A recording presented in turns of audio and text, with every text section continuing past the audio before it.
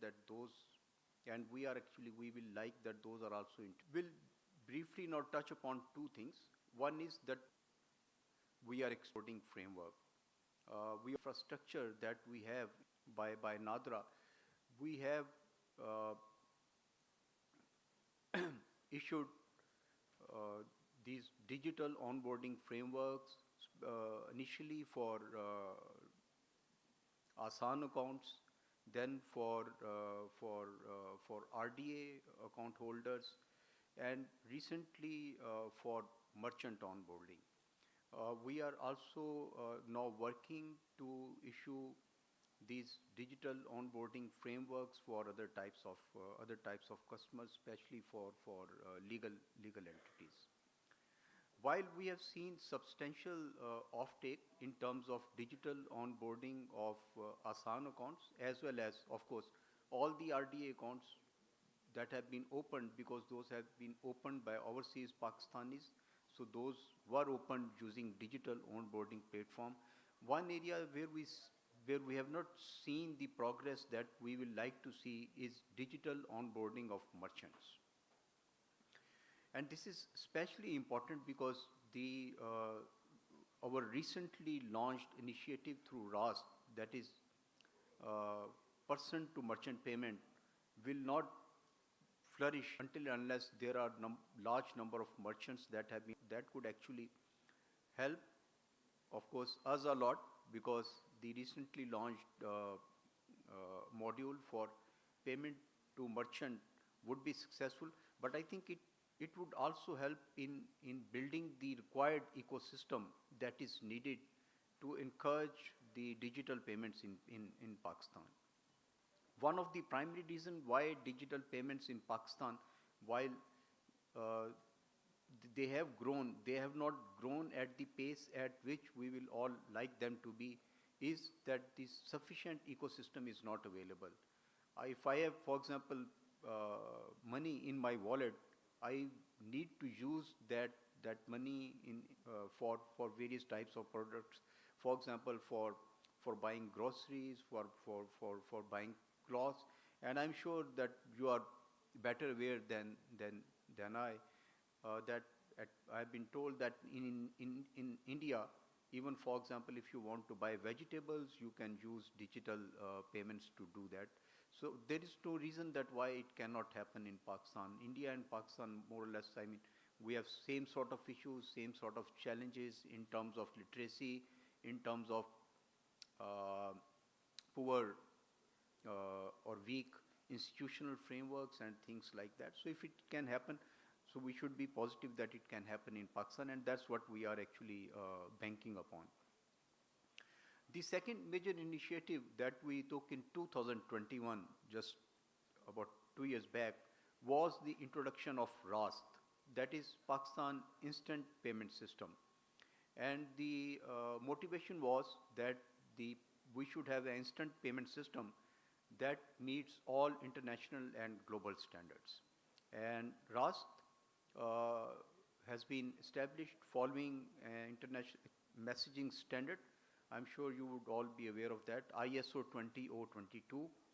And it offers a wide variety of features like contextual payments to support the digital ecosystem.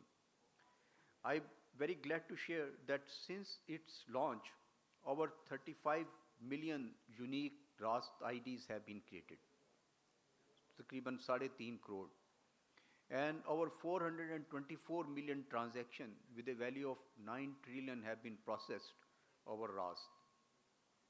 So especially the P2P, that is person-to-person payments, has been a very successful initiative of RAST. And as I just explained, that recently we have launched person-to-merchant payments, and gradually we intend to actually offer certain other services. But it is important that this person-to-merchant payment is successful, because, as I said, that we feel that it would fill in a very important gap in the ecosystem of digital payments.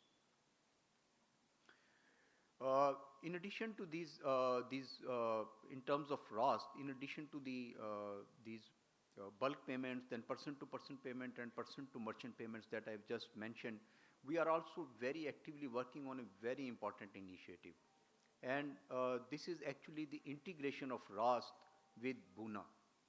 Buna is an instant payment system of Arab Monetary Authority, and it includes 22 Arab countries. And we are especially very eager for this integration because we feel that it would help in bringing efficiency in our remittances system. Once the integration takes place, I expect that it will open avenues for fintechs and banks in Pakistan to offer various products related to remittances using this integration. We sometime back we also introduced uh, licensing regimes for non-banks to play an effective role in the financial sector, and that was a sort of difficult decision for State Bank of Pakistan because traditionally we feel comfortable in working with banks, but at that point in time we realized that the banks are not really moving fast as we will like them to be in terms of adoption of new technologies, etc., etc. So we thought that we should actually offer a licensing regime which is relatively easier for non-banks to play their role. So we came up with the licensing for PSOs, payment system operators, then payment system providers, and then subsequently EMI. We were especially very sort of hopeful that the licensing regime for EMI would facilitate the fintechs that want to play a meaningful role in the financial sector, because EMI, unlike PSP and PSO, allows you to actually retain the funds of customers. So you can, like for example, open wallets, you can retain those funds in your own ledger. The only thing is that the monies, that the amounts generated from the customers, you are required to deposit those monies in some trust accounts to make sure that in case anything goes wrong, the money that you have actually uh, mobilized from the customer, because that has been mobilized on trust, that is safe and sound. So far, we have 5 EMIs that are commercially operational, and there are few other applications that are in the licensing phase. Uh, but frankly speaking, we were expecting much more activity in this EMI space as we have seen. Lastly, one very big initiative was the licensing and regulatory framework for digital banks. This framework was launched in 2022, and then after a very rigorous assessment, we received about, if I recall, about 20 licenses, and out of that, we then granted licenses to 5 new digital banks. I at least keep on hearing this sort of rumors that the licenses that have been granted to these 5 entities, they have lost interest. They are no more interested in establishing digital banks, or some of them are in the market to sell their digital license. So one, I want to share with you that they cannot actually, no one can sell a digital banking license, because of course, one, those have been granted to specific applicants, and it is not possible for them to switch those shareholders. And the second is that all the 5 applicants are working very actively to establish these digital banks. So uh, after they have completed all the formalities, we issued what we call IPA, in principle approval, to all these 5 digital banks in September last year. Once the in principle approval has been granted, it means that the banks have to now put in place policies, procedures, and more importantly, systems to and ready themselves for providing financial services. And once they have done so, they would then approach State Bank of Pakistan. One has actually already approached, and the others have given us time frame between April and September. And as I just explained, that we want the whole infrastructure is in place, because before we allow them to start the next phase, that is the pilot launch, we want to satisfy ourselves that because it is a bank, it has to have all the relevant systems and other infrastructure in place to provide services to its customer. So we want, so the next phase would be that we would, once they tell us that they are ready, then we would conduct an inspection of those institutions to satisfy ourselves, and then we will grant them the restricted license to start their pilot operations. So as I said, that one application we have already received, we are assessing it, and the other 4 we are expecting to be received from April to September. These are the timelines that have been shared by these digital banks with us. Now, I'm not sure how many of you are aware, but we have recently launched our Vision 2028. So it is from 2020, it is a 5-year vision from 2023 to 2028, and it actually outlines our objectives or goals that we plan to achieve during the next 5 years. And the digital finance, or the adoption of technology is an important part of that vision. So under the Vision 2028, some of the areas that we have outlined are: 1, encourage technological advancement for remittances. As I just mentioned, that remittances is a very important area for Pakistan. To share with you, actually, roughly the total foreign exchange that we receive, 50% comes from export. Roughly the same amount comes from remittances. Actually, in 1 year, the remittances actually exceeded the export. So you can well imagine that how important it is. And the second is that if we are able to increase remittances by about, we roughly receive in the remittances in the range of about 26 to 30 billion. If we can increase it to 35 to 40 billion, that would actually resolve a lot of our issues in terms of external account stability. So it is a very important area, and we would encourage everyone, especially the fintechs, to think of ways in which they can facilitate the overseas Pakistanis to send money to Pakistan in a convenient, in an efficient manner. The second very important area that we intend to concentrate is the promotion of digitization of government payments and received. And by the end of 2028, our goal is that all government payments and receipts should be digitized, and we are working very actively with all the government agencies.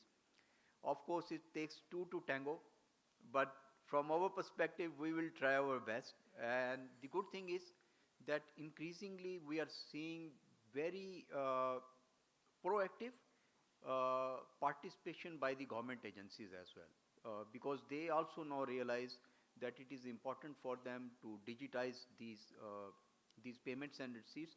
Not only it brings efficiency, the good thing is that it also increases the control.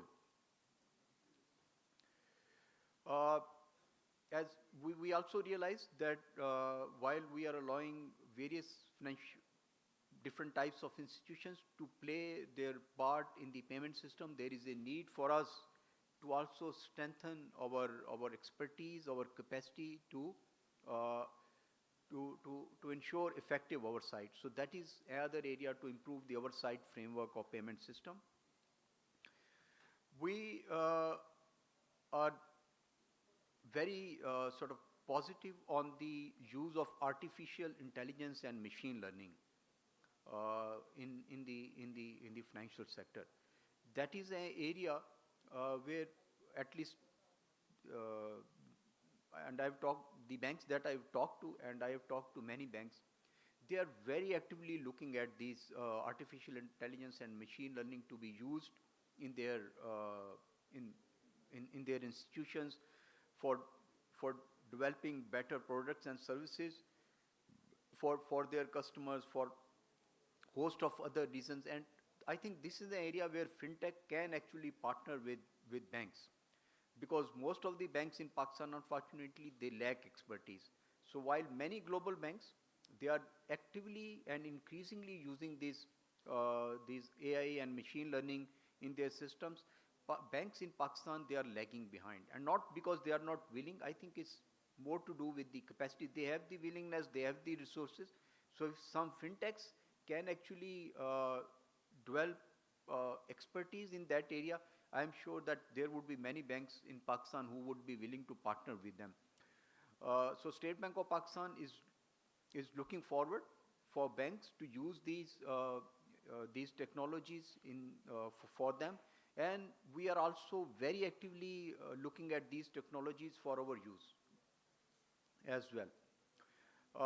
Distributed ledger technology again is an area that has, I have been told, that has a lot of potential. Frankly speaking, although we are also working with Pakistan Bank Association on a very promising project that is a shared KYC, shared e-KYC, that would enable one bank to use the KYC done in another bank for opening account of a customer quickly. And it has been done using distributed ledger technology. Uh, as I said, that I have been told that it carries a lot of potential so far, but we have to see use cases which cannot be actually done through other technologies.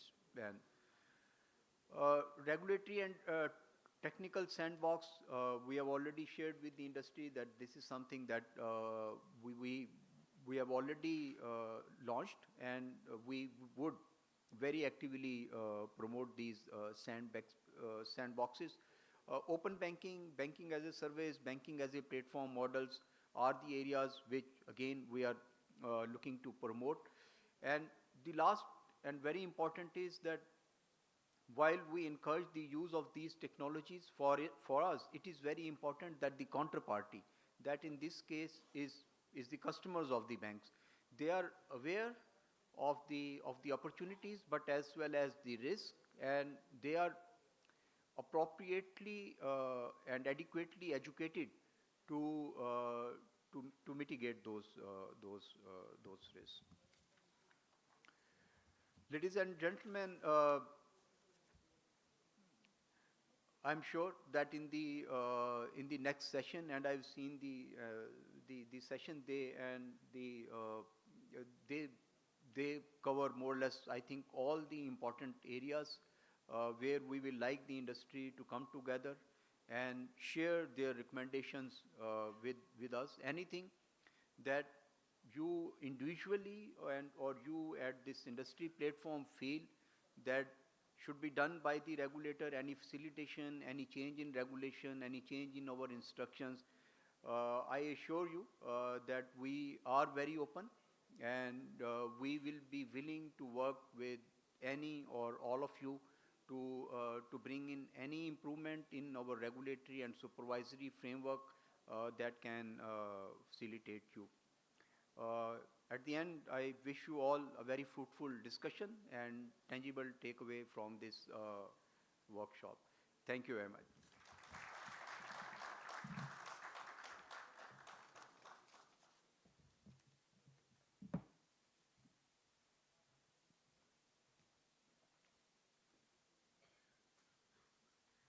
Hello. Hello. Okay. Thank you so much, Dr. Naisab. I mean, you touched upon a lot of areas. Those were quite exciting as well, like the area of open banking. Of course, it will open gateways for lots of fintechs and the banking industries as well. And of course, being a user of a bank or an account holder, I also feel a few pain points. I mean, for example, if I have to switch my account, of course, I come from the financial background or the banking side background. I worked in Tamir Bank, but then I left. I had to open another account. And the first thing that I had to face was, of course, when we have a longer relationship with a bank, having an account for 8 to 10 years, there are lots of beneficiaries, favorite lists that you have already maintained in a bank account, and switching it to another account, you get nothing. So I was part of an initiative of State Bank of open banking as well. Shaukat Saab was leading it. And it was quite, of course, fascinating as well. As the world has already evolved or adopted those solutions, we are, of course, now moving towards that. With the open banking platform, the banks and the fintechs, of course, will be having an access to each other's digital assets in a secure and, of course, more quick to market ways. And of course, the area that you just also mentioned is quite exciting. The partnership that State Bank is doing with the Arab countries for the payment and the remittances, of course, is something quite fascinating as well. So I guess we have done a few talks, and everybody, of course, would like, now that as I can see, the hall is, of course, full as well, and lots of audience coming early in the morning to Karachi, guys, will definitely be feeling the need of tea. So I'll not be, uh, become a hurdle between you and tea. So let's first panel discussion.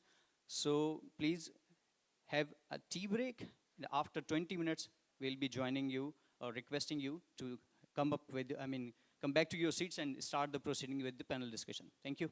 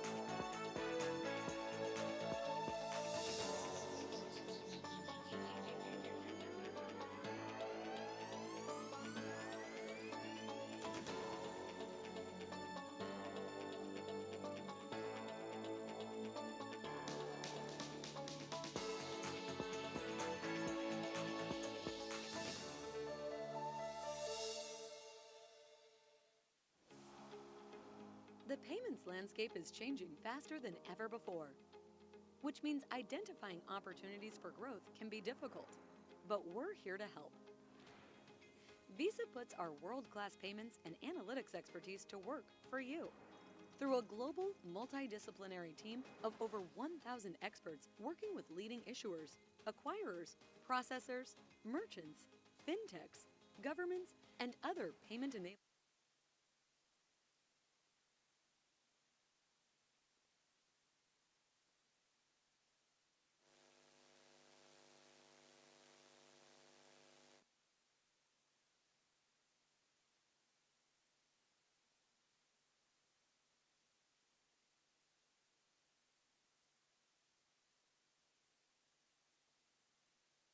To help you improve your performance and profitability. Together, we harness vast payments advisory expertise, deep economic intelligence, advanced data science analytics, and subject matter expertise, providing actionable strategies that help improve performance and deliver powerful results, all backed by transaction data from VisaNet, one of the largest payments networks in the world with trillions in total volume. So how do we work with you?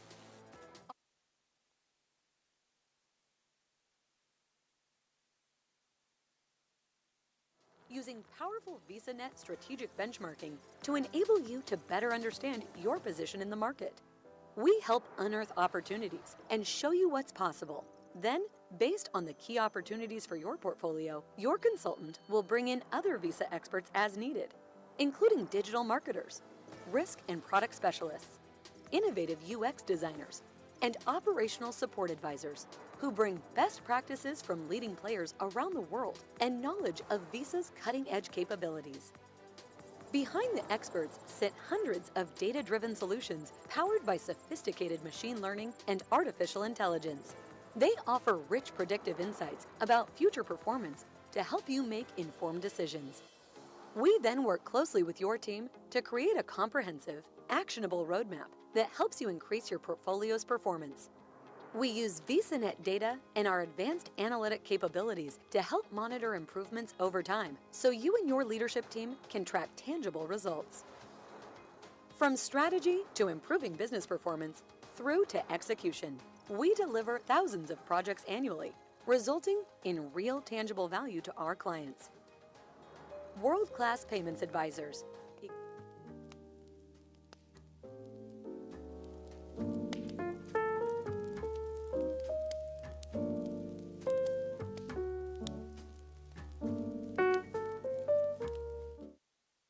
Fintech innovators have changed the way the world sends and receives money, transforming slow, cumbersome transactions into fast, seamless digital experiences.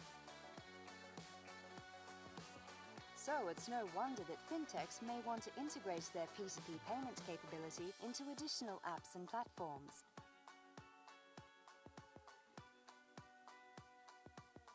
And continue to provide the unified payment experience today's customers expect.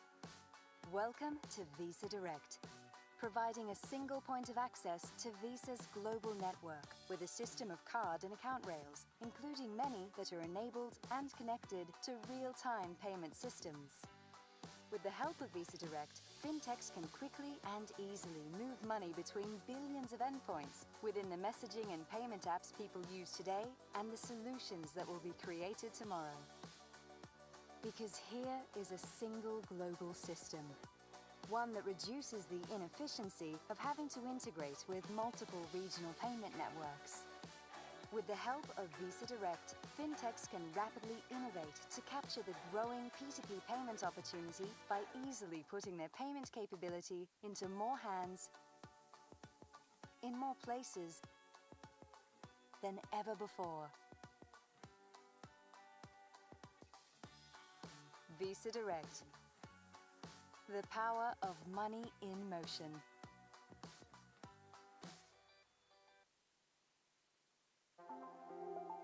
When it comes to maintaining loyalty from your customers, offering a rewards program is a winning strategy. But they can often come with challenges, from costly development to complicated onboarding. Meet Visa Merchant Loyalty Solutions. A simple but sophisticated tool, changing the way merchants and financial institutions can enhance the value they provide and engage with their customers. By using insights from rich cardholder data and providing user-friendly management tools, VMLS can create attractive new rewards programs and boost those already in flight, ultimately empowering customers with flexible use of rewards and clients with paths to success. Getting started couldn't be easier. Because VMLS is software as a service, there's no need for massive IT projects or major overhauls, and built-in cloud storage means a lightweight addition to your systems. Informed by Visa cardholder data, VMLS analyzes and distills your customers' spending activity in a customizable dashboard, giving you actionable insights for more compelling campaigns. VMLS also offers an enhanced experience for customers thanks to its intuitive user experience design. After a one-time enrollment, they can start earning and redeeming rewards right away. Here's how it works. A business wants to offer 10% off to all VIP members every Tuesday.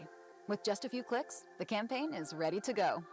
It's a hands-off automated experience, so the business can focus on the bigger picture.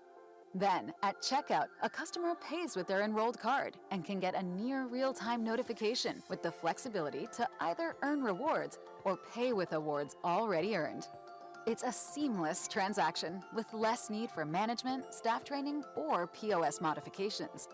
Reap the rewards of an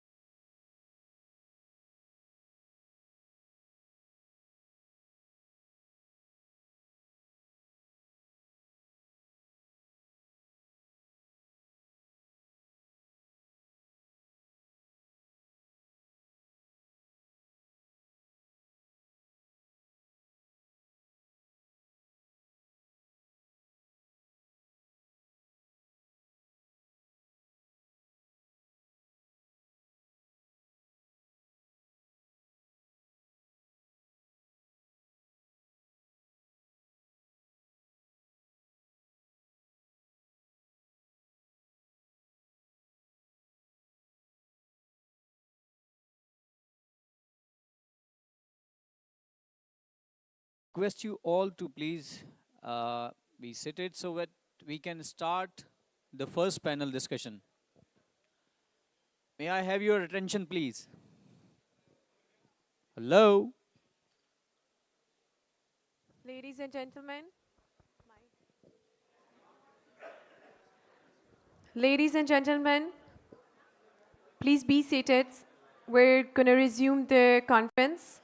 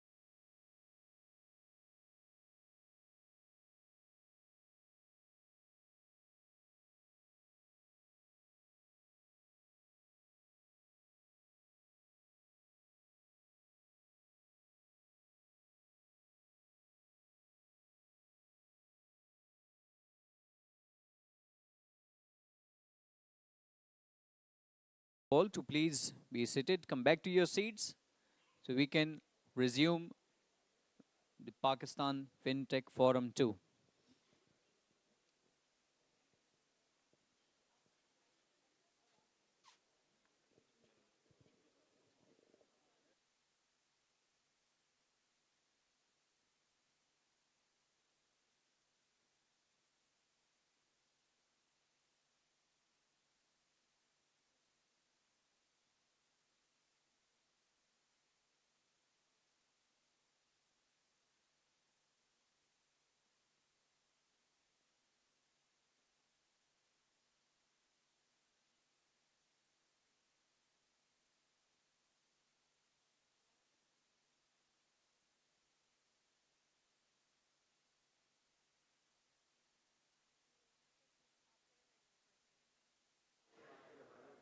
Ladies and gentlemen, we're resuming the conference.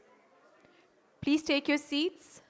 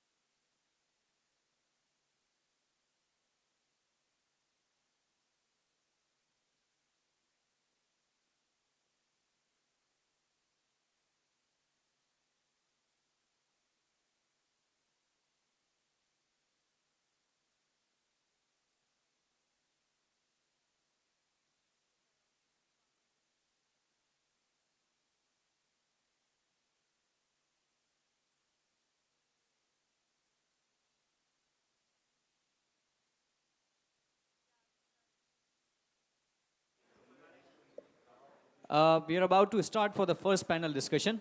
I would again like to request all of the participants standing there, please come back to your seats. And in the interest of time as well, we have a lots of sessions. So the next session is, it will be talking about the financial institution and their role in the journey. So I was just sharing my experience a while ago that when I transferred from one organization to another organization, I had to switch my account as well. These are very few little things that matters for a customer like me. So when we talk about the financial sector, whereby now we have the fintechs, the commercial banks, the microfinance banks, and the DRB, the upcoming players as well. So of course the focus should be on the better journeys that are currently available, of course, improvisation on those journeys. So the customer has the convenience to be part of the financial inclusion, and of course, we may get more and more customers. Of course, we also need to talk about the segments. So to talk on all those touch points, Roshni, what's the agenda and the participants, please? So the discussion, since you have already told the topic of the panel discussion one, it's commercial banks and financial institutions. So for that, we have moderator Mr. Umar Khan, country manager Pakistan and Afghanistan visa. Mr. Umar Khan is a senior executive with extensive experience in transformation and rollout projects targeted at improving the bottom line. For the panelists, the first panel we have is Mr. Naufal Daud, Chief Digital Officer, the Bank of Punjab. Mr. Naufal Daud has earlier served as Head Distribution, Retail Banking, and Group Head Retail Banking at the Bank of Punjab since December 2015. The third panelist we have is Mr. Atyab Tahir, CEO Hugo Bank. Atyab Tahir combines 2 decades of experience in the financial sector with a deep understanding of emerging markets throughout his career. He's played instrumental roles in various organizations like Tamir Bank, Easy Pesa, HBL, Jazz Cash, and MasterCard. And for the fourth panelist, we have Mr. Murtaza Ali, head of Jazz Cash, delivering-oriented leader with an extensive track record of leading and managing teams of engaged in finance, risk-based strategy, and their management frameworks, merger and acquisitions, corporate governance, and implementation in a range of corporations, including telecommunications, FMCGs, and financial institutions. And we have Mr. Kabir Naqvi, Chairman, Pakistan Microfinance Network. Mr. Kabir Naqvi represents a small presentation of professionals who has risen to the very top of microfinance banking industry in Pakistan at a remarkable pace. And the second last panelist we have is Mr. Umair Ijaz. He's the CEO of Rakmi Bank. Experienced investment banker Umair Ijaz has been appointed as the CEO of Rakmi Digital Islamic Bank Ijaz, previously serving as SEVP and Group Head CIBG at Pakistan Kuwait Investment Company Private Limited, brings a wealth of experience to his new role. And the last panelist for panel discussion 1 is Sara Tabana. Sara Tabana is MSc Supply Chain Management. She has extensive experience in business development and operations strategy and partner management. Sara has made significant contributions in the fintech landscape. Please, can we have all the moderators and can we have all the panelists and the moderator on the stage for the panel discussion 1? I guess अब तो चाय P लिए थोड़ी तालियां हो जानी चाहिए नहीं? Thank you so much. Just one announcement that Umair Ijaz unfortunately could not make today due to some urgent meetings, professional appointments. Sir.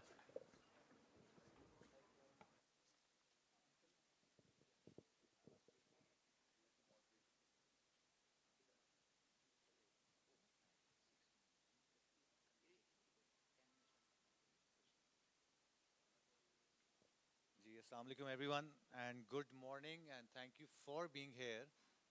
Before we get on with the proceedings, I was listening to some of the things that were said in the opening, and looking at the panel, I'm compelled to honor Nadeem Hussain Saab because 60% of the panel has been trained or worked for him or with him in one capacity or the other, 2 digital banks.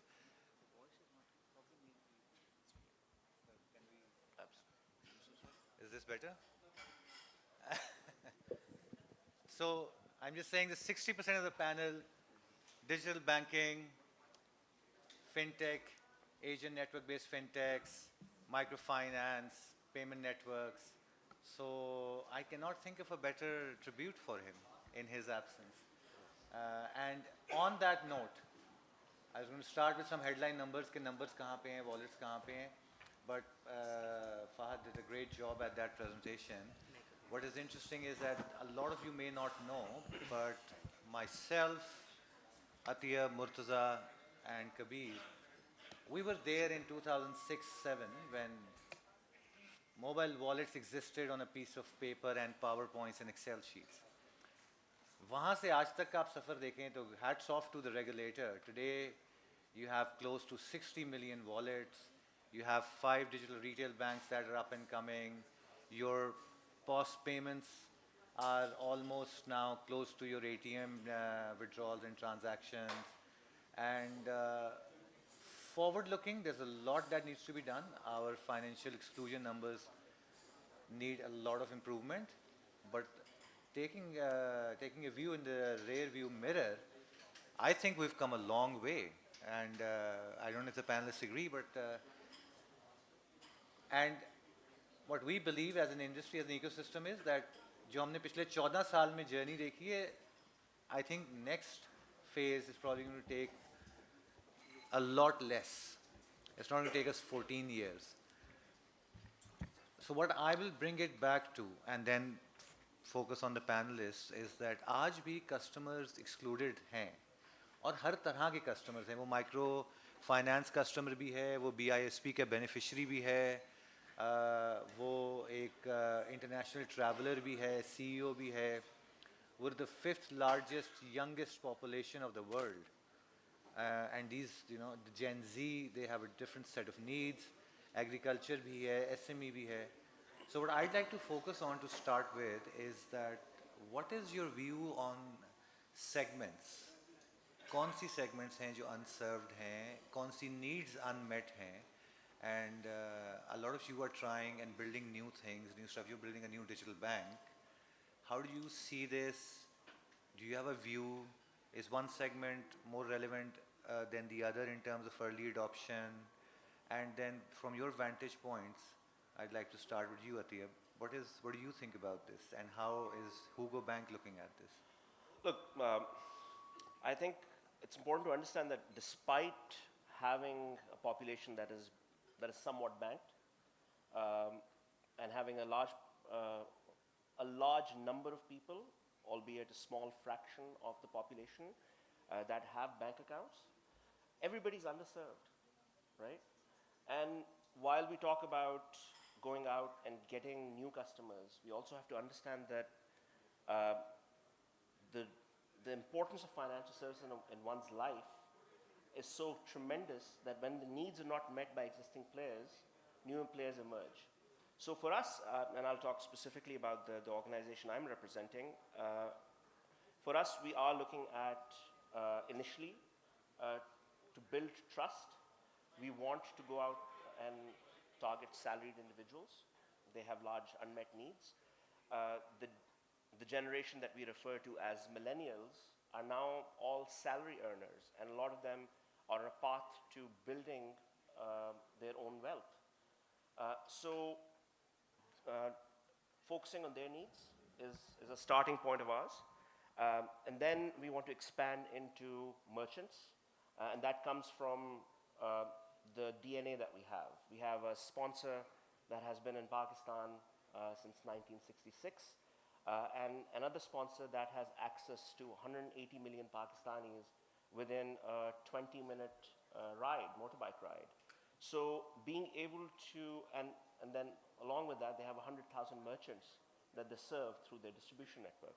So leveraging the power of our sponsors, I feel that being a digital bank, that will help us overcome this impediment of not having a physical presence, and give access to financial services to merchants as well. And the next big segment for us, which is a bit of an investment in the future, is your Gen Z. 64% of Pakistan's population is under the age of 37. A large part of that is already tech savvy. They're, in one way or the other, using technology today. Some are using very basic technology and some are using advanced technology. But we tend to lump them all in this one big Gen Z blob. Within Gen Z, I would find that there are multiple segments. There's a rural-urban divide, there's a gender divide, there's a understanding of technology divide, and we just need to unpack that a bit more to start to understand what the future of digital banking would look like by targeting the specific needs of these micro segments. Well, thank you. Yeah, that makes a lot of sense. And so then I will move to Murtaza and come back to the needs again after that. Murtaza, you represent an organization. In fact, what made me as a Pakistani and as an ex-Jazz employee very proud is Amir Ibrahim, the president and the chairman for Mobiling Microfinance Bank. He shared a note from Barcelona from his keynote, and he said MTN's CEO and group president was speaking after him, and the opening line was that it is now difficult for him to do justice and tell a good story after he heard the Jazz and the Jazz Cash story. So you sit on close to, I think if I'm not mistaken, 40 million plus customers, 300,000 plus QR merchants, so on and so forth, 100,000 per day digital loans. What is your view? So yeah, well, thank you very much for inviting me here, Umar, and the PFN. So I think if the numbers are to be believed, so we have about, say, 21% bank population in Pakistan. So if you take this into perspective, then I think there is a significant amount of room for us to improve everywhere. So obviously we can target on a specific segment in terms of, as Atiyah rightly pointed out, I think there are obviously youngsters coming in terms of Gen Zs, and obviously they have their financial needs to be met. But I think where we as fintech come in is actually where obviously there are no further barriers of outreach in terms of digitizing some of the experiences of the customers, right? So I think what we have been able to do is to basically connect where the bank actually stopped in terms of expanding their role in terms of financial inclusion. But with obviously a 21% penetration, I think if you look into the different segments, if you talk about women penetration, for instance, so that's even worse, right? So for instance, only 13% of women have a financial access right now in Pakistan. So obviously there is much more work needed to be done for a 50% segment of the society, which is actually largely unserved, and also the ones who are served are underserved as well. So I think, and those are the areas obviously in Jazz Cash specifically, which we are trying to over-index by actually making sure that our financial inclusion agenda is actually driven through a very gender-centric approach, where obviously we prioritize women inclusion, and then also enhance the literacy amongst the Gen Z in terms of how to basically avail those financial services in different products and services. But yeah, I think overall, if you see, I think between both EasyPaisa, Jazz Cash, and the traditional fintechs have done a good job in terms of actually at least bringing those people who were underserved, obviously, and they had restricted access to some of the brick and mortar branches. Traditionally, I think so we have done well in terms of actually bringing them into the regime. But there obviously there needs to a lot of things needs to happen. So obviously in terms of their wealth management, the products, in terms of how we can actually incentivize them to do a little bit more. And then I think obviously in terms of making sure that obviously cash is not convenient anymore. Because right now I think the biggest challenge is obviously how you remove the convenience of cash, which is actually presumed to be easier, and also it actually lacks the scare of taxations and a lot of different elements of around usage of the cash itself. So I think that's the barrier that we need to break down. Going forward. Absolutely. So what I'm hearing is from the two of you, before I move on to Nofal, in terms of the segment with unmet needs, the millennials, the salary class, Gen Z from mid to long term, and your smaller merchants who are tech savvy, the mass market where the needs are not yet either important or served by traditional banks. And it is very encouraging that we have each organization focused on a different set of segments. Nofal, Bank of Punjab. I mean, we're building something, these guys are building something new. You're trying to reinvent something, that too in a government bank. I know you're big in transit, you're focused on SMEs. You recently did a freelancer card. How do you see this from that lens? Speak into the mic rather than Yeah. with the mic, probably that's better. बहुत शुक्रिया, advanced Mazrat. I'll try to reply in English, but if I get bilingual, my apologies to Sara probably and a few of the other guests here. Thank you. आपका जो सवाल है उसको मैं quickly एक context में देखना चाहूँगा, because I represent commercial banks in this panel. So we're not just trying to reinvent, in fact, we're trying to learn and then reinvent, because it starts from the fact that the acknowledgement that the technology, consumer preferences have moved too fast, too far for most of our commercial banking industry to have claimed that they've kept up to speed. So we're trying to learn, catch up, and then open a few markets. When I look at the whole digital financial kaleidoscope, I actually get a bit amazed at what the regulator has done in the last 15 years in the Pakistani financial industry. और हम सब इस बात पे यकजा हैं कि अगर आज हम वो look back या 15 साल पहले आगे देख रहे होते तो we couldn't have imagined कि हम बैठे होंगे. While this has been a marvelous journey, but what I also acknowledge and understand is that now it throws a huge responsibility on all of us, and probably more on the commercial banks, to start that kind of collaboration so that it starts to leverage what has been built. Because अब time है use cases build करने का, अब time है इस infrastructure को और इस पूरा जो structure जो बन चुका है, जो बन रहा है in the form of, we see अतियब बैठे हैं यहाँ पे, उमर भी हमें join करना था, and also other financial institutions. So in these circumstances, BOP की जो strategy है, and I hope that other commercial banks also are thinking in the same manner, is completely collaborative. It's not competitive at all. We want to play to our strengths, very definitely, but where we feel that where we don't have any value to offer, we are completely open to collaboration. And I want to sort of operationalize this statement in the following manner.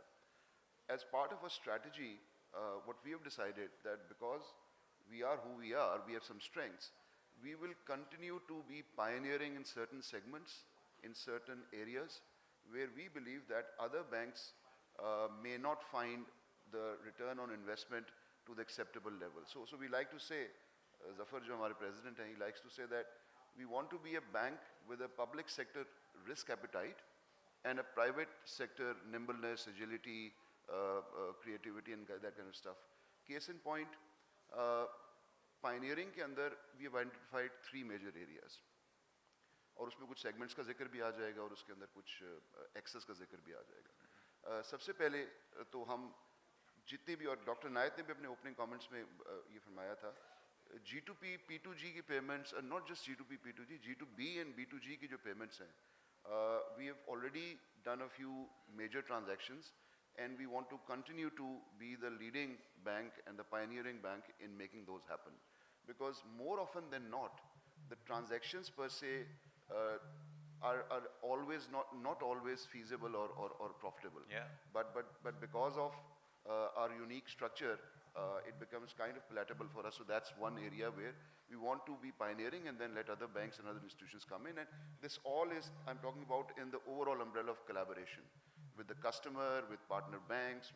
Yesterday we signed the industry first collaboration agreement with Bank Al-Falah. We've gone together as a JV partner with the BISP transaction. So just like you would know telcos mein wo jo tower ka concept hai, sharing tower concept, and I think Fahad also was mentioning in the morning ke jo agent network hai, why build an agent network when you can collaborate? So we're already on that way. So G2B, P2G, G2B, B2G is one part. The second part is where all the RAST use cases and other, and we call them normalizing the fintechs into the commercial banking industry. How आपने जिक्र किया है freelancer का, so that's what we've done. We've also gone out and opened our own innovation lab in LUMS NIC.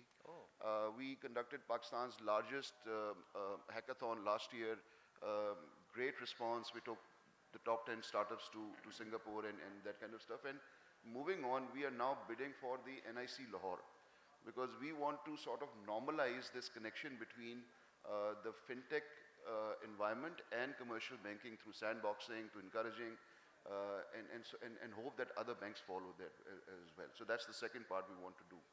And thirdly, of course, agri and SME segments remain our top priority. And in addition to that, we just don't stop at access to credit as financial inclusivity benchmark. We also very aggressively define access to financial institution for the marginalized segments. So BISP, Punjab Social Protection Agency, PESI, Mazdoor Card, Agri के जो farmers हैं, ये सारे वो segments हैं which are areas of interest. So ये वो तीन ऐसे themes हैं जहाँ पे we would want to be the pioneering bank. For the rest, we want to just be known as a bank which is there. So चाहे वो e-commerce है, P2P payments हैं, we love that. But we don't want any recognition over there. हमारा mantra है कि जी, we want to be embedded in the transaction, embedded financing concept में. But that's where smarter people than us, more capable companies than us, more value-adding partners than us are already available in the market. We want to collaborate with them. आपने transit का जिक्र किया, that's a great example. We're working and hopefully we'll be able to do some examples like that with Visa as well. But that's one example. हमने बहुत सारी transactions digitalize कर दी हैं इसके ऊपर. So in a nutshell, there are two clear areas, and my final comment would be that I hope that banks realize that every single one of us has a core strength. We need to identify that strength and play along with it. The market is too large, the pie is too large, there is no cause for be competing or that kind of stuff. Collaboration is the name of the game. Thank you. No, absolutely, and I think to pick up on your closing comment, essentially it's cash what we're up against. But if I was to focus on segments, so I hear G2P, P2G, Agri SME, and of course then this the other segments that you're focused on. So Kabir, Naufal said access to credit. You've been doing this for some time now, and you've been doing this on the ground with the people who need it the most, and you've been doing this utilizing technology, but if I understand correctly from outside in view, with a very heavy reliance on what works. Branches work, feet on ground work, relationships work. But we've spoken, and I understand you also believe that technology can be an equalizer.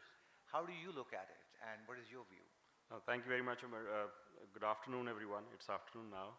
And I would like to thank the Fintech Forum for having me here today. So I'll just give a bit of a different perspective to this. And I'll give you the feet on the ground perspective on this. So microfinance obviously has been an enabler for credit, and I think for this discussion, I would like to divorce payments from credit. And I'll talk more about credit for productive use per se.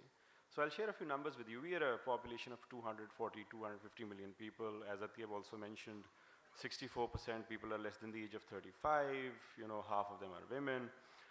26.6 million children are out of school, and I can go on and on. The problem statement is huge, right? So what microfinance has been trying to do is, that is where the rubber meets the road, towards the bottom of the pyramid. And you mentioned, the value of relationship.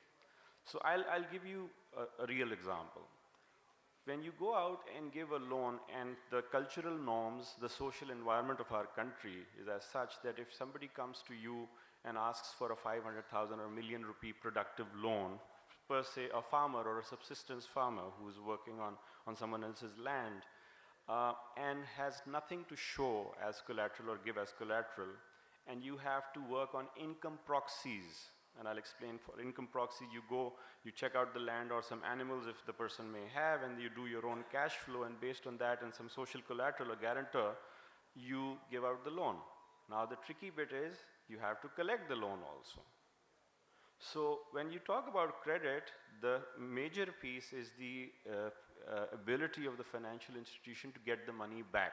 And we saw what happened in the recent past, post-COVID, post-floods.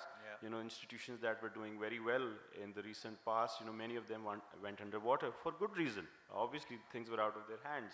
So in this context, we've got about 9 million loans in the microfinance sector and I represent the sector today, per se, right? Absolutely. And all MFIs and MFBs combined. And if you take out Murtaza's and Easy Paisa's nanos out of it, and you go for pure microfinance loans, about 6 million. You take out the duplicate loans or people who have taken 3 loans out, we've got about maybe 3 million loans. Then you talk about household where one person or 3 people from the same house have taken out loans. You talk about less than 1 million households that we are serving, right? So this is not a very good picture. It's not. And when you look across, you look at India, Bangladesh, you've got institutions like, I'll take names, ASA, BRAC, 6 million clients, 8 million clients each, you know, and we've got 40 institutions. So what is it that needs to be done? Digital railroads, yes, that's a means to an end. Yeah. And obviously that has to do with the digital literacy of the people and the social environment also. So obviously, and I agree with, as Atiyab mentioned, for instance, Hugo Bank is going after the salaried class. You know, who can give a salary slip and you've got something to back up the credit with. In our case, or in Pakistan's case, the masses don't have collateral or documentation. They don't. That is the biggest challenge, plus the challenge of financial literacy. So, but having posted this very dark picture, it's not all bad. So what we've been, and as we will all collaborate, the digital banks, commercial banks, microfinance banks, institutions, and other fintechs, in my personal view and what I've done in the recent past also, we need to go for a hybrid solution for Pakistan. There is value in brick and mortar still in this country, especially for provision and collection of credit, productive credit. At the same time, automation has to take place, and I would distinguish between automation and digitization. People usually interchangeably use this as well. Yeah. Automation of processes, having a better, leaner structure with lower operating costs that allows you to scale, that should happen. At the same time, players like my colleagues sitting here, they will bring in the digital blend, and I think when we will work together, magic will happen. So I thank you so much. Yeah, please. Look, there's a misnomer, right, that if you're digital, you don't have a physical presence. Digital is not about being in the cloud or being virtual. Digital is actually about understanding the customer. And we've been talking about this from Tamil days, that Pakistan is not a purely digital market, it's a phygital market, right? So for me to have that relationship, that rapport with the customer, to eventually collect that money is essential. The moment you take that control away, what you find is high default rates, because that's just how the culture of this geographic region is. Where digital and microfinance specifically can help is the ability to use non-conventional means to assess credit. For a person that does not have a salary slip, or a person who is a subsistence farmer, there's a very different way of assessing credit than just looking at their bank statement or looking at their utility bill. This device gives us thousands of data points. Yeah. Converting those data points into understanding their ability to give credit, and then getting somebody in a branch somewhere to go collect that credit is the ideal combination between a digital bank and a physical outlet. Yeah, absolutely. So I think, if I understand correctly, on this topic, you're both saying the same thing. There's a need of a hybrid model.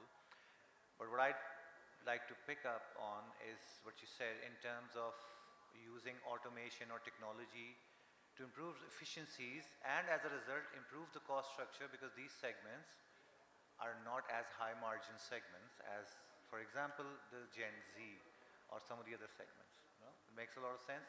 So coming to Sara, first of all, if I understand correctly, welcome to Karachi. I understand this is your first time trip to Karachi. What we're hearing, you know, digital banks are focused on Gen Z, millennials, they have a set of needs.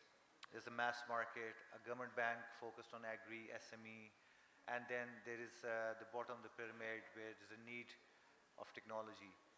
So although I have a script, but what I really want to ask you is, because I know you've looked at this from a developed world angle in Egypt and other parts, are we making sense? Is this how, have you seen this story before? Is this how other regions who are now a few steps ahead in their journey, they started? Are there any lessons in terms of identifying this segment and picking up on their needs that you can share with us? Thank you so much. And it is my first trip to Pakistan, but I feel like I'm home. I'm originally Egyptian. So I think there are a few differences. One is we drive on the wrong side of the road, but I think there are a lot of similarities. We also have great food in Karachi, so just like I. So that's a great question. It's definitely extremely relevant. There's probably a distinction in the journey. So I would say initially the journey starts with establishing a touch point.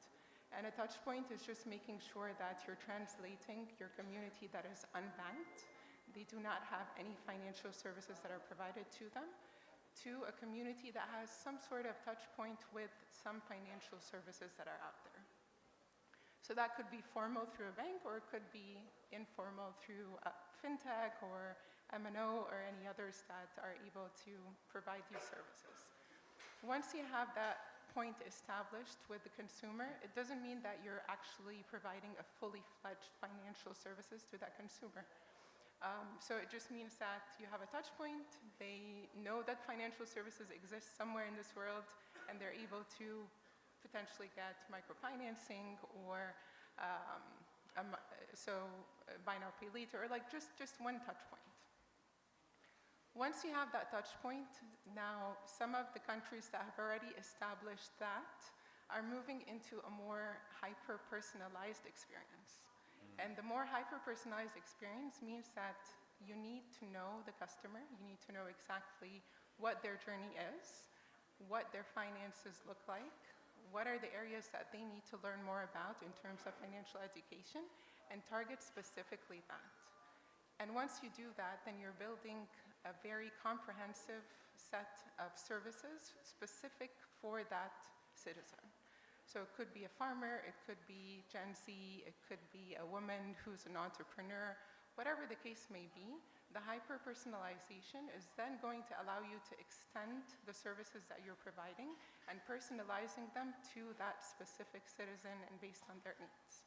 And before even they identify their needs, so now there are different technologies that are being implemented to really understand and predict what this individual is going to need in the future. So utilizing technology like machine learning and AI and all of the other technologies that are out there are becoming integral in terms of the integration within the financial sector to enable you to understand more about that citizen and also understand what are the services that they're going to need even in the future. So understanding what the typical life of someone who's 15 years old, what financial services they need, what education that they need, what is the relationship that they have with money and how you can improve that. It's very targeted. And I think this is where things are at in terms of different countries are obviously at different stages of this journey, but this is the natural evolution that we're seeing. So hyper-personalized and also extremely seamless. So you don't really see what's going on. It's not a separate journey. The payments is becoming a seamless, integrated journey within their life. No, thank you, and no, thank you. That makes a lot of sense. I'm going to pick up on that and come back and continue the same order. Hyper-personalization and use of technology. But before that, and I think about this a lot, let's say the segments that you talked about and you identified, who are these people? What do they want from the financial sector? What are their needs? And of course, we can talk at length, but now you want to make a business out of it by solving a problem around an unmet need. So do you have a view, these people need solutions around the gaming ecosystem, they need saving products, they want to be able to pay school fees. what are the needs? Because we have banks, right? And we talked about headline numbers, but clearly some needs are still unmet. So look, when you ask what does a person need from a financial service institution, it's nothing. They just want to live their life. They want the financial services institution to exist and help enable living that life seamlessly. It's like having a utility, right? We only know that electricity doesn't exist when we turn on the switch and our phone is not being charged or the TV doesn't turn on. And that's kind of what the role of a financial services institution is, to be there for their customers so that they can live their lives without ever having to worry about money. There are happy circumstances and there are not so happy circumstances, and in all of those circumstances we need money. Financial service institutions are the custodians of that money. We help people grow their money, preserve their money first of all, and then grow their money. And if they don't have it, we help them borrow that money till the time they have some and they can pay back in small installments or pay it back all at once. Yeah. And the last thing that we do is provide them protection. The ability to protect themselves against unforeseen circumstances, providing them insurance for health, providing them insurance for agri, for crop, and whatnot. But all of this is to enable their lives. And when you talk about use cases, if you talk about banking in Pakistan today, what is happening? A person gets their salary in a bank account, they withdraw all of that in cash, and then continue to live their life in cash till the next salary cycle. So we need to build very general and very specific use cases. When we talk about those who are banked and those who are well-to-do, they're looking for improvement of quality of life, right? And when we talk about the unbanked in the bottom of the pyramid, they're looking for use cases that just help them get to a certain basic standard of living. And that means providing sustenance, means providing education, healthcare. And these are large areas where all of us need to work. And this is all, going back to what Sarah said, it's all part of an ecosystem. If a person walks into a hospital, for example, with their 4-year-old daughter or their son, and are unable to pay for their child's treatment, a financial services institution should be there to provide them that support by giving them a short-term, non-predatory loan, so that there's no denial of service at that point of interaction. Or for someone who wants to invest in their child's education, we should be able to provide them long-term saving solutions to do that. And when they're unable to meet some of those needs because of inflation and whatnot, provide them the bridge where their savings pay for some of it and their credit pays for the rest. So when you talk about use cases, there's a broad spectrum. And that spectrum goes from very basic needs to very complex quality of life needs. Yeah, absolutely. Right? And each of us, all fintechs, all banks, they're trying to solve a fraction of the problem. When we come together, we would tend to see that we're contributing towards solving the whole problem. So in some ways, this is also a broader definition of embedded finance. But just before I move to Murtaza, I think the segment piece is so important. I don't carry cash anymore, but I represent a certain segment. I only go to certain shops to buy my grocery, certain restaurants. I use online, the Careens and Food Pandas a lot. I rarely carry cash, and it's not a problem. But then there are segments which prefer cash. And one of the things, in terms of segment, and to the point that Kabir also made, if you look at Easy Paisa Jazz Cash, the one thing that hasn't changed is the agent network. You have evolved in terms of your segments, you've grown, you've had a factor of multiple in terms of your growth, cost structures, pricing structures. The one thing that remains constant is your agent network. And if we look regionally, Egypt, for example, there are entire enterprises or businesses which do just what your agent network does. And we see now digital banks, commercial banks, microfinance, all willing that there is appetite for collaboration or utilize the same network that you've already built. Same agent also has lending needs, also has other like protection needs or saving needs. So how are you guys looking at this? So you mean on the agent network? The micro, small entrepreneur, the agent network. So I think, so one thing is absolutely, I think, because obviously before we talk about the merchants and the agent network, I think what you talked about was why do we need, why there is a need, or what is the need for the customer. So the customer's need is primarily the same, obviously, the way you use your cash wallet, right? So for instance, you use your cash wallet for making payments. And for us to basically enable the customer for using those wallets of financial services products, we will have to enable payments. So I think that has to be very important on the agenda for us to basically grow the merchant ecosystem. Now, to basically, so now there, obviously we'll also have to focus equally in terms of what is the need for the merchant. Obviously they need, as Atif was mentioning, I think they need money to manage their working capital, obviously for the whole day. And their needs are very different from the need for a salaried class, where obviously they might not need a long-term credit, they might need a very short-term credit. And unfortunately, I think the traditional way is to basically ask them for a lot of documentation, which is generally missing. And this is where obviously we come in and actually help them in terms of making sure obviously they have a short-term access to credit, which is affordable and is also easy to get. But coming back to then your other question in terms of the going forward in terms of development of the MSME sector, I think, so we have actually now onboarded about 350,000 merchants across Pakistan. Yeah.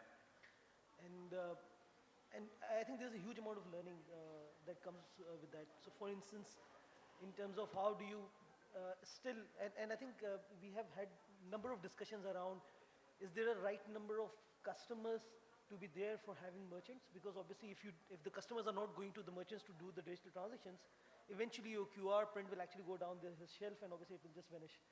And also, is there any kind of incentive for the merchant to also basically motivate people to do cashless transactions, right? So I think if we solve this with having a public private policy in terms of which helps actually the merchant to prioritize the payments through cashless systems, either QR or POS machine, I think then we will start looking at the real change. But also I think on the agent network, and I think everybody's talked about, I think, the need for having an interoperability around the agent network itself. I think the tower sharing example.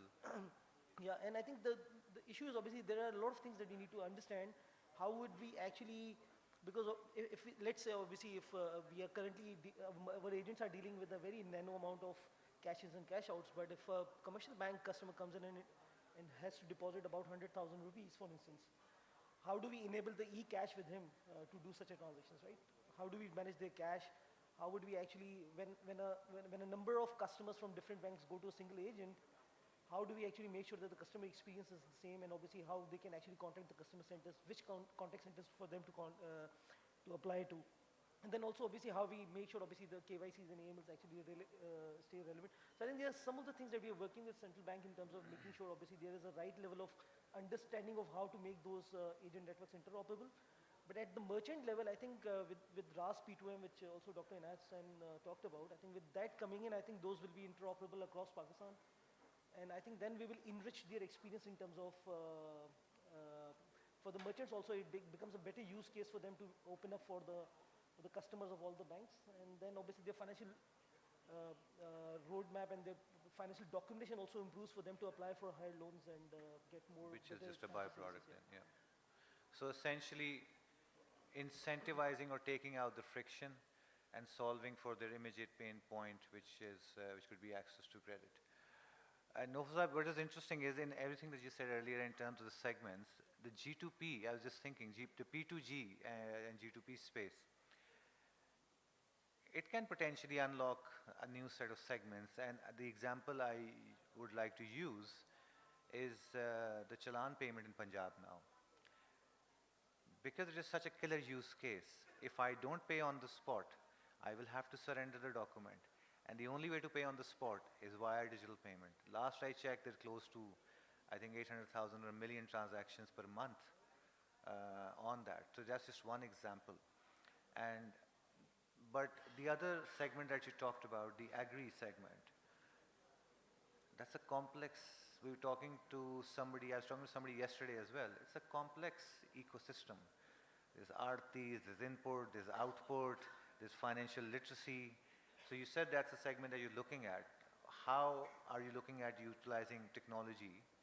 Or do you think it is still a relationship-based, feet-on-ground segment approach? Thank you. And there are many other more. The Chalan ke alawa bhi, there are many other use cases already there. But agri is a very interesting topic, and I'm happy that Kabir took it up because, okay, I want to make two assertions. One is that we are not going to solve the entire problems of the 250 million people of this country pertaining to finance. We operate in an environment on an as-is basis, and there are stakeholders, and there are partners, and there are movers outside this panel, beyond the stage as well, where active participation is also required. But the basic argument is that what has been built up till now also has the potential for building use cases moving forward. And that leads me to 2 points. Number one is about data. So Kabir was mentioning about proxy scorecard credit risk rating. We can build a agri small farmer loan use case already with the data which is being warehoused in one government agency or one department or the other, even today. And the trick is to unlock whatever is keeping them locked and connect. For example, in the Punjab, jo PLRA hai, it already has complete, it's a repository of land holdings for the entire province. And not just land holdings, but also jo wo girdabari karte hain, they also know who kasht kaun kar raha hai uske andar. We already have a huge agriculture economy in place without our participation or with, that doesn't matter, it's in place. Payments, loans are happening as we speak. The trick is really to embed, quote unquote, in one way, or to include ourselves in that flow. And then the second part which comes in, which probably Sarah also alluded, or I got an idea from there, is that of data. So once you have that data which already is there, you can do analytics, you can devise proxy scorecard. Problem ये है कि इसको unlock करने में और इसको इतना time लग जाता है. I mean, I don't want to name names, but I have to. हमारे जो major repository है इस वक्त data का नादरा, वो बगैर फी के कोई काम करता ही नहीं. अच्छा, उसके अलावा जो हमारे दूसरे repositories हैं, उनके अपने अपने issues हैं. That's where I think a lot of value can be added. But I'm not saying कि unless वो होगा तो ये होगा, उसके बगैर भी बहुत कुछ हो सकता है. So coming specifically to agri, we are involved with the government of Punjab in exactly that, because there is the agriculture economy in which government is a major stakeholder in 3 senses. Number one, it's the repository of the land holding record, so that's very valuable for us to understand कि collateralized हो सकता है कि नहीं हो सकता. Number two, it's for at least wheat, which is almost half the agriculture economy in the Punjab, the major buyer and a major seller also once it acquires the wheat and sells to flour. So that whole transaction is already within the government sphere already. That means recorded, that means data somewhere is being housed, we need to access that. And third, in terms of inputs, it's the major regulator, pesticides, fertilizer, diesel वगैरह इसके अंदर होता है. So between these 3 roles, there is an opportunity to unlock this agriculture payment sphere and then start adding the credit lines in it. So that's one of the things for us. Similarly, in the SME space, what we have seen in the last at least 3-4 years is those subsidized credit schemes. Firstly, जो कि State Bank या Government of Pakistan की थी. We also have one running in the Punjab called the Punjab Rozgar Scheme. That's playing its role. We've just signed an agreement with the government to give interest-free loans for EV bikes to students. So हमारा जो ESG का agenda या जो climate वाला है, that also is starting to take shape in that sense. I think again मेरे को पुराना जो है कि probably we are better suited because of who we are working with the government, but that doesn't stop us from collaborating with other people, number one. Number two, other banks and other institutions also are carrying their strengths right now. It's just looking at the market as not कि मेरे customer, मेरी transaction, but you know, this is happening in the market, how can I become a part of it? Can I take the lead on it? Fine. जिस तरह मैंने बताया कुछ चीज़ों में we want to. Or I can just become an embedded finance agent. Fine. I don't want the brand glory. I don't want the name. But I still want, जो अतीब कह रहे थे कि वो जो customer की need को पूरा होना चाहिए. अगर उसने सांदा से गजुमता जाना है, he doesn't care कि उसके पीछे कौन सा बैंक बैठा हुआ है, doesn't care कि उसके पीछे कौन सी स्कीम लगी है. उसने उसके पास पैसे हैं या कार्ड है या वॉलेट है, जो भी है, उसने एक पॉइंट से दूसरे पॉइंट जाना है. Can we make that happen? In our sense, I think that's the approach which needs to and take place. what is interesting is that there's a day before yesterday's SME roundtable, and one of the bank CEOs more or less said what you are saying. He said for agri and SME, let's first stop thinking that there is a problem. There is no problem. They have a banking system. They're not outside the banking system. We are outside of their banking system. Exactly. So it's interesting that other leaders are looking at it from that lens as well. And he made the same point, that instead of trying to bring them in, we need to go in and embed ourselves into their payment flows. Bringing this back, Kabir, the way I look at this is, you know, there's an identification of segment, there's a view on needs, everybody's trying to solve for that. I know that you have a view on this reverse graduation of access to credit and these players, some of these players becoming challenger banks because their customers' lives will improve or their businesses will improve. They will start thinking about well-being, and some of those players will start serving their savings or insurance or other needs and may position themselves as challenger banks. With that lens, looks like that journey can be the partnership or the collaboration that everybody's been talking about. They have some components. Digital banks can be probably done sooner than later. And so what do you think in that segment? Yeah. So in here, Umar, I'll take liberty of going on a slightly different tangent here to talk about policy a little. And I'll give you an example without getting too technical. When you open up a microfinance bank in Pakistan under the current regulations and you've got the minimum capital of $1 billion and you have to put the 100% capital weight on every unsecured loan.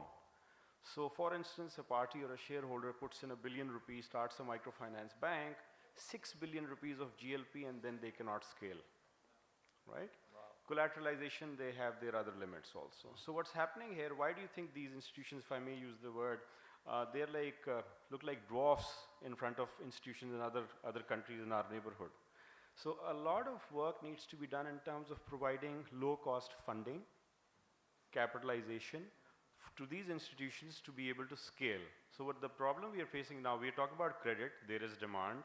There is demand. The institution that I was heading, towards June, July last year, we were disbursing 8 to 9 billion rupees a month, microloans, right? Easy. And we could have done much more if we had the funding or the capitalization. So one area that needs to be discussed, maybe it's a discussion for another panel today, I don't know, is why is it that we are unable to scale at that level? I'm talking about credit particularly. Payments, no issue. We will scale. Yes, the railroads are being built. But credit is a different game because that has to do with the capitalization and the funding that is available. So the dilemma with these microfinance institutional banks is that in a country where our KIBOR is obviously nowadays very high and you have to pay a premium if you're a smaller institution, then you can only charge so much and the margins are say 3%. And then these loans are unsecured mostly. Yeah. And if there is a flood or something, you're busted. So this needs to be taken into account, whenever we talk. So if you zoom out and you look at the bigger issue, the demand is there, the client is there, the willingness to repay is there as well, per se. But are we poised as an industry to actually take the funding and the capitalization and take a risk towards bulk of the Pakistanis? That's the bigger question. Right now, I don't think that's happening, and I gave you the size. We as an industry are 500 billion rupees only. The entire industry after 30 years, that's nothing to write home about. but are we at fault, or is there a change required at the policy level? So this is a debate maybe for some other time, but until we actually find a solution for that to allow these institutions to get to massive scale, we can discuss this all day long, but with the client being there also, the underwriting would be proper as well. But if your capital is not enough or you can't get enough low-cost funding, I don't think it's going to work. Fair point. Then coming to you, Sarah, one thing that I picked up from this discussion is that there seems to be an increased appetite from all players in the ecosystem to look at alternate business models, to collaborate for agent networks, to look at alternate data sources, for a government bank to be saying we're open to work with, pockets of innovation.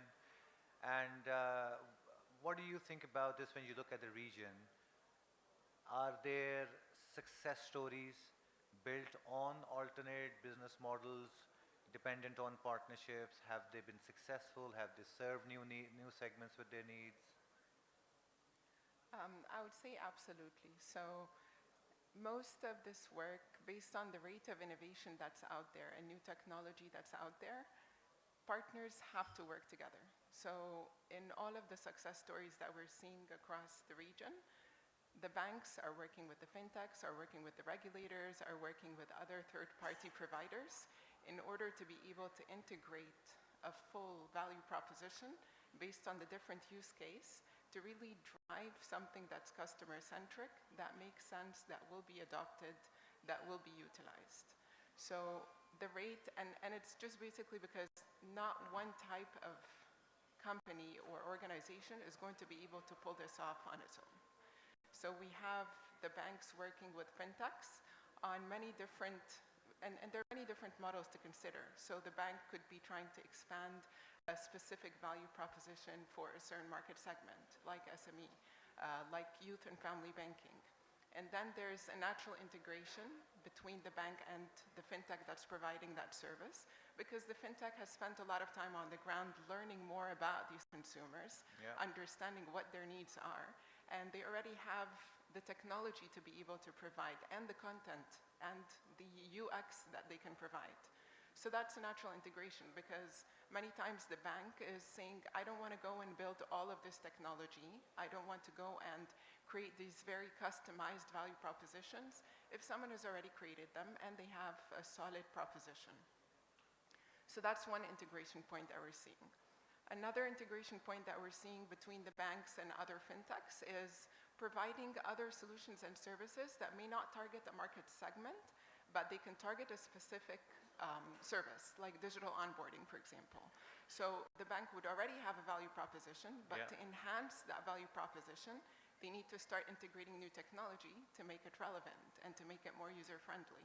And this is when we see them working with fintechs to just pull some of these solutions into their existing value propositions. Another way we're seeing also collaboration is on the innovation front. So there's a need, there's no one really meeting that need yet, so how can we all collaborate and work together, regulators, banks, and fintechs, to try to come up with a solution to be able to meet that current demand or future demand. So many different models that we see, and all of them have been successful once everyone is willing and open to collaborate, and is willing to also bring their strength to the table. So the banks have a strength, the regulators have a strength, the fintechs have the strength, which is the agility and the understanding of technology and its implications, and knowing the customers. So that's basically what we're seeing. Excellent. Thank you so much. So what I hear is, and which is very encouraging, of course, I've learned a lot, that there seems to be a sense of urgency in all parts of all actors of the value chain. There's a need to do more, and there's an openness for partnership and collaboration. And I think with that, we can open up for questions. I think this is a very interesting panel. These are the people, although Nofal said, there are other actors, which there are, but these are some of the main entities, and these are the captains of those entities who are driving this innovation and this change. So please ask away. I don't know if there's a mic. I think there's a question over there.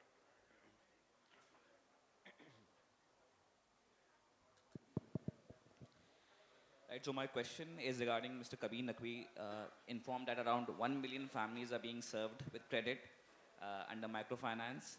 Uh, but do you really believe that isn't it the stigma behind banking, the Islamic touch that we lack, or the institution's failure to make the public understand or make them financially literate regarding these institutions or regarding credit access?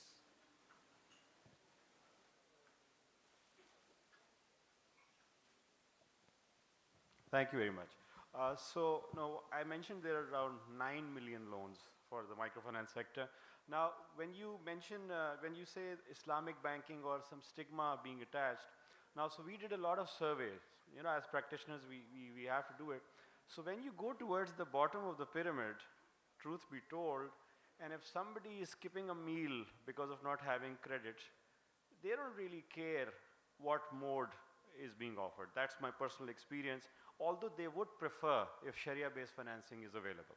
And that's why more and more of us, you know, we are moving towards Sharia-based solutions as well, but we're having both solutions on the table. Having said that, yes, there is a lot that needs to be done in terms of financial literacy. And in the agri sector particularly, for more than 300 or 400 years, you know, there's this local money lender who's embedded in the system. I don't call them the enemy because they're there for the farmers in times of need. So, and previously the narrative was that we need to get those guys out of the system. I, you know, as a practitioner, believe that we need to partner with them. We need to understand the ecosystem and find our place within the ecosystem. So work needs to be done for financial and digital literacy, yes. But as far as Sharia-based financing, in my recent experience last year, when we started our Sharia-based lending, we got beautiful results, you know, in terms of disbursements, repayments, and also I'm all for it, but not saying that the conventional means are not of value to the client. I hope that answers the question. Thank you, Kabir. We have another one. Yeah. Assalamu alaikum. My name is Sayyid Asghar Hussain. I am the acting chief risk officer at Rakhbi Islamic Digital Bank. Very insightful discussion, of course. But I wish there was more representation of commercial banks on the panel, because I would really like to understand how they actually look at the possible collaboration. Nawfal talked about you know, the collaboration that is happening at Bank of Punjab, which is an exception. But generally, you know, the feeling I have is there is a sense of hostility, you know, between commercial banks and startups and fintechs. And it actually stems from multiple reasons, you know. Primarily, you know, how we look at each other, right? Because, you know, you often get to see that, you know, we like to bash each other, right? Fintechs and startups. We look at banks as, you know, slow, inefficient, risk-averse, and so on, right?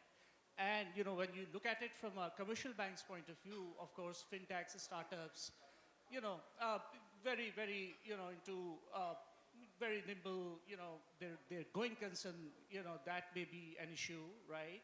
Their financial sustainability, viability of their model, and so on and so forth. So I just wanted to understand from the panel, like, you know, how you look at this possible collaboration areas, considering there is a sense of hostility, and you know, the way they are usually or traditionally compared, like, you know, a Boeing 777, right, against an Hornet F-18, right? Thank you. If you guys don't mind, I want to take this question, since out of all of us, I work with all the banks or most of the banks.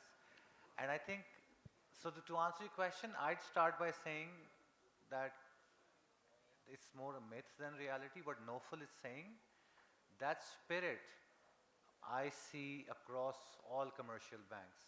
But it then comes down to what Sarah said, that when a fintech is specializing or a startup is specializing in solving a problem, and their agility or their technology or their insight, something where the bank sees value, they are all for experimenting. I'm just thinking, and almost all the major banks are working with one set of startups / fintechs or the other to either unlock SMEs, unlock agri, unlock gaming, And of course, we're doing this for the first time in the last 4 to 5 years. When I say first time, last 4.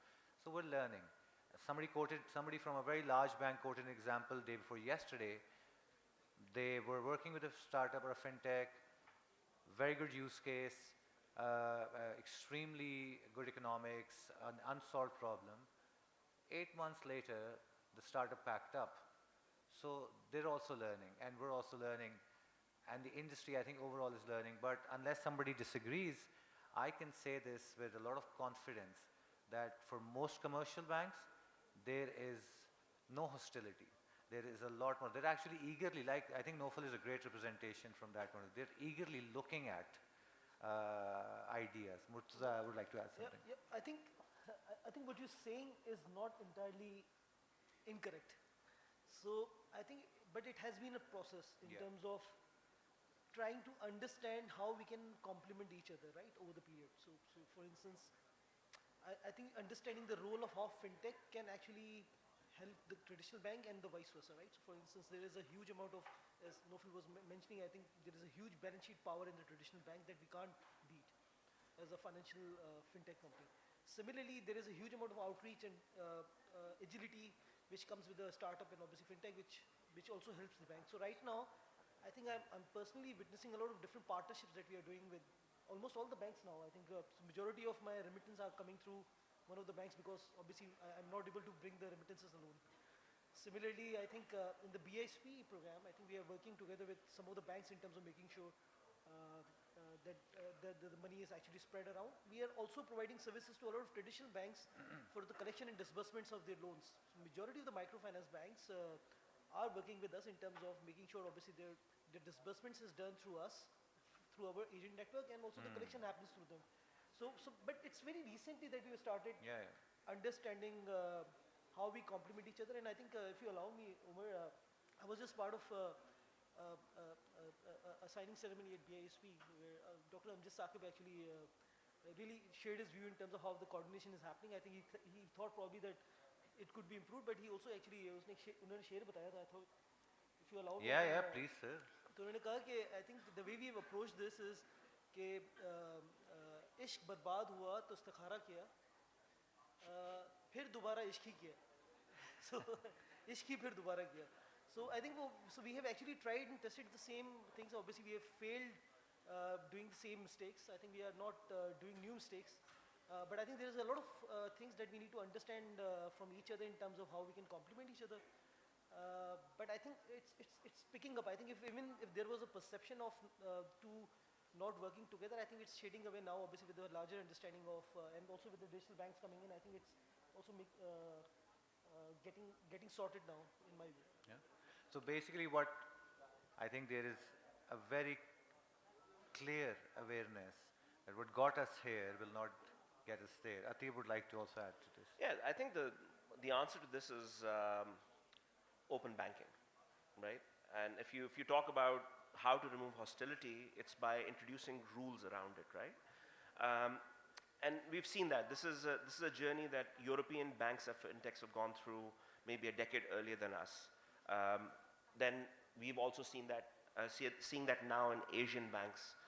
So it's not as much hostility as it is the burden of incumbency, right? And the example I'd like to give you is OpenAI. When OpenAI came in, it's only then that Google realized that they had been left behind because they were so focused on search. Search was their main revenue driver. Similarly, for banks in Pakistan, lending primarily to the government through Treasury has been their primary revenue driver. So why would they put any effort into going into new markets and new segments when they can make a lot more money doing something that is safe?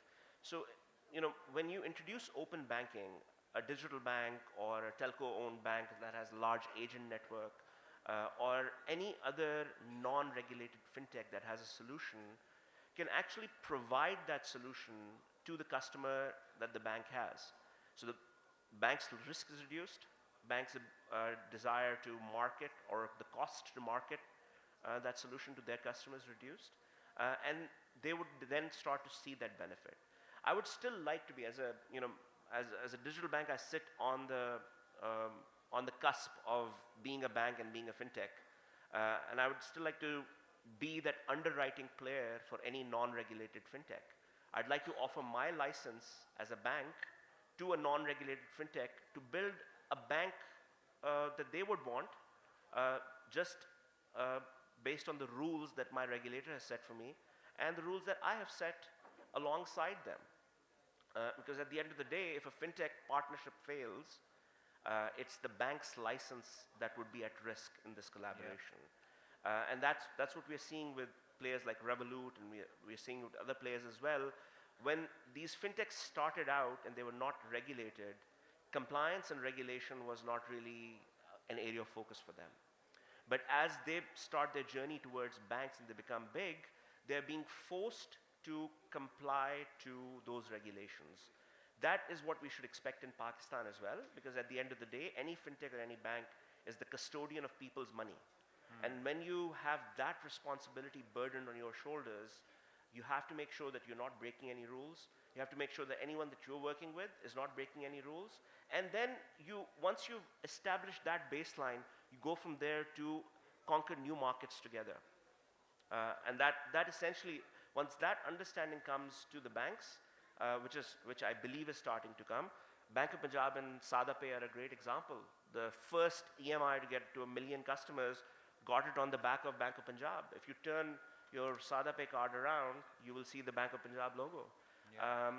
So for banks to realize that there is money to be made in partnerships with fintechs, and then for fintechs to realize that they can avoid regulatory non-compliance by partnering with banks, I think that is the happy marriage forward, and the baseline for this is going to be open banking.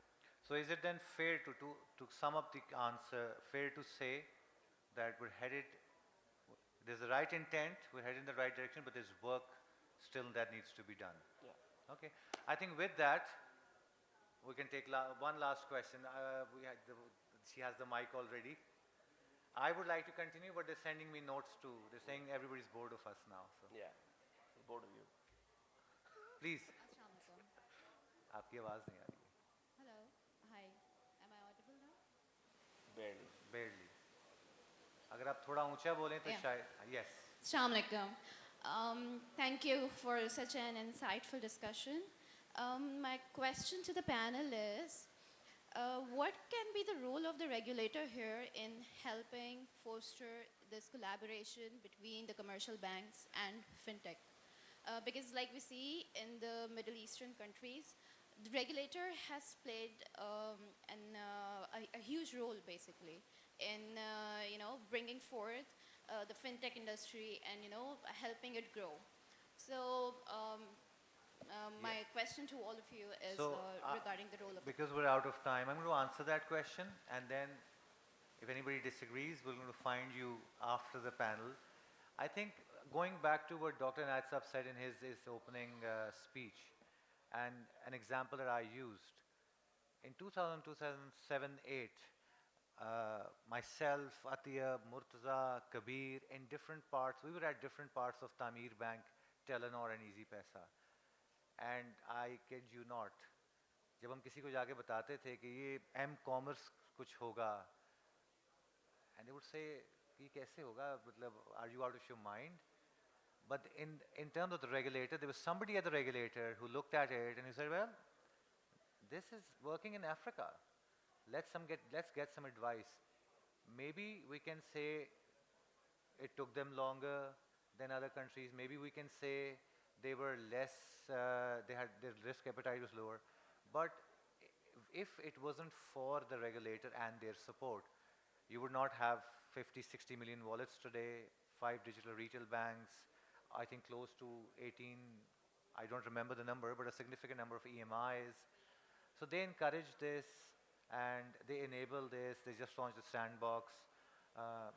Can they do more? Of course, we can all do more. So I think that's my answer. With that, I have to wrap up, but if there is disagreement, we're still here. So you can find us in the break after that. And then, so thank you so much. And I think I learned a lot at least.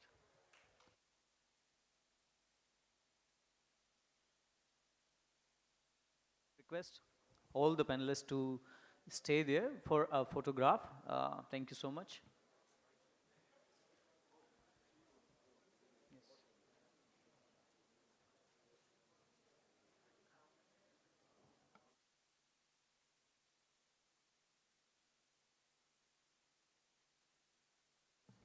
Fahad, I would also like to request and the Commissioner SCCP, if you could join for a photograph, please.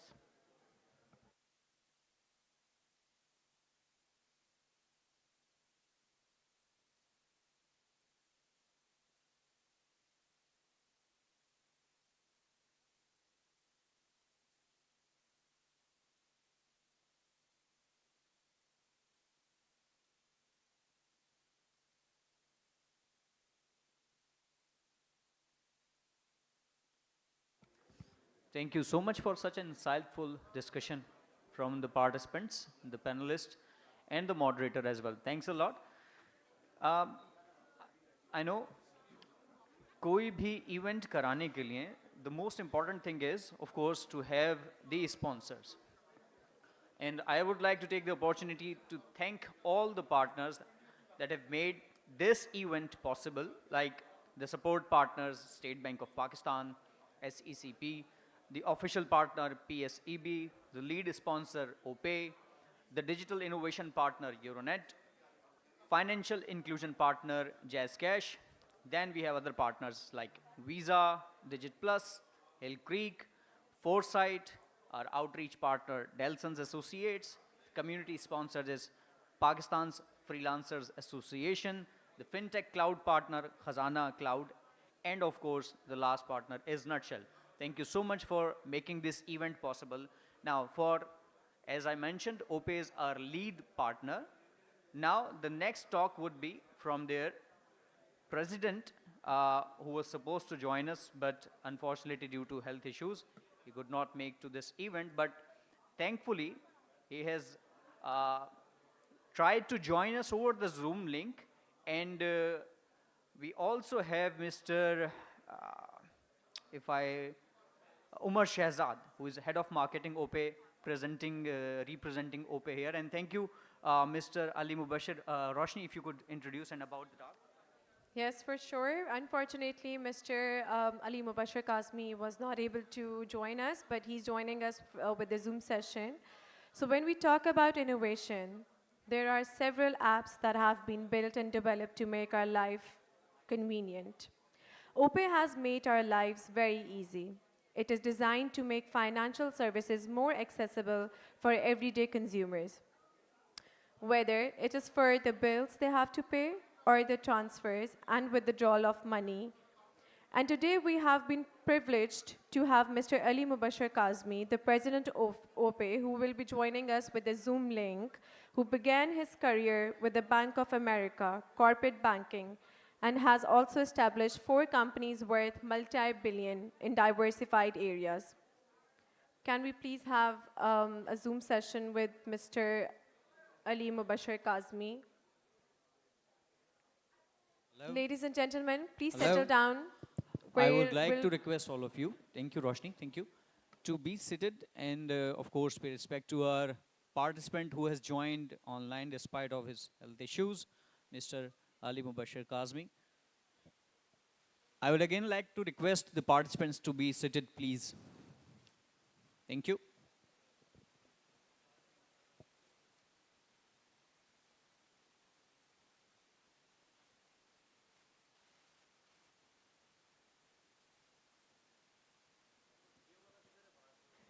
Ladies and gentlemen, we have Mr. Ali Mubashir Kazmi with us via Zoom session. Please settle down.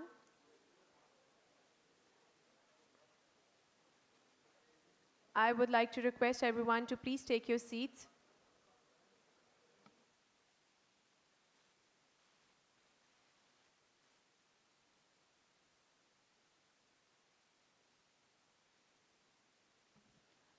Ali, can you hear us?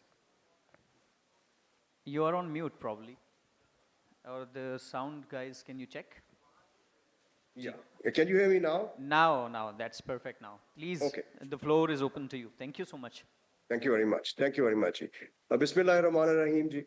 Excellencies, dignitaries from State Bank of Pakistan, excellencies, dignitaries from SECP, other regulatory bodies, friends and colleagues from financial institutions, ladies and gentlemen, Assalamu alaikum and good afternoon. My name is Ali Mubashir Kazmi. I'm representing and talking to you guys. Honored to talk to all of you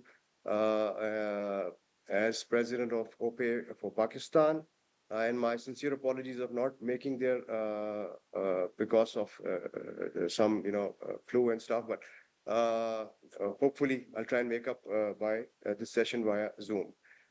So when we were talking about what to talk, just as a background, a little bit about OPE and then about the subject that we're talking about. You have to talk about here. So OPE is basically a fintech.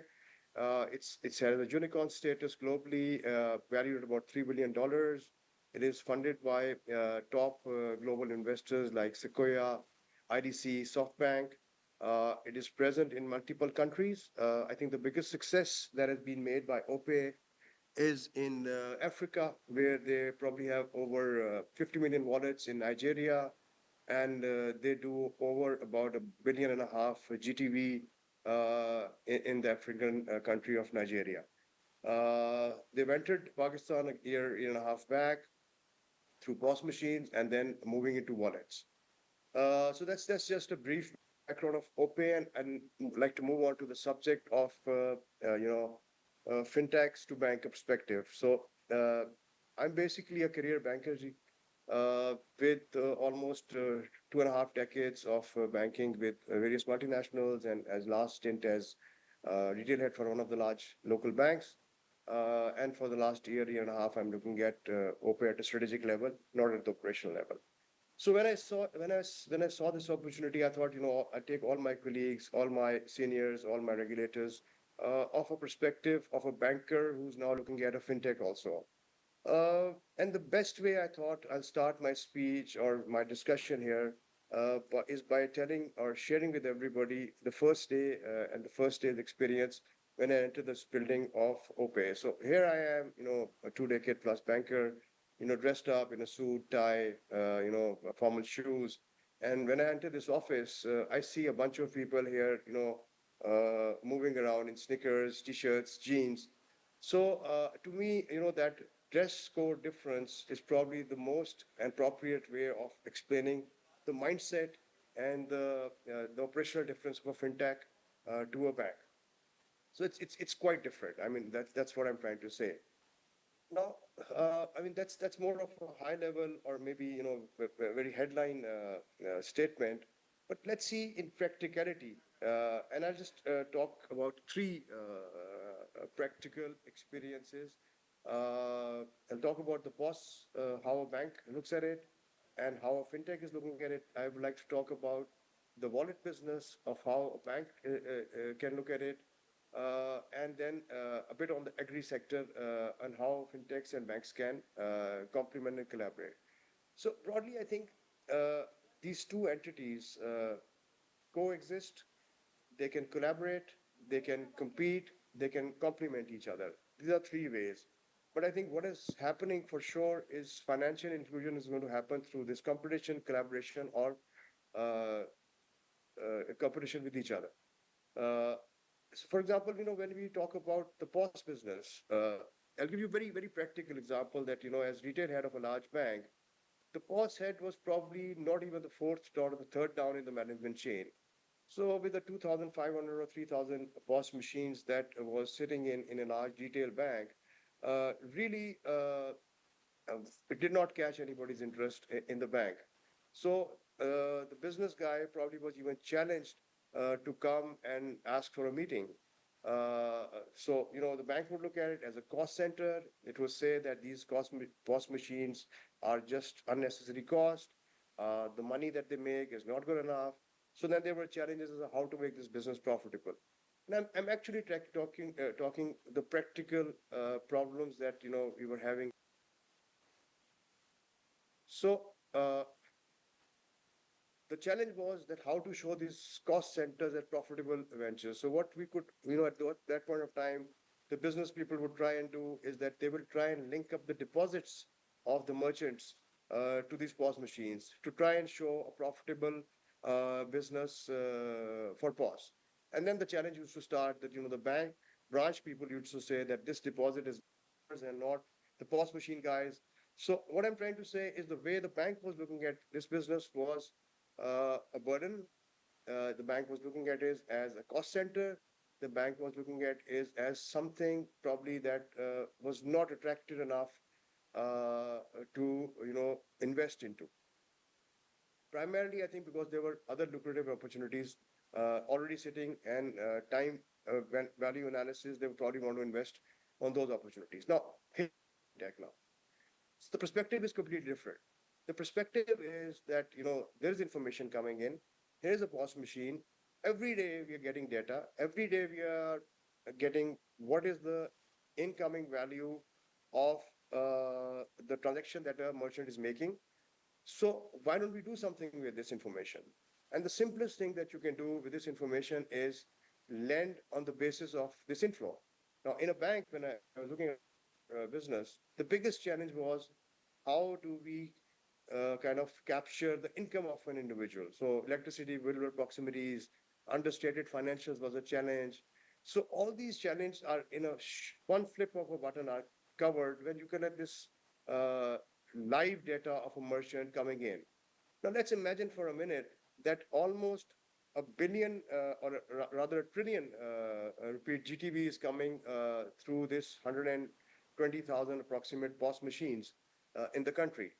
Now, if intelligently captured, this information can be the basis of lending of, if not a trillion rupee, of very small ticket lending, but maybe 40, 50, 60% of this information can be converted into productive lending, which has always been our challenge. And had we intelligently as banks, and please remember that I know I'm more of a banker than a fintech guy, so I'll always have that bias for banks. But positively criticizing or positively evaluating, had the banks looked at this opportunity as an opportunity as not as a cost, this process could have probably been faster. But here we are. So there are 2 or 3 ways that this is going to happen now. One, just talking about the POS, is that either the banks, and some of them are, I would not like to use the word wake up, but I would like to say that they will start focusing on this information the way the fintechs are focusing on it. The other option would be that fintechs will be collaborating with banks. So they have this information and the banks have the lending books. So they collaborate and they start this lending. And the third way is that the fintechs will graduate into digital banks and they do it digitally. So all 3 ways, financial penetration is going to happen. So what we've done beautifully, and I have to appreciate the regulators here, the SCCP and the State Bank, that we have created this chain which have a snowball effect. And whether the banks wake up to these opportunities, whether the fintech collaborate with banks, or whether fintech graduate into digital bank, this small ticket lending is right around the corner. And imagine what this can do for us. For example, I was looking at a merchant data or merchant information in one of the meetings here.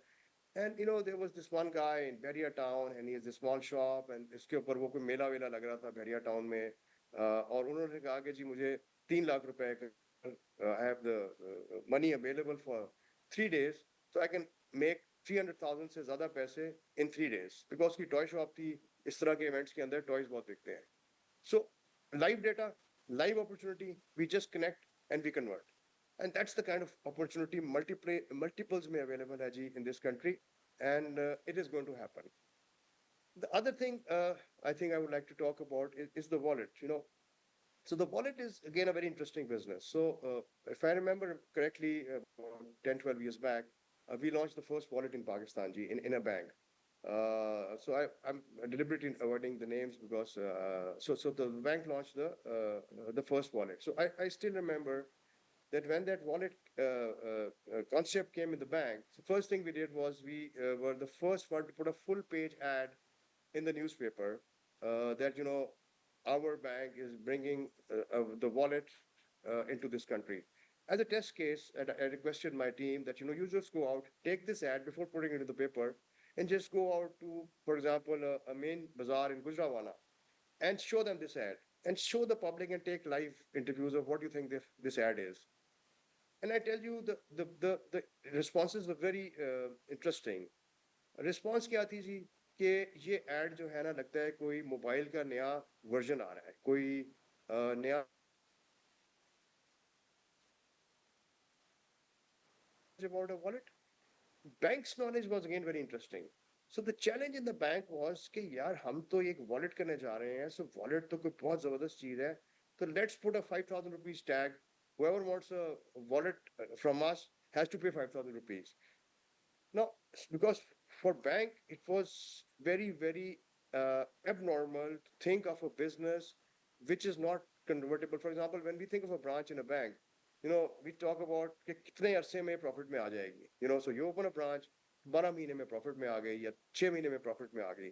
So here we're talking about a business of a wallet, which is saying that, we are not going to make money. We are acquiring customers. We are building customers. पैसे बनेंगे 3 साल बाद या 5 साल बाद. So that concept just did not interest anybody in a large bank. Now come to fintechs. Fintechs is very interesting. Fintechs are it's very normal for them to not make money for a few years and then convert into profit. कि इतना बड़ा concept difference है. So Pakistan के अंदर अगर मैं as probably I'll not call myself an insight to fintech industry. I'm not a tech guy. I'll not claim to be that. But I'm more of high level viewing the entire businesses of fintech के हो क्या रहा है. तो मेरे हिसाब से ये ऐसे लग रहा है कि एक जो wallet business है उसमें the fintechs are, I mean, very clear that they can make money over a period of time. They need to acquire customer for which they are spending and spending and spending. Any business which is a single line wallets is probably not going to be profitable for at least 4 to 5 years because revenue making opportunity under the EMI license are very limited, which obviously one can always review and discuss with the regulators कि इनको profitable करेंगे तो इनका interest रहेगा. But anyways, the fintechs have the vision कि 2-4 साल loss करके customer acquire करें and then they become profitable. Challenge क्या आया? I think the challenge यहाँ पे ये आया कि most of the fintechs they were not deep pocketed. They launched, the opportunity is there, market making needs to be there. Customer is there, but उसकी spending करनी पड़ती है. So अगर 50 million या 100 million, 200 million का clients available है, so उनको market making की पड़ेगी, उनको information देनी पड़ेगी, access देनी पड़ेगी, बताना पड़ेगा wallets की फायदे क्या हैं. So first round fintechs came in. Unfortunately, first second round से पहले कुछ हालात मुल्क के ऐसे हो गए कि international interest उस तरह investment में आना कम हो गया. So second round के लिए जो उनको growth capitals चाहिए थे, वो challenge हो गए. ऐसा नहीं है कि कस्टमर अवेलेबल नहीं है. कस्टमर अवेलेबल है, जो मार्केट मेकिंग है by making a loss and then converting customer and gradually and ultimately after 3-4 years coming into profit is an internationally acceptable concept. और ये हो जाएगा. अच्छा, तो जिस deep pocket वाली fintechs होंगी, I think they will survive this wave. या ultimately, and in addition banks भी इसको देखने लग जाएंगे the way fintechs is looking. So either the banks will collaborate again, they will compete or complement. ये तीन चीजों से I think again like POS business, ये wallet business भी is going to thrive in this country. And a few winners and few losers will always happen. OPE winners में होगी, losers में होगी, only time will tell. But हर कोई अपनी effort करेगा और ये as a snowball effect ये होगा इस country के अंदर, especially with the way the fintechs are challenging the banking business. Third thing I think I wanted to talk about is very interesting because as one of my responsibilities, I chair one of the largest food processing unit in the country, and I see a lot of collaborative opportunities, a lot of missing collaborative opportunity that exists in the agri sector. I'll just take you away from the fintech, wallet, and POS discussion. Let me for a minute give you a very interesting number. So in Pakistan, we are all waiting for the mango season. It'll probably come in May, June. होता क्या है? Mango is perishable ji. So mango either you can process and make into pulp or puree, उससे 1-2 साल life हो जाती है. You can store it in a cold store, कुछ महीने शायद life उसकी बढ़ जाए. You can eat it or you can waste it. Limited processing facilities, limited storage facilities. We eat what we eat. and the rest goes into the drain. On an annual average year, we produce almost 2.4 million tons of mangoes, out of which 40% is wasted and goes into the drain. वो 40% अगर आप, I'm only talking about the wastage, उस 40% को अगर आप simply convert कर लें into pulp and purees, that is readily exportable, $1 billion export that we are throwing into the drain. बिल्कुल इसी तरह interesting है. Another fruit, and then I'll move on to how we connect these dots together, is tomato. Tomato is more interesting. So again, it's perishable, you can store it, eat it, waste it, or process it. Limited storage, limited processing. We eat what we eat and we waste almost 35 to 40% of tomatoes. अब होता क्या है जी, 40% tomato हम अपने season में waste करते हैं. Season के बाद बिकॉज हमें पूरे साल इसकी रिक्वायरमेंट है, हम मिलियंस ऑफ डॉलर्स की इंपोर्ट कर रहे हैं. सीजन में when we are throwing this into the drain, you won't believe कि इस साल टमाटर ₹2 पर केजी पे भी बिका है स्कूल के अंदर.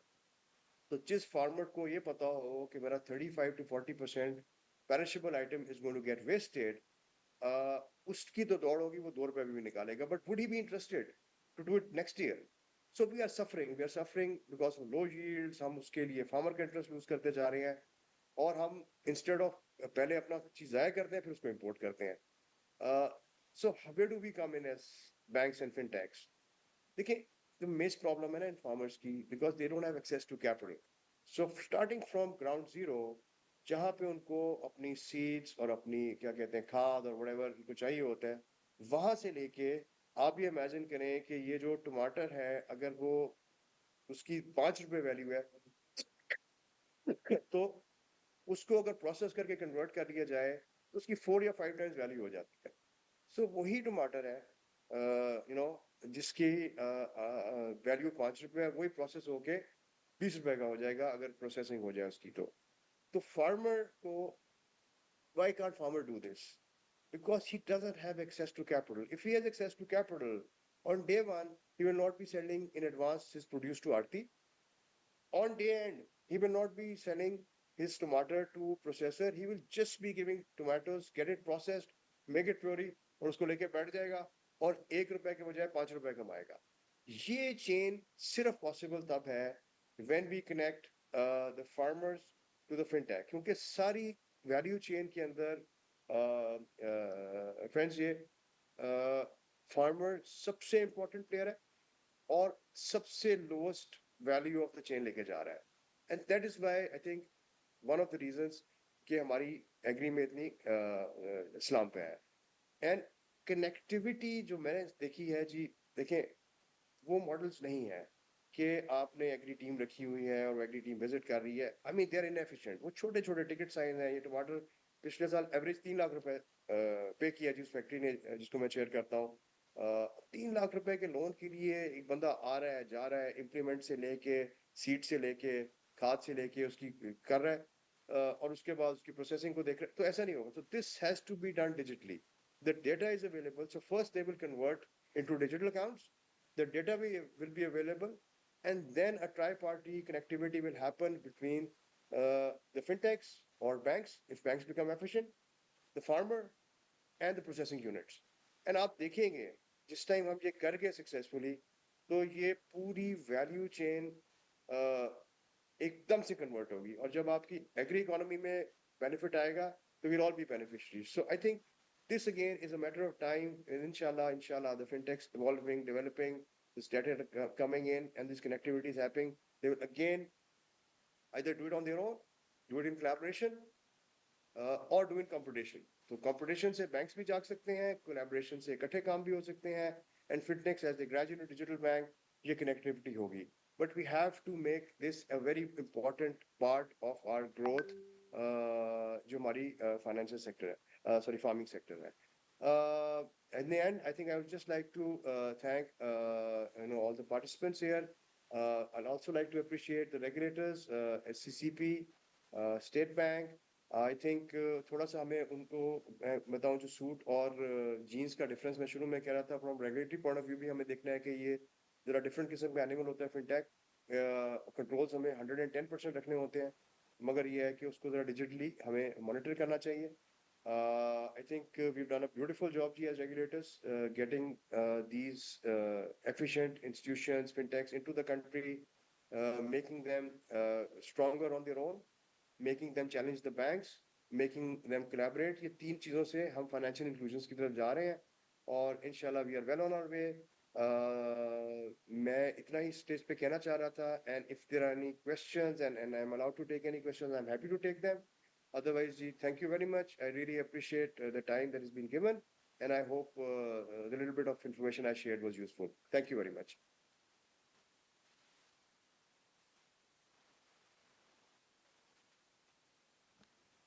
Thank you, Mr. Ali Mubashir Kazmi, for coming online. And thank you for sharing your perspective on banking lead towards fintech industry.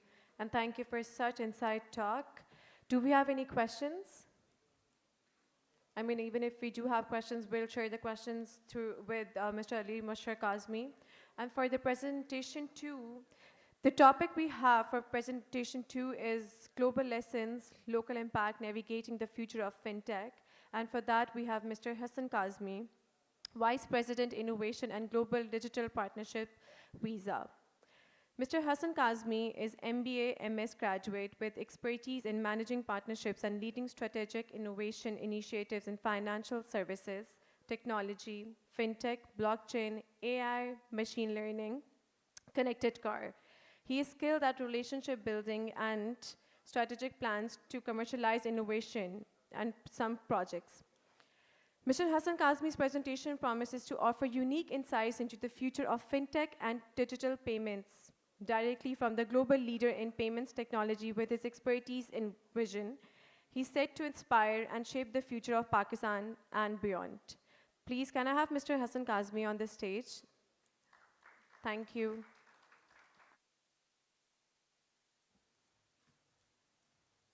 Thank you. Pleasure to be here, and thank you for Fahad and team for inviting me. So what I'd like to talk about is, since our team at Visa Digital Partnerships, we manage fintechs globally. And obviously the Pakistani fintechs experts are in this room, but what we'd like to share is some of the observations and learnings we've seen globally and how they may impact Pakistan and what the future holds for us. So if you move to the next slide, please. Thank you.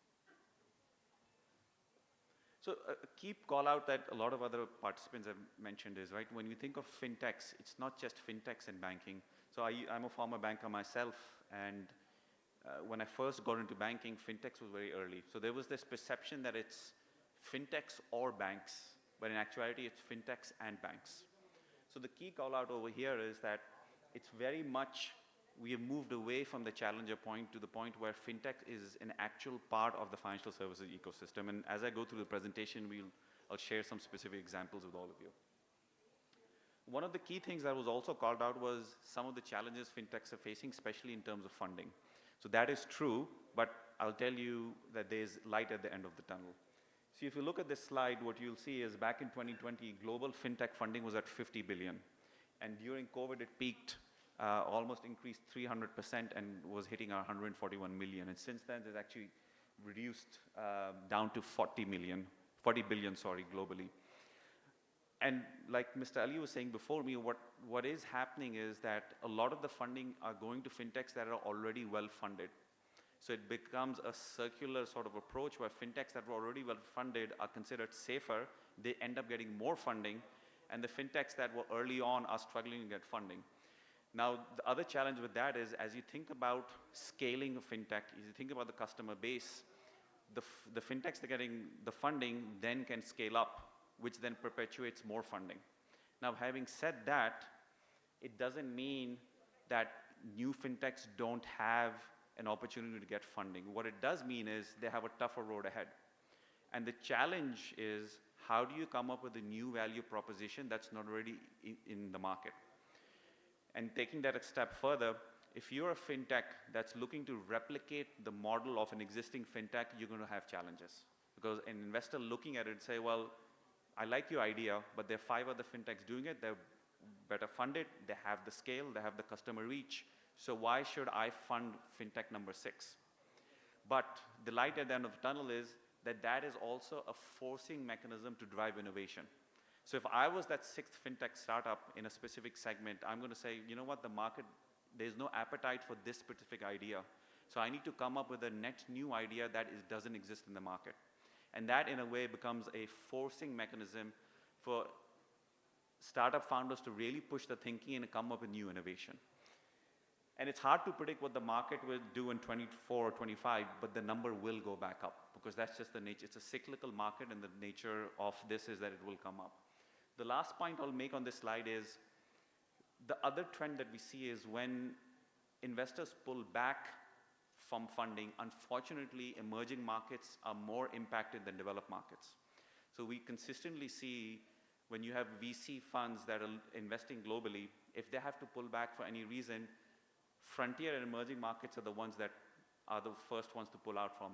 One specific reason is the macroeconomic condition. So if you are investing in dollars and your return is in local currency and there's depreciation, your funding model goes haywire, which is why emerging and frontier markets take the brunt of that impact. This slide reinforces the point that I've made earlier on, that the bigger players are still valued pretty aggressively and are growing. So the names on the left in blue, we all familiar with, but if you look at their valuations, yes, they've dropped down from what they were a few years ago, but they're still multi-billion-dollar companies. And if you look on the right-hand side, these are publicly listed startups. So Mercado Libre and Nubank are two of the biggest fintechs in Latin America. And if you look at their market caps, it's substantial. SoFi is a US-based startup, smaller market cap, but growing quite rapidly. You probably can't see the net income numbers at the bottom, but Nubank grew by almost 4,000% in net income. So the growth is there. Scale is important. That's the key takeaway over here. The other point which has been discussed at length here is it really does come down to the experiences. So if you look at neobanks, if you look at super apps, if you look at BNPL, there's a demand for all of these. Obviously, depending on what market you're looking at, the demand can fluctuate. Super apps is probably, if you look at the SAMEA region, which I cover, so that's all of GCC, Africa, Eastern Europe, and Pakistan, we are seeing the most activity going into super apps. And what that basically means is, typically when fintech startup, they're looking to address one specific use case, which is natural because the idea is you go in, you identify a use case, you get very good at it, and you scale up from there. But if you flip the lens and you think of it from a customer point of view, how many apps do you want on your phone, right? You need to be, there's a sense of a customer, yes, you may specialize and do one thing really well, but then there's customer fatigue. A customer doesn't want their financial service experience to be across 10 different apps. So that's where the consolidation part comes in.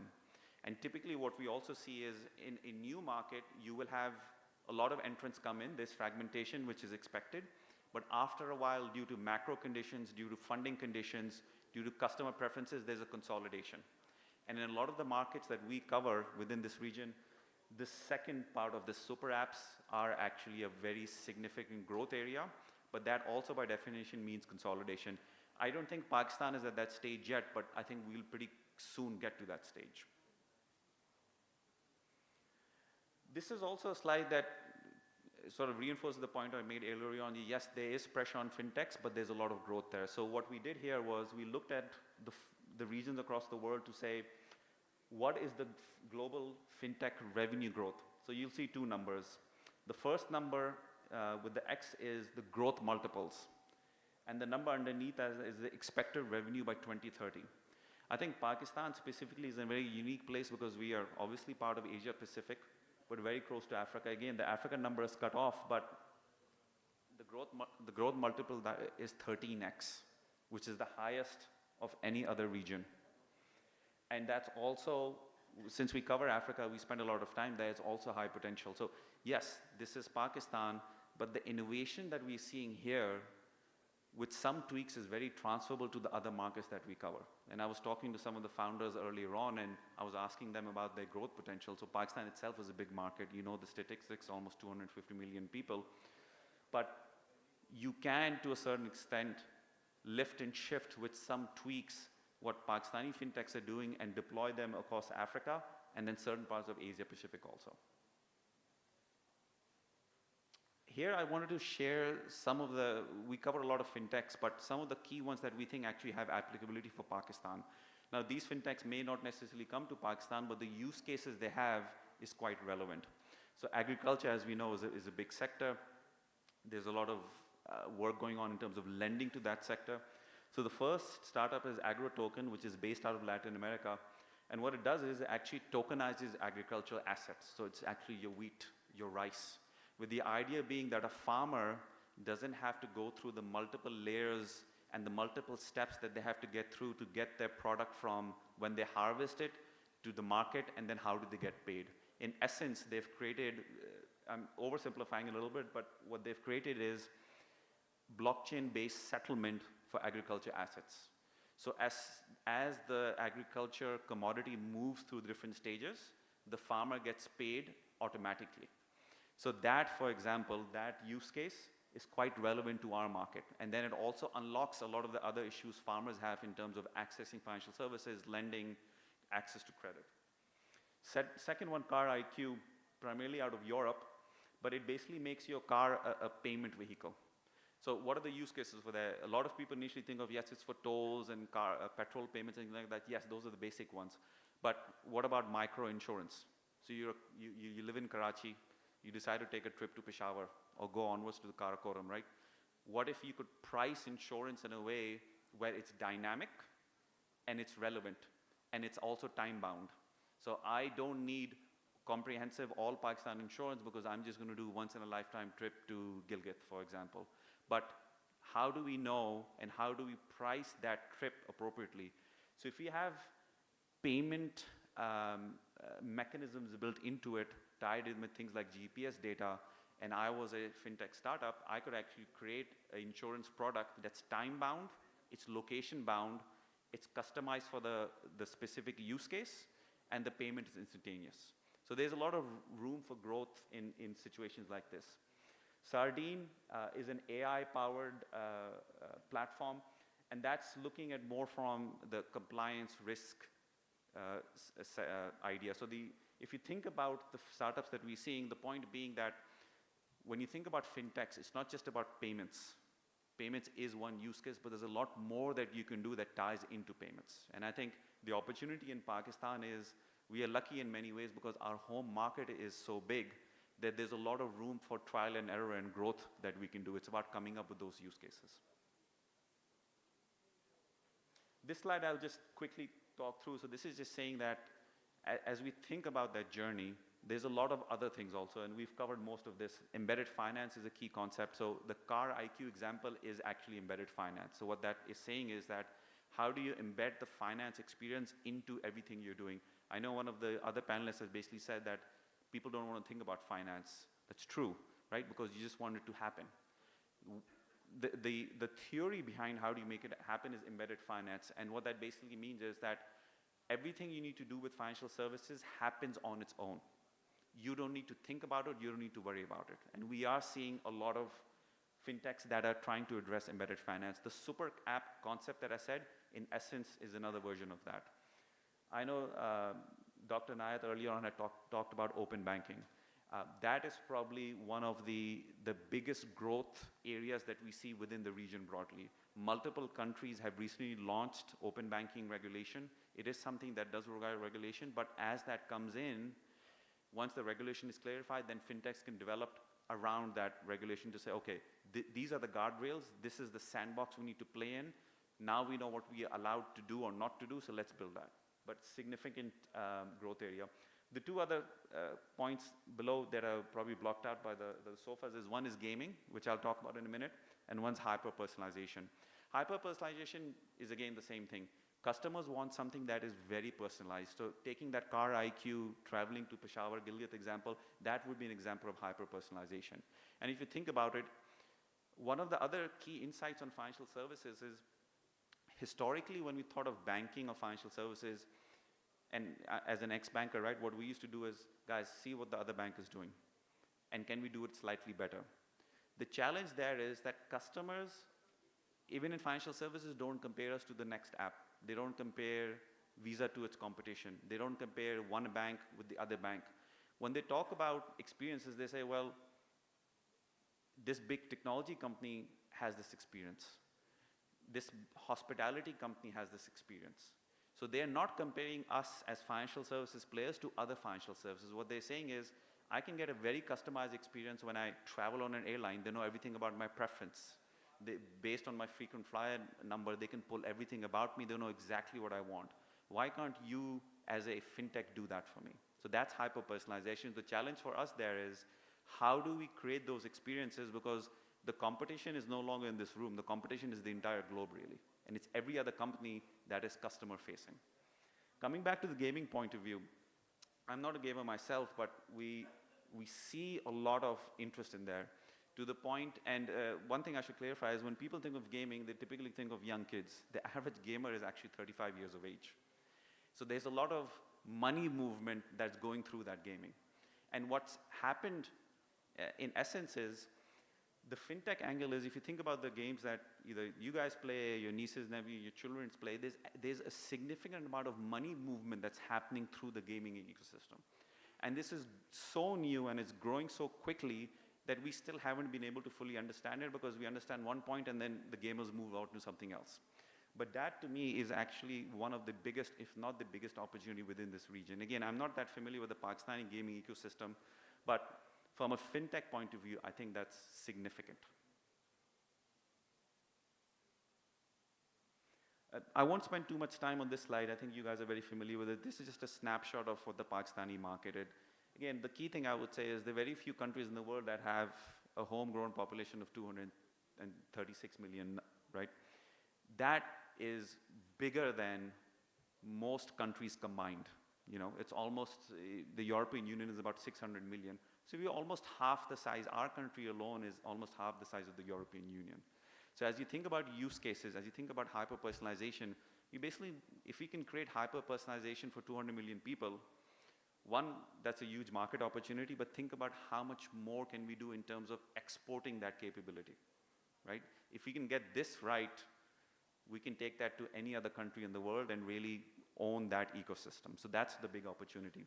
The other point, which is also sort of cut off on the bottom right, is the POS penetration is a challenge in Pakistan, but we see that in multiple countries, and that's not a reflection of anything going wrong in the market. It's just a reflection of the fact that it's still in the early stages, right?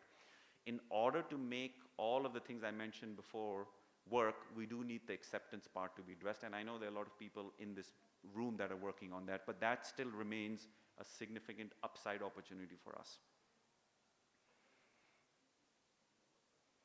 So this is the last slide, but in terms of where we see the biggest opportunities are in Pakistan, so as I mentioned, the acceptance network is critical. The overall payment digitization, working with the government, working with the state bank is essential, right? And I won't dive into it because we've had a lot of great speakers talk about this, but in our mind, those are the three verticals. The last part around developing the ecosystem I've covered. The one thing I'll call out is financial literacy. And this is something personal to me, and I'll share an experience. I think a lot of times people think of financial literacy as just for, you know, the underbanked or the lower income segment. That's actually not true. And the story is when I was at Citi in the US, I was at Citi Ventures, which is Citi's fintech arm. And part of the things I used to do was I used to go on college campuses and do recruiting for Citi and say, listen, come work for us, and sort of showcase it. The challenge with that approach was every bank would go there and say, we are the best, come work for us. Because that's how you pitch them, right? There was no differentiation. So one of the things I asked the people working with me was, I said, guys, we should stop doing that. We can do that, but that's not really going to differentiate us because everybody says the same thing. So instead of us selling ourselves, is there something we can do to pull the audience in? Like, what can we tell them? And these are, you know, the MITs, Harvards, Whartons of the world. So these students know a lot. So what can we teach them that they already don't know that will be net beneficial? And actually, it was financial literacy. So I can talk about students who go to Ivy League schools. You know, they can create a DCF model in 2 minutes, but they won't be able to manage their own personal finances. And they make pretty significant mistakes, things that would be called rookie mistakes. So the financial literacy is not just for the the lower socioeconomic segment, the underband, is actually for people like us. Because if you think about it, most people learn financial management from their household. You know, your parents teach you, your aunts and uncles teach you, but how many times is that happening? And as much as we love our aunts and uncles and stuff, sometimes they don't necessarily give good advice. So that to me is a big opportunity. And also from a fintech point of view, right? When we talk about financial literacy and personal financial management, I'm not talking about private banking. I'm talking about personal financial management for somebody, you and I, the average person down the street. That's a huge opportunity, and that actually can be monetized with good advice. So that's it. I know it was a short presentation. I'll stick around if anybody has any questions, happy to take it, and the Visa team is here also. So thank you for giving us this opportunity and looking forward to working with all of you. Thank you.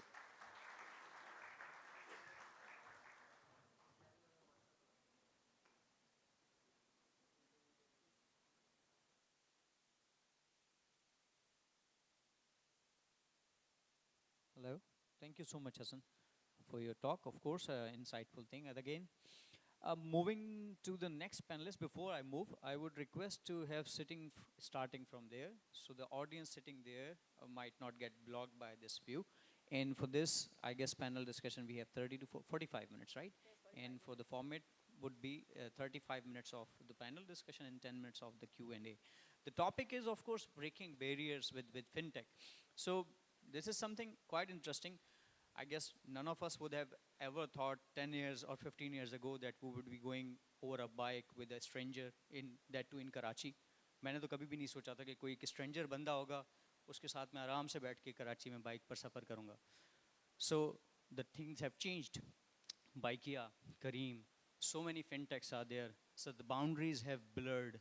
We talk about Food Panda. I had a chance to work with this Food Panda kind of thing as well. Capital financing, जो food पैंडा ने एक बहुत ही ज़बरदस्त initiative लिया जिसमें home chefs को introduce कराया, उनका एक प्रॉब्लम स्टेटमेंट, उनको कैपिटल प्रोवाइड करना, उनके लिए काम करना.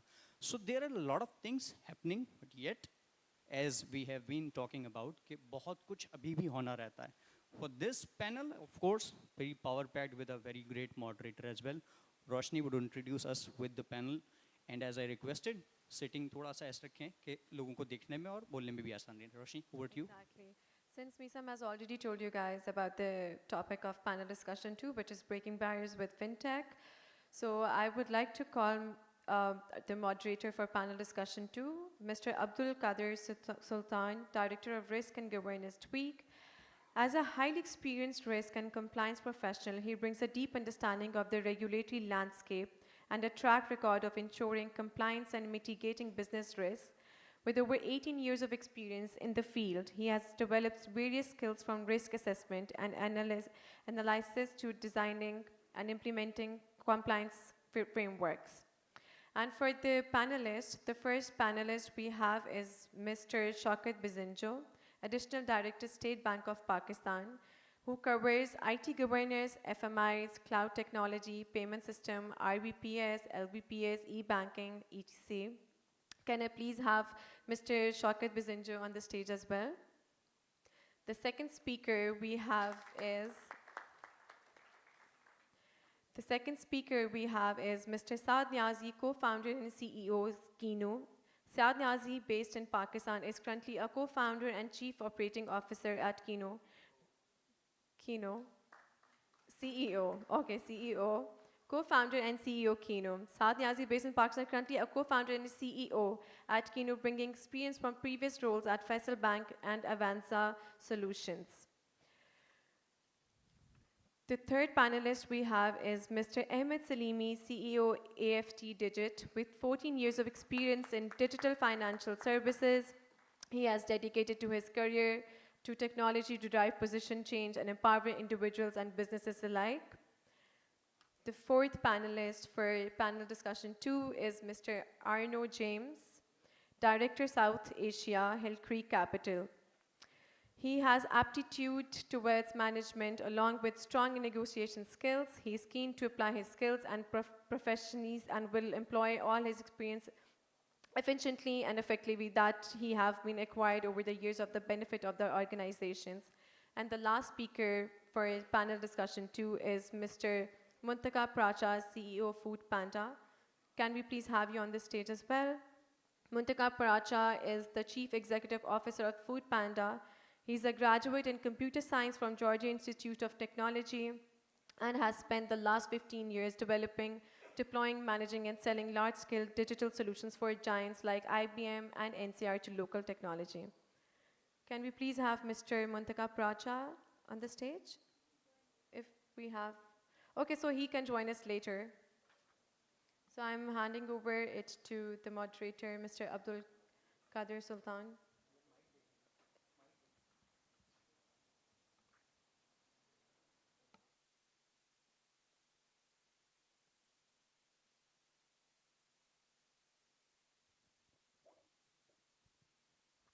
Good afternoon, ladies and gentlemen. It is my absolute pleasure to host this wonderful panel today.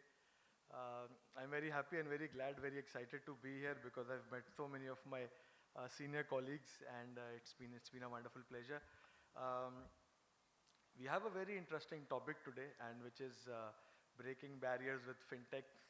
So I think we'll start off with our colleague from the central bank, Mr. Shaukat Bazinjo, and we heard the Deputy Governor today talk about a lot of the initiatives that the central bank has taken. So I would request Shaukat Sahab to please elaborate on what is the regulatory framework now in terms of, we've heard of RAST, we've heard of the merchant onboarding regulations, we've heard of the revised EMI regulations and all other initiatives. So sir, over to you to actually elaborate on how the central bank is paving the way for this regulatory landscape for the fintechs to prosper. Ji thank you, बहुत शुक्रिया आपका अब्दुल कादिर भाई, बहुत शुक्रिया, thank you. Thanks to the Pakistan Fintech Network as well for inviting me in this panel. Although I cannot think myself to be eligible to talk on such great topics, but I'll try myself. I think State Bank of Pakistan, like other emerging central banks, have come a long way in enabling the digitization ecosystem in the country. And this has all started, if I go in the recent past, apart from the conventional banks, which are doing good although, but the financial inclusion being one of the key objectives of Government of Pakistan and State Bank of Pakistan, and to have greater access to finance to all the masses of the country. State Bank came up with the branchless banking proposition 2007 with the support and help of the CGAP and the World Bank people. Although that has been a great success, Easy Paisa, Jazz Cash, 14 plus other entities doing good as well in the country. PTA and State Bank collaborated a lot in this whole proposition, and the retail shops has been converted in a easy location for the people of the country. They go there, they do some bill payment, they do some fund transfers. But thereafter, State Bank thought that they wanted to do something more. So thereafter in 2014, Central Bank came up with the idea of payment gateways. Something, the platform which can establish in the country, and they have some, they can collaborate with other partners in the country like the banks, and they do some seamless transactions. So that's why the PSO, PSP regulations came up in 2014. That was purely technology-enabled companies, although the branchless were telco and bank, the jointly initiated one. The PSO, PSPs, we saw some entities like OneLink, like NIPT, like Avanza, like VRG, WebDNA coming up in the country, and some of them are doing good as well. Either, technology platform, they're collaborating, they're providing the acquiring services as well. Thereafter, keeping in view enablement of more and more wallets in the country, because the account base of the banks were not exploring so much. So that in 2019, keeping in view the other part of the world, State Bank in 2019 came up with the e-money regulations as well. Those e-money regulations done wonderful in the country. By now, we have more than 2 million, wallets in the country. They are also having I mean, issuing the payment card in the country. They are doing a seamless bill payments, fund transfer, transaction in the country as well. So they are also doing some inward transaction in the country from out of country as well. The learnings of 2019 till 2023 and the best practice in other parts of the world, central bank intervened in 2023. We came up with revised regulation because central bank never remains static on its own regulation. We always evolve. We always try to do good, keeping view the lessons learned, keeping view the best practices of the other part of the world. So the 2023 regulation are the clearly a greater opening up the whole ecosystem. I mean, the limits which were major constraints for the entity in the past, the limits has been, I mean, greatly, I mean, extended. The account opening process, the wallet opening process is made more easy one.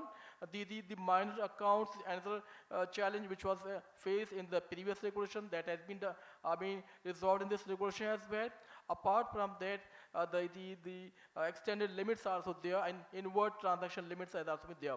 So we think the state bank has been all the time doing something but this all has been taking place with the collaboration and coordination of all the players in the country in this ecosystem.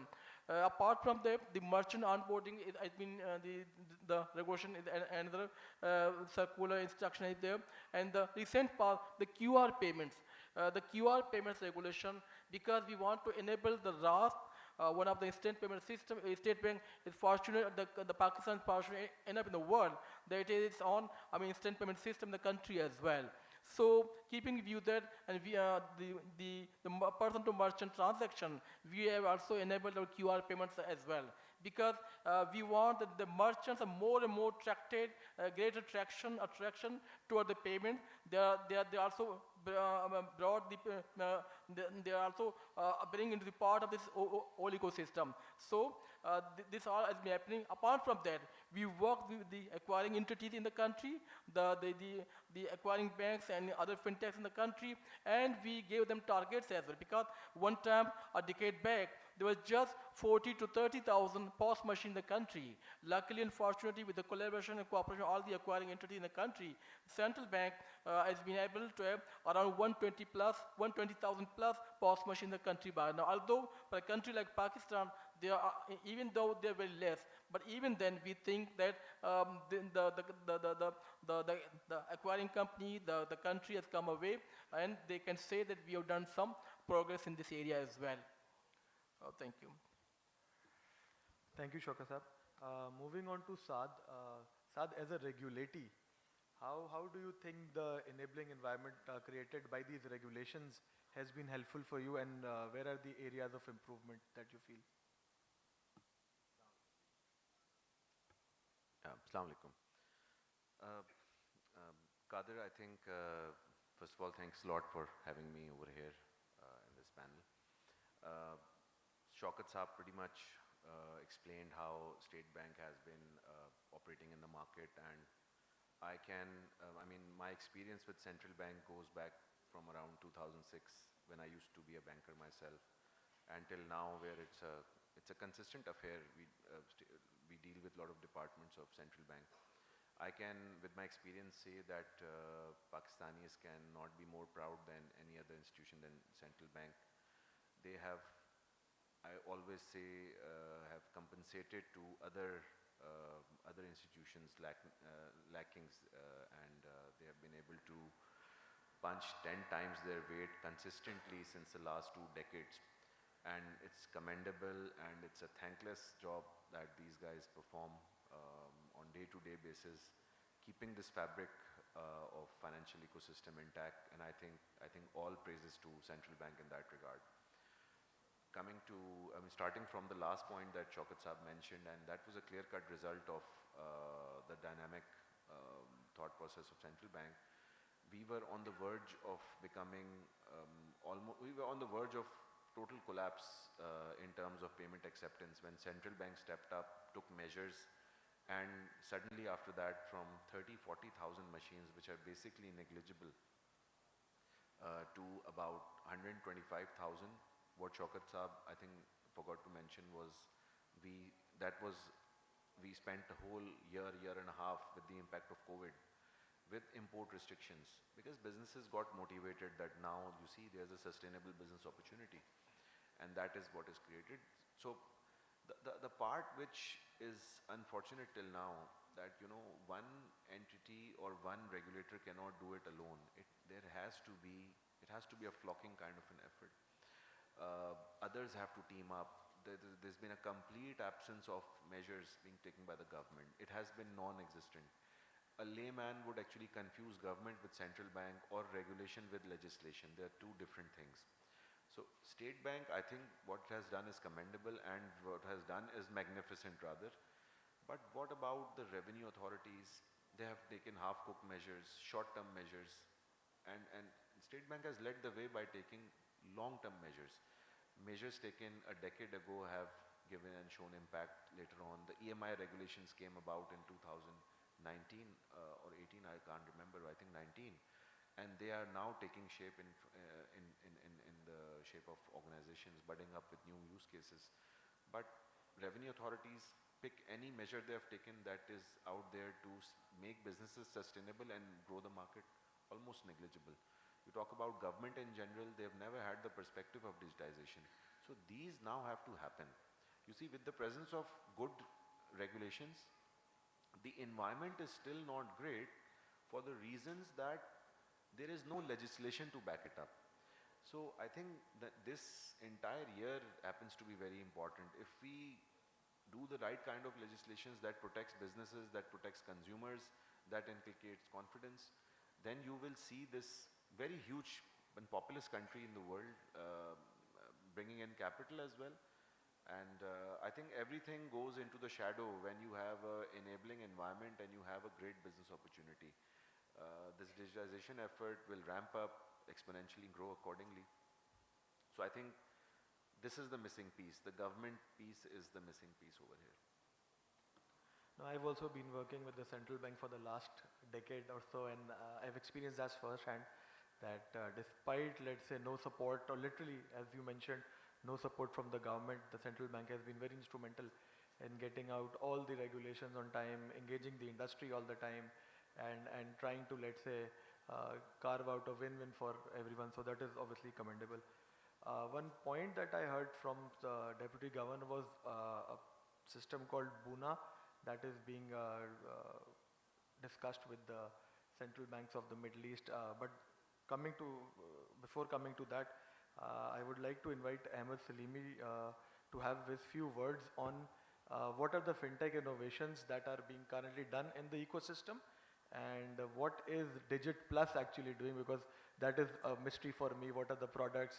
What is this agri fintech like, right? So Ahmed, if you could, let's say, enlighten us on that. Thank you so much, Kadir. You see, how do you define success? Success है when जब एक initiative आपका successful होता है और आप scale up करते हैं, right? So for example, Easy Paisa, Jazz Cash and the mobile financial services providers have been a huge success because they resolved a unique problem. वो agent network के through they've resolved problems, untapped market को उन्होंने capture किया. Second, जो success आप बता रहे हैं, I think government payments have been really successful, and there's a long way to go. BISP has digitized millions of customers in Pakistan, and tax payments as well. The challan payments, tax payments, MTAC payments, that's excellent. Third, from the digital ecosystem point of view, and I'm only talking about scale, so the ride-hailing companies have done a great job, right? Because they've actually bring in a lot of people in the digital structure, or uske baad phir, the financial inclusion comes automatically. Now, what's Digit Plus is doing? So these are three. This is a thing of the past, frankly. This will now improve the MFS services. It will increase. But next, the focus should be on agriculture, the untapped market, and the SMEs. At Digit Plus, we're digitizing agriculture outputs. We're trying to collateralize agricultural receipts. Problem जो agri के अंदर ये है, there are two major problems. Number one is timely payments. And these timely payments will only happen because the volume is so big when you have large commercial banks in partnership with fintechs. And the second problem is inputs. It's an e-commerce business, frankly, but you can't find original and timely inputs, the fertilizers, the pesticides in the market. And that's what we were trying to digitize right now. We've actually launched it as well. We're just very young. We've done 2 months of work after the commercial launch, but we've clocked about 1.7 billion rupees of transactions in the agri sector, and we've onboarded about 40,000 farmers as of now, but we've just started. So we're collateralizing agri receipts, so commercial banks can, these agri receipts are actually, if I can explain you, ये informal promissory notes होते हैं जो कि distribute होते हैं in market. Aarti's इनको जो है capture करते हैं या इनका फ़ायदा उठाते हैं. So if we have to collateralize that with the regulator, we're helping the regulator with this. तो उसके बाद timely payments will be possible for the agri sector. And second is inputs that we will do. So this is the next sector which I think will break the barriers right now. Right, interesting use case. So one area that I feel which is very relevant for our topic today is the buzzword nowadays, and which is artificial intelligence. So Arno, hopping over to you, how do you see the use case of artificial intelligence being used for fintechs? Because I believe that is a great competitive advantage. And whether you've seen any use cases in application in Pakistan, what's your take on that? Thank you, Abdul. So it's basically AI, it's the next era. And I guess the sooner you adopt to that technology, I guess it's going to be better for everyone. So the use cases that I know of that are being used in Pakistan, they're like, the digital lenders in Pakistan. There are currently 3 NBFC digital lenders who are using this technology. So they're creating their algorithms through going through aggressive study of the customers who are applying for these loans. And they're applying the best practices while taking eKYC, taking data from credit bureaus, and how quickly they manage to build up the system. That's amazing how they've done it. So yes, AI I guess needs to be adopted from all across the technology platforms that we're using. It's only going to bring in efficiency. Right. Saad, would you like to add anything on that front? Maybe if Kinu is using some sort of artificial intelligence within their ranks? It certainly is in our roadmap. We have seen the promise of usage of AI in terms of customer facilitation, account opening, KYCs, especially the fact where you talk about various nationalities in one country, and every 12 miles the language and the culture changes. That is where it's going to play a very important role. Plus the cost of acquisition can go down drastically. So it's transitioning from BI to AI and spreading it across the entire model. So the challenge part over here is developing the right technology, right, or acquiring it. So there has to be a use case to start it. We are working towards it for sure as the trend goes, and that would probably help us in expansion in other markets as well, being price competitive and having the right set of technology. So yes, in terms of roadmap, we feel it's going to play a very important role in our future. And any use cases that you see within, let's say, other competitors that you might feel are being used very effectively in our local ecosystem? Well, the kind of competitors we have, they're giants, so can't predict much what they're doing. And the only part is that we may be able to do it quickly. So in terms of payments, there is a gap. There's a lack of human interaction, and that hinders the conversion from cash to digital. And I think deploying the right kind of AI and AI-related tools is eventually going to be, I would say, a necessity, not a question at all. So our competition actually has to do it organization-wide. We are focused towards the use case of payments in general, so probably easier for us to do it, but eventually everybody will hop onto it. And I mean, 2-3 years from now, it will not be a question that you'll be asking. It will be how much you invest for enhancement of AI. I mean, neural learning systems are one example. Nobody talks about it now because now it has become a reality, especially when it comes to fraud monitoring and automated responses. We now use chatbots, right? So earlier it used to be a competitive advantage. Now it's a norm. Nobody can live without it actually. Right. No, I think you made a very valid point that previously it used to be a competitive advantage, but now everybody has that advantage. So from my learnings from the industry, I think there's a lot of application for AI in the financial services space, and the areas where I've seen the application firsthand is customer experience and customer service, where let's say if you talk about a chatbot, you've automated all your chats in a particular LLM model, and you can easily, let's say, predict the response based on your past responses. So I think that is one application which is very helpful for the for financial institutions. The other, I think, would be on the anti-fraud initiative, as I should call it, both for payment fintechs and for lending fintechs as well, because your cell phone as a device tells you a lot about yourself, right? Even it knows more about me than my own self, right?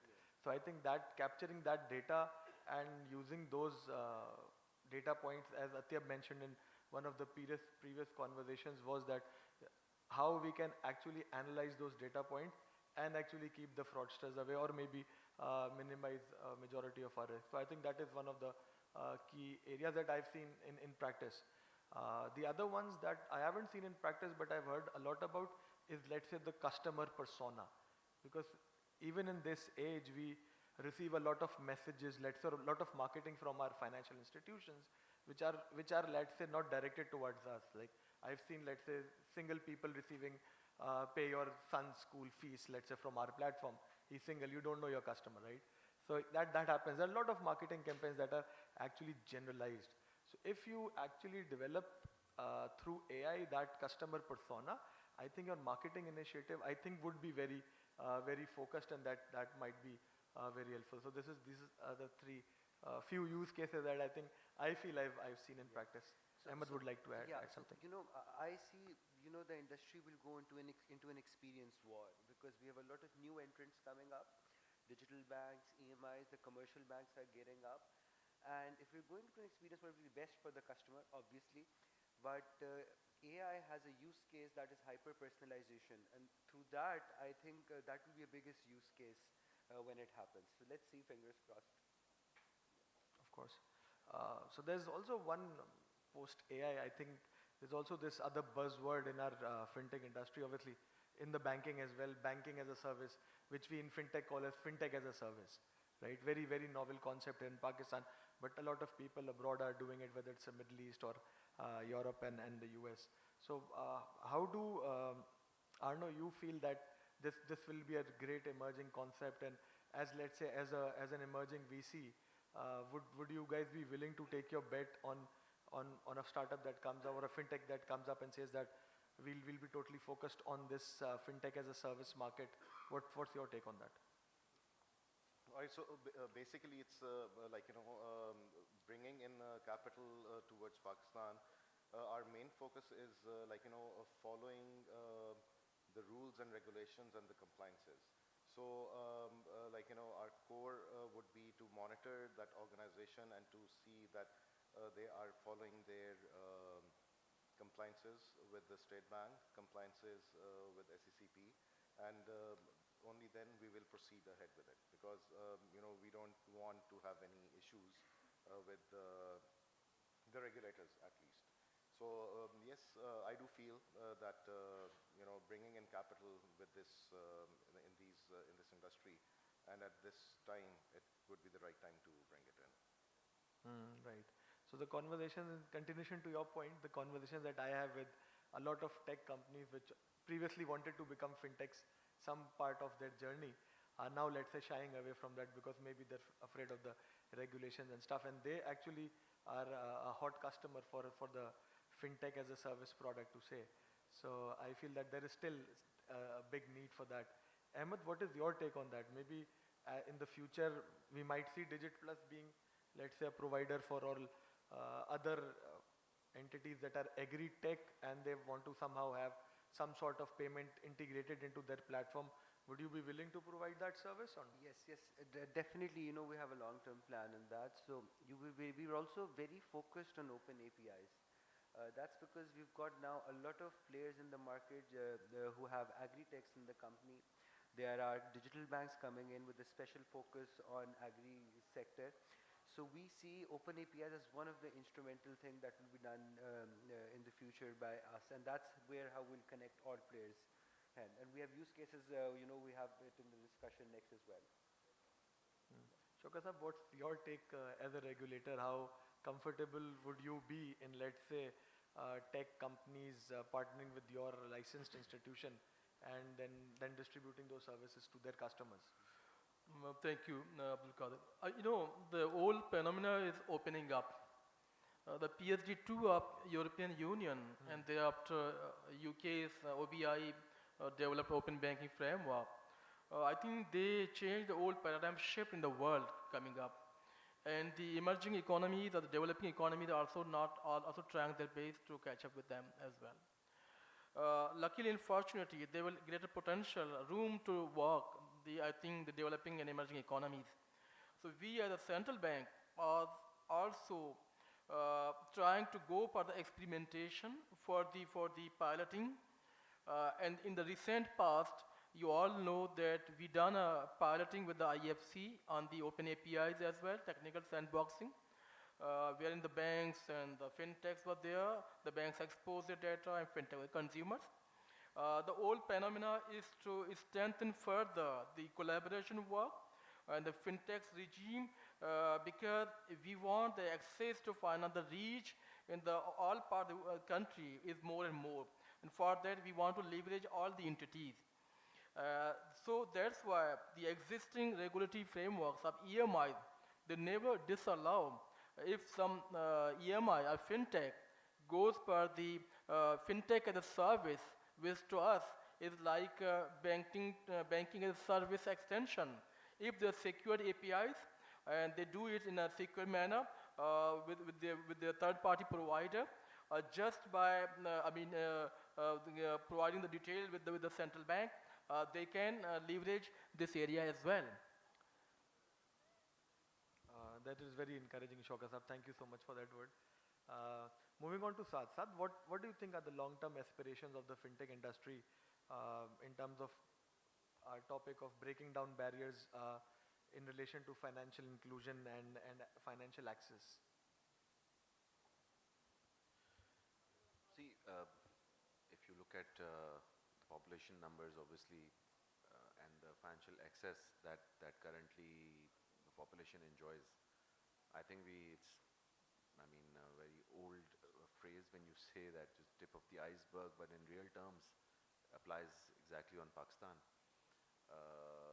The good part is that the newbies coming into the financial service or the market, they are very well versed with tech, already tech enabled rather, and teaching financial services or giving exposure of financial services to a tech enabled person is much more easier. You know this better than us, courtesy your experience with SadaPay.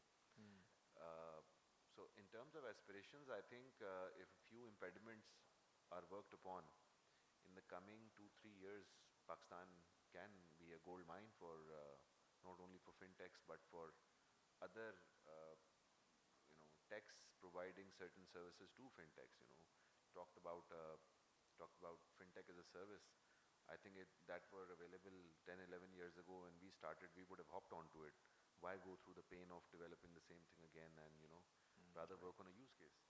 So in terms of the environment, I think what I mentioned previously, if such things are addressed, you will see businesses swooping in, bringing in their investments, because a lot of other markets pose a challenge where it's become a red ocean in multiple ways, whereas Pakistan still a lot of work needs to be done, and that means a lot of money can be made.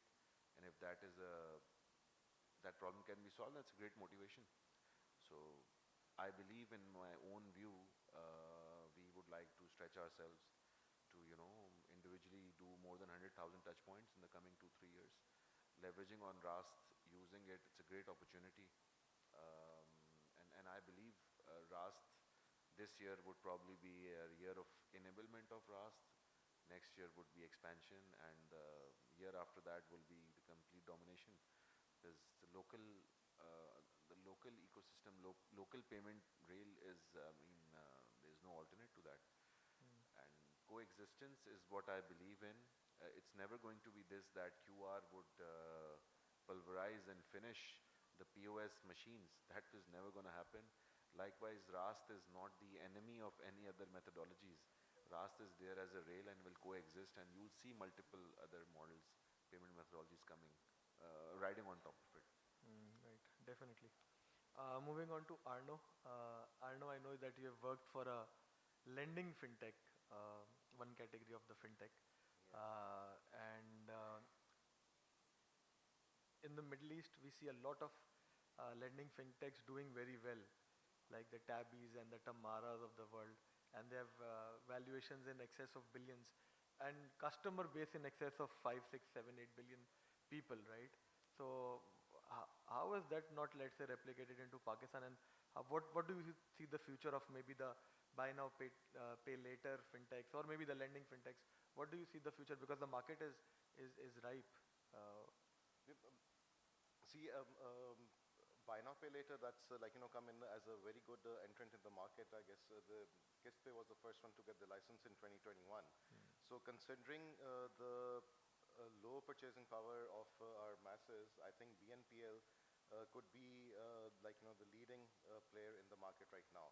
But what can be used for them is the lending part, because it's very easy to lend, but then it's very difficult to recover that amount. So I would, again, it's usage of technology. That is something which needs to be done, and of course it should be AI based. And then other than that, as far as lending is concerned, I think lending is one segment in the market which has really taken off, and the excess of money for the people who have a smartphone, that has been made with a lot of ease. And one thing I would like to add is, it's when we talk about financial inclusion, so what the digital lending is doing is that people who don't have access to formal banking, their data is being reported to the credit bureaus, and that's where the history is being built up for them. So once their history is built up, they have access to formal banking as well. So I would say that lending is also sort of graduating people from informal banking towards formal banking. Right. Saad, your customer base predominantly is merchants, right? So are you planning to, let's say, lend to your merchants in the future, or are you doing that currently, and how does that work? Was in the cards since the last 3 years. We tried it at a small scale, but kind of had to pull back, because again, our risk framework was limited to payments, and accordingly give payments, secure your own money. So having worked on that, have chalked out a model that we believe is workable, and we want to just make it very clear that multiple types of lending needs exist, and those not necessarily have to be very long-term ones. Very short-term lending is probably what is required by the merchant, and a merchant should be, I would say, given this privilege when they have been acting like good boys and have been paying their dues in time, and not defaulting, and have a good history. And when we talk about payments, Kino happens to have the largest use case, and we already can predict in terms of, we have data, about 7 or 8 years of data to back it up. But should we be doing it ourselves using our own balance sheet? I think that we're not sure about that right now. So we welcome other partners and the players as well to come up, use our data, use our scoring engine, which we have tried to develop ourselves through our own means, and help to improve it, bring their balance sheet, lend to the merchants. Now that opens up a lot of areas. That could be one very important tool to bring a totally cash-based merchant into the ecosystem. and that will also help them getting registered into the economy. Right now, Pakistan, I mean, just talking about the merchants, I think for digitization of the entire country's population, the starting point has to be digitize those merchants. And the impediment happens to be this, that due to cultural, probably religious, now I'm talking from the bottom, the main problem is they have this certain fear of getting registered and getting taxed. But we as an industry haven't offered them any incentive to do so. And I think a lot of work needs to be done in terms of when you invest into a business as an entity, be it a bank, be it an EMI, you need to make that particular merchant or a business understand that their business is getting enhanced. You're just not getting free money to spend it. So a very small ticket size is like free money. It would never enhance their business. A lot of money then will create problems of payback. Plus, in the coming years, we as an entity would like to observe whether these discount rates are going down or settling at certain level or not. Right now, the discount rates are such that if you, I mean, no, not saying that BNPL does not have potential, but if you do the maths, right now an unsecured loan would be nothing short of 26%, but I'm talking about when an EMI does it using somebody else's balance sheet and adding to our administrative cost, that goes up to around 40%. So how is that going to make it viable for a business to run or expand on such numbers with rising electricity costs and rising gas prices? So I think lending does have a use case.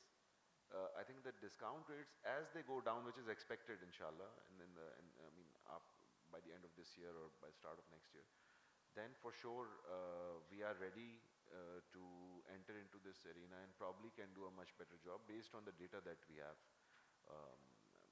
About 7-8 years since we have been working. So yeah, that's what we plan to do. Right, interesting point.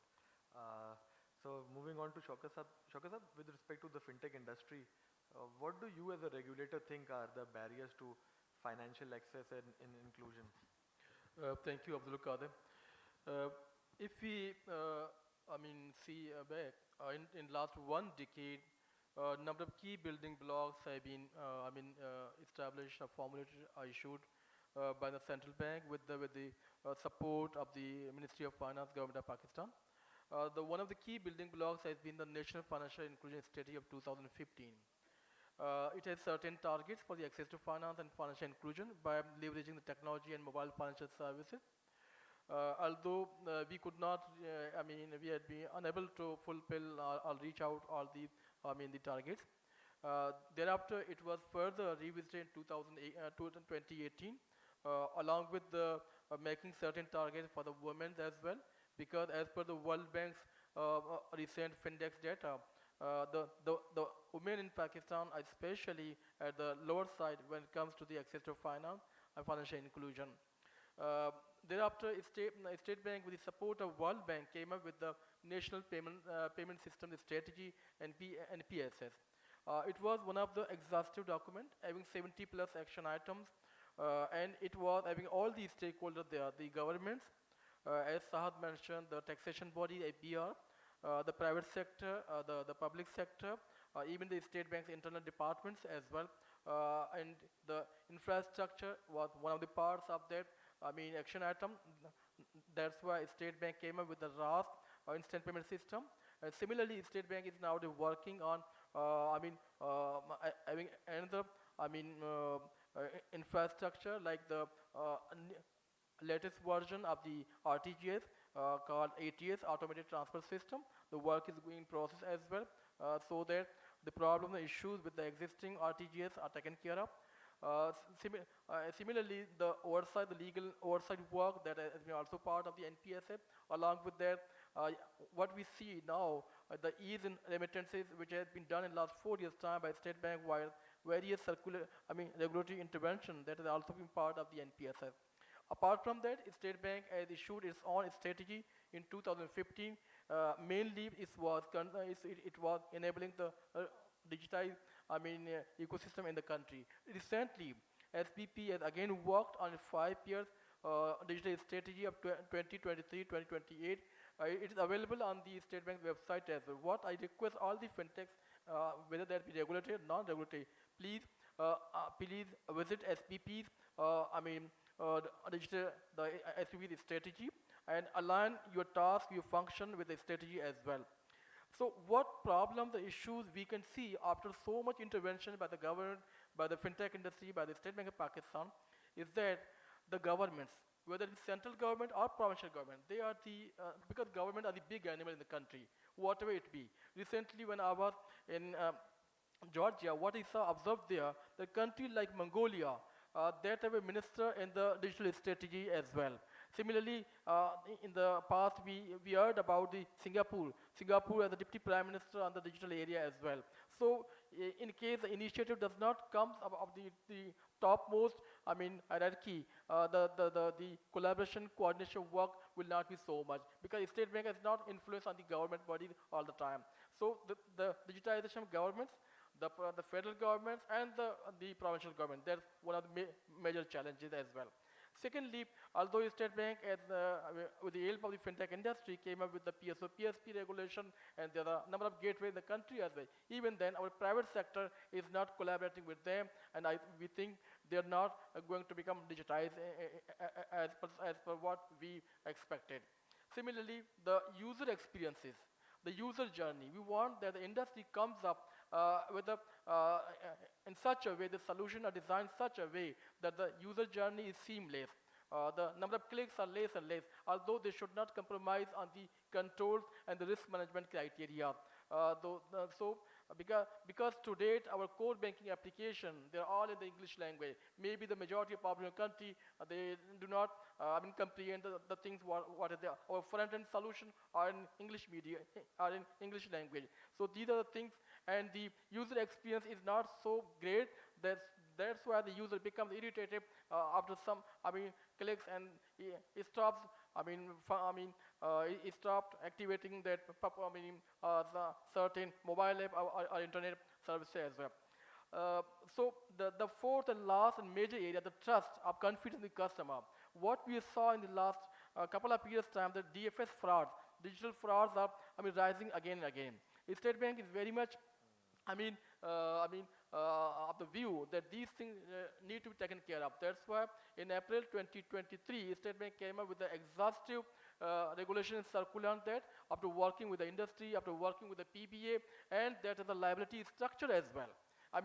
The sender bank, the beneficiary bank, the FTDH of the one link, everybody has been made liable if the customer's concerns are not taken care of in a timely manner. Nowadays, as you mentioned, the AI and ML, State Bank is also reviewing and going through those discussions, and we are also working with some vendors and discussing those areas as well. At one area, we are working in the area of responsible AI, ethical AI, as the other central banks of the world are working. In another side, we are exploring, we are reviewing how AI, ML can be used for the, in a predictive manner for the digital frauds as well, the trend analysis as well. So these are the works which are going on, and central bank is very alive to these things which are happening in the country. Thank you very much. Thank you, Shaukat sir, for enlightening us with some very important points. Due to the shortage of time, we will have to end our panel, but we can welcome a few questions if someone wants to ask any question from the panelists. Please introduce yourself first and address it to a particular panelist or whoever you want to.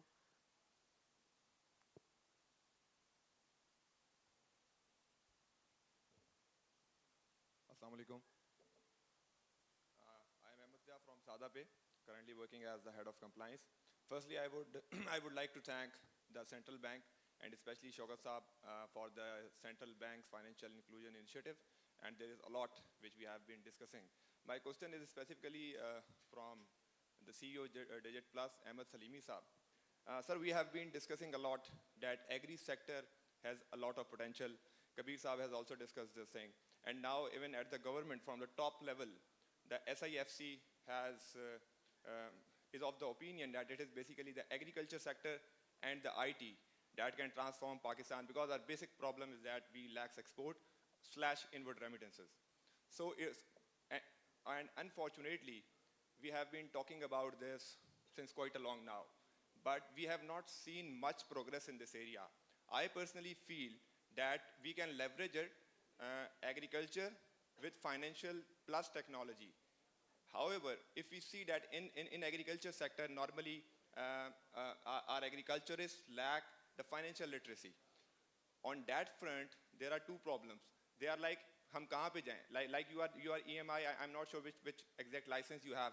But in agriculture sector, people are like कि अगर आपकी कोई branch नहीं है, आपकी कोई physical presence नहीं है, तो कल आप भाग ना जाएं. Like Shaukat Saab has mentioned, there has been so many digital frauds. On that front, there comes the microfinance banks, as Kabir Saab has. What is the question? The question is basically, what is the role of collaboration? Do you feel that, because I personally feel the farmer's problem is that on one side there are payments, on other side there is a credit / the access to credit. So I personally believe that the role of collaboration could be very much instrumental. If fintech can collaborate with the microfinance bank or some other commercial digital banks, how do you feel about this? Thank you. We have a different model. So you're correct कि agri के numbers कम है, but we have a different model. We have a B2B2C model जिसके ऊपर हम agri को capture कर रहे हैं. We've seen case studies जहाँ के पे हम retail market को capture किया and it has failed. So we partner and collaborate with leading mills, the sugar providers, the maize providers, the cotton providers, और वहाँ से फिर हम consumer को जो है वो करते हैं. जहाँ financial literacy का काम है, yes, that's there in few districts, but हमने अभी तक, we just started 40,000 wallets हमने onboard किए हैं, 1.7 billion. उसके अंदर not even a single time we've seen a complaint जहाँ financial literacy का issue हो. एक जो major success case हमने देखा है, that's TikTok. TikTok is primarily in the rural market और उनकी awareness बहुत ज़्यादा increase हो चुकी है और उसकी वजह से financial impact भी, inclusion के ऊपर impact भी आ रहा है. So the B2B2C model जो हम collaborate, आप बात कर रहे थे, collaborate कर रहे हैं और फिर हम agri की तरफ जा रहे हैं. It has been a success for us up till now, and that's what we plan to do as well. I think if we're done with the questions, so I would like to thank the panel, Shaukat Bazinjo Saab, Saad Niazi, Ahmed Salimi, and Arno James for a very incredible and insightful session. Thank you so much, everyone. Thank you.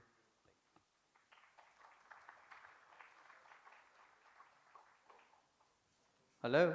Ji, thank you, Abdul Qadir and the panelists. I would request you guys to please stay for a while for a photograph, and also requesting Kabir Naqvi Saab and Fahad to please join. Fahad Saab, please come over to the stage for the photograph.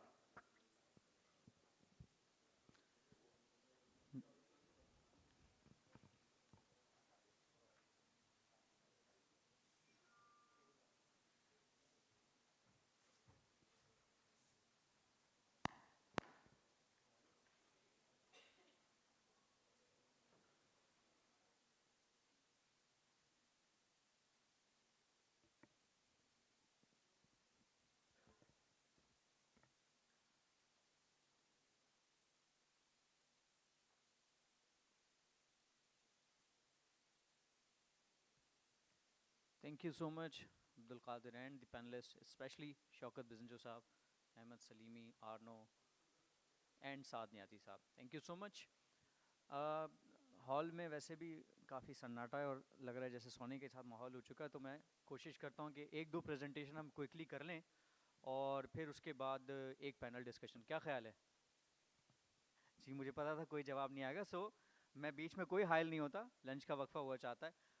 45 minute बाद हम आपसे दोबारा request करेंगे कि आप वापस seat पर आएँ ताकि हम सेशन को आगे बढ़ा सकें. Please proceed for the lunch break. It's a 45 minutes break. I'll be requesting again for you guys to join and come back, sit over your seats so we can proceed with the proceedings and the rest part, the last part of this session. Thank you so much.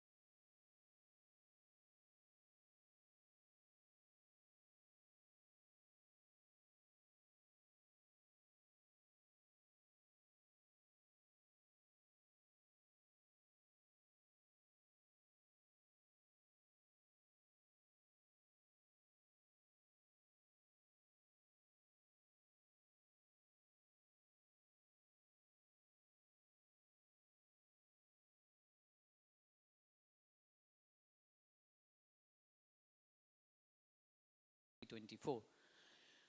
I would again like to request you all to be seated so that we can resume the session.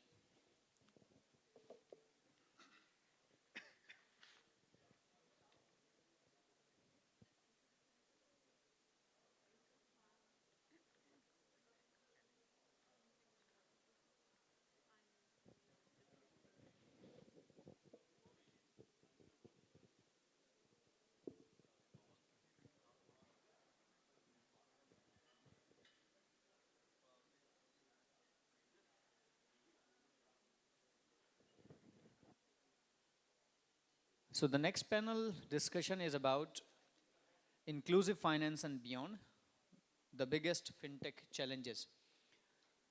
To join with this discussion, we would have two of the participants joining us on Zoom. Again, I would like to request that this is a 60-minute panel discussion, 45 minutes for the panel discussion, and then floor would be open for Q&A for 15 minutes. And again, I would like to request moderator to take from that side so that you are visible to the audience and not blocking through this roster. So who are the participants? Roshni, if you could introduce them. So since he has already told you guys about the panel discussion 3, which the topic is inclusive finance and beyond, the biggest fintech challenges, the moderator we have is Mr. Mohammed Sharik, CEO Badme. Mohammed Sharik is a serial entrepreneur with over 17 years of hands-on experience. His latest venture is a fintech by the name of Badme, where he's the founder and CEO. Sharik Saab, if you would please join us onto the stage. Thank you. With your applause, please. Yes. And moving towards the panelists, we have Dr. Adnan Akhtar, Additional Joint Sector SECP, who will be joining us via Zoom link. Then we have Mr. Yasser Ishfaq, CEO Pakistan Microfinance Investment Company, who will also join us through Zoom link. Mr. Yasser Ishfaq has over 25 years experience working as the Chief Executive Officer of Pakistan Microfinance Investment Company, PMIC, since August 2017. Yasser has been instrumental in the development of the microfinance sector of Pakistan with a clear emphasis on sustainability and creating an impact during the last 10 years.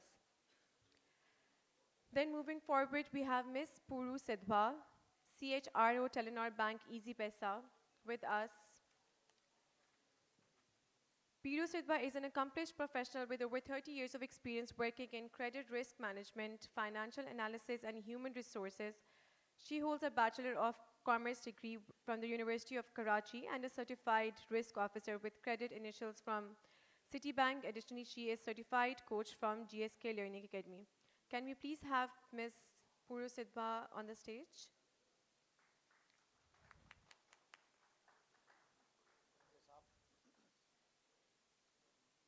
I guess after the lunch, the participants need a better kind of applause.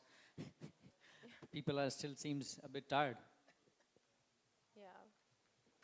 Then we have Mr. Abrar Amin. He's the CEO of Berwakt. Mr. Abrar Amin has had a decorated career with Faisal Bank, Allied Bank, Bank Al-Falah, and a consultant in IFC. Berwakt is the third largest digital lender in Pakistan with 3.7 million borrowers in the last 24 months and disbursements of 337 billion worth of nano loans. Okay, so we already have him on the stage. Moving forward, we have Mr. Umar Khalid, COO Tasdeeq. As the CEO at Tasdeeq, he is responsible for leading the strategic direction, operational excellence, and new business development of the company.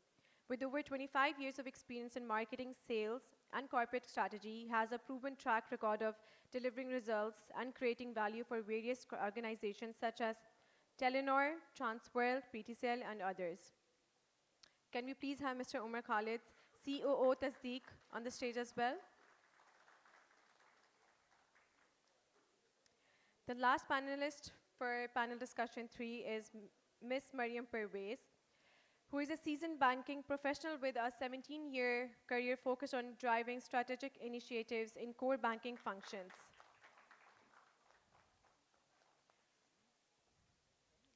Yeah.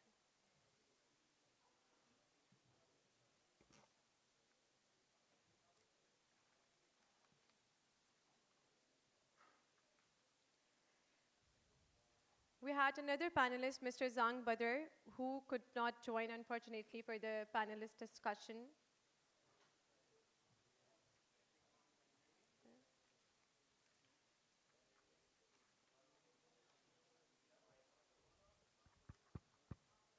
Mike.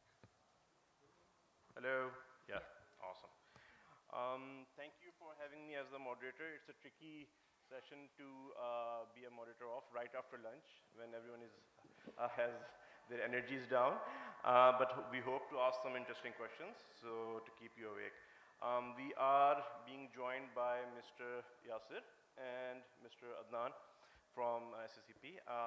Allow me to start my questions from Mr. Yasir Saab. Yasir Saab, good to see you, and I hope you can hear us.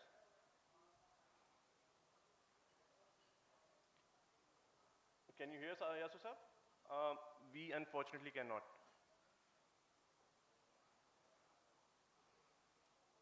Could you perhaps unmute yourself?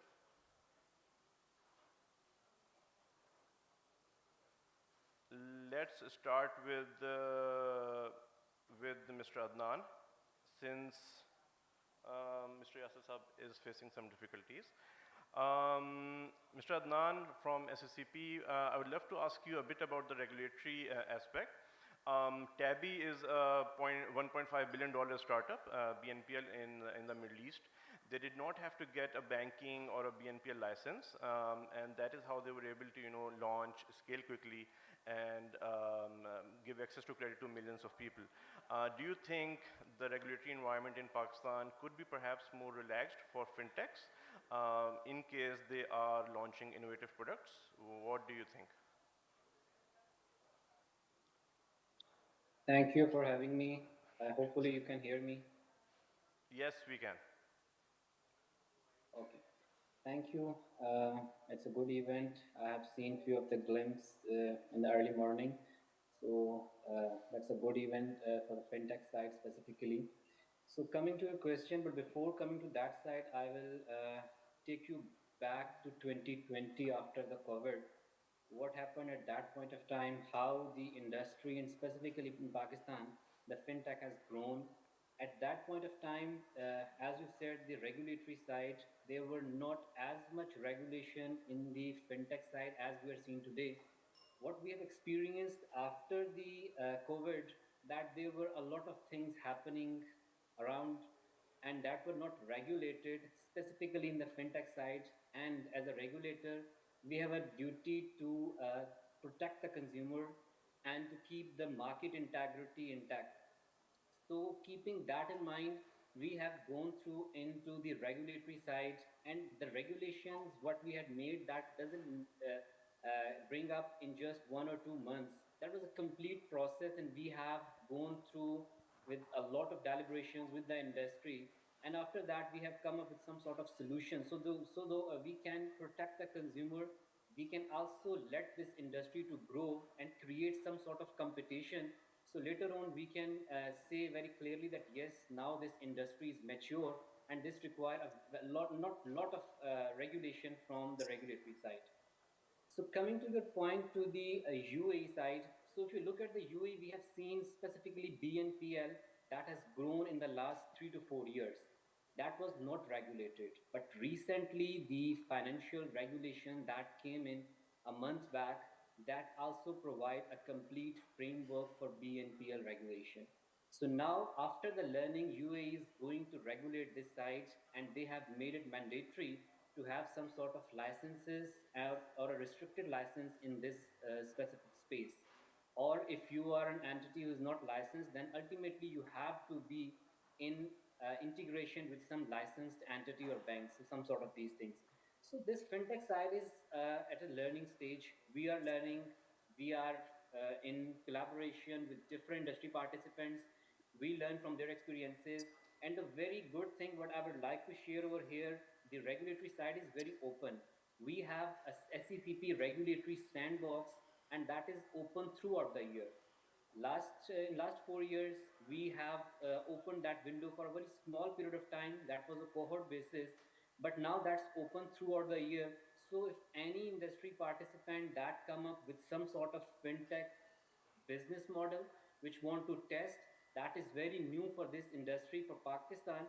So they can come to us, they can give us an application. So we are open to facilitate that, give that a testing space in a controlled environment, and that testing space provide a very good learning to us and to also the industry participants and also the consumers, so that we all can learn what sort of risk factors are available over here.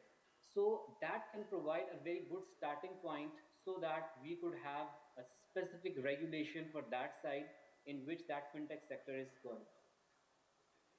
Awesome. Adnan Akhtar Saab, thank you so much for your response. And you're right, the sandbox does help a lot. I'd like to ask the next question to Mr.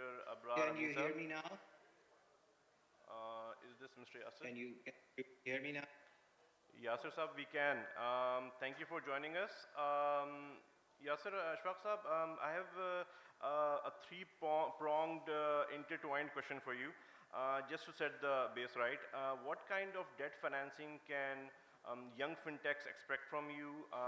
What would qualify them for this kind of assistance?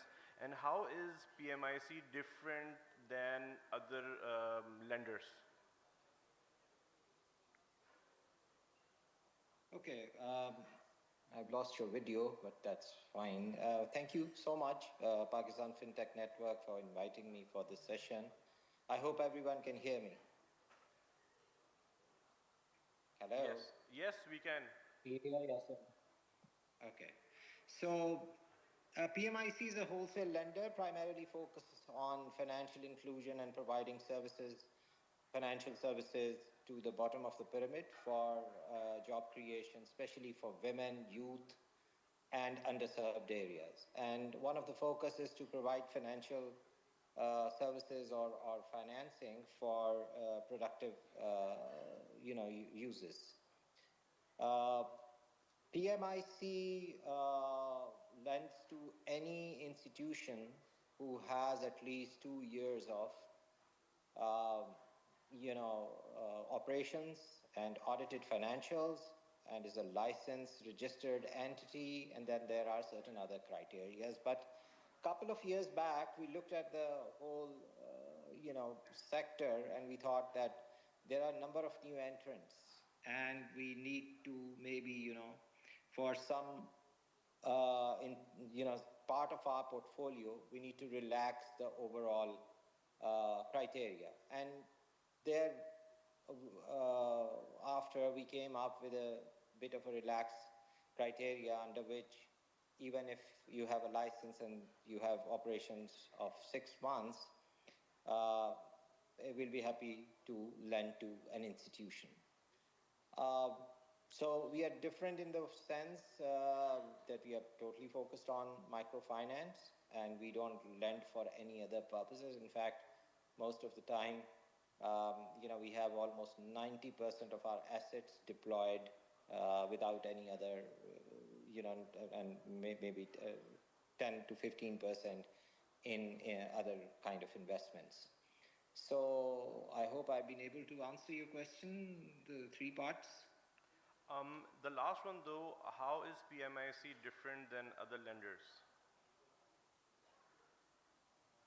Yeah, what sort of other lenders? I mean, the commercial banks or microfinance investment vehicles, international, or so. I mean, as I told, we are primarily focused on microfinance.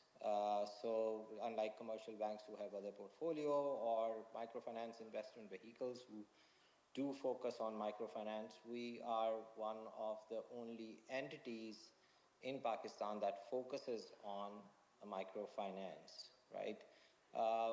We have lent to a couple of fintechs already in the past, and we are now exploring 1 or 2 other fintechs to lend to.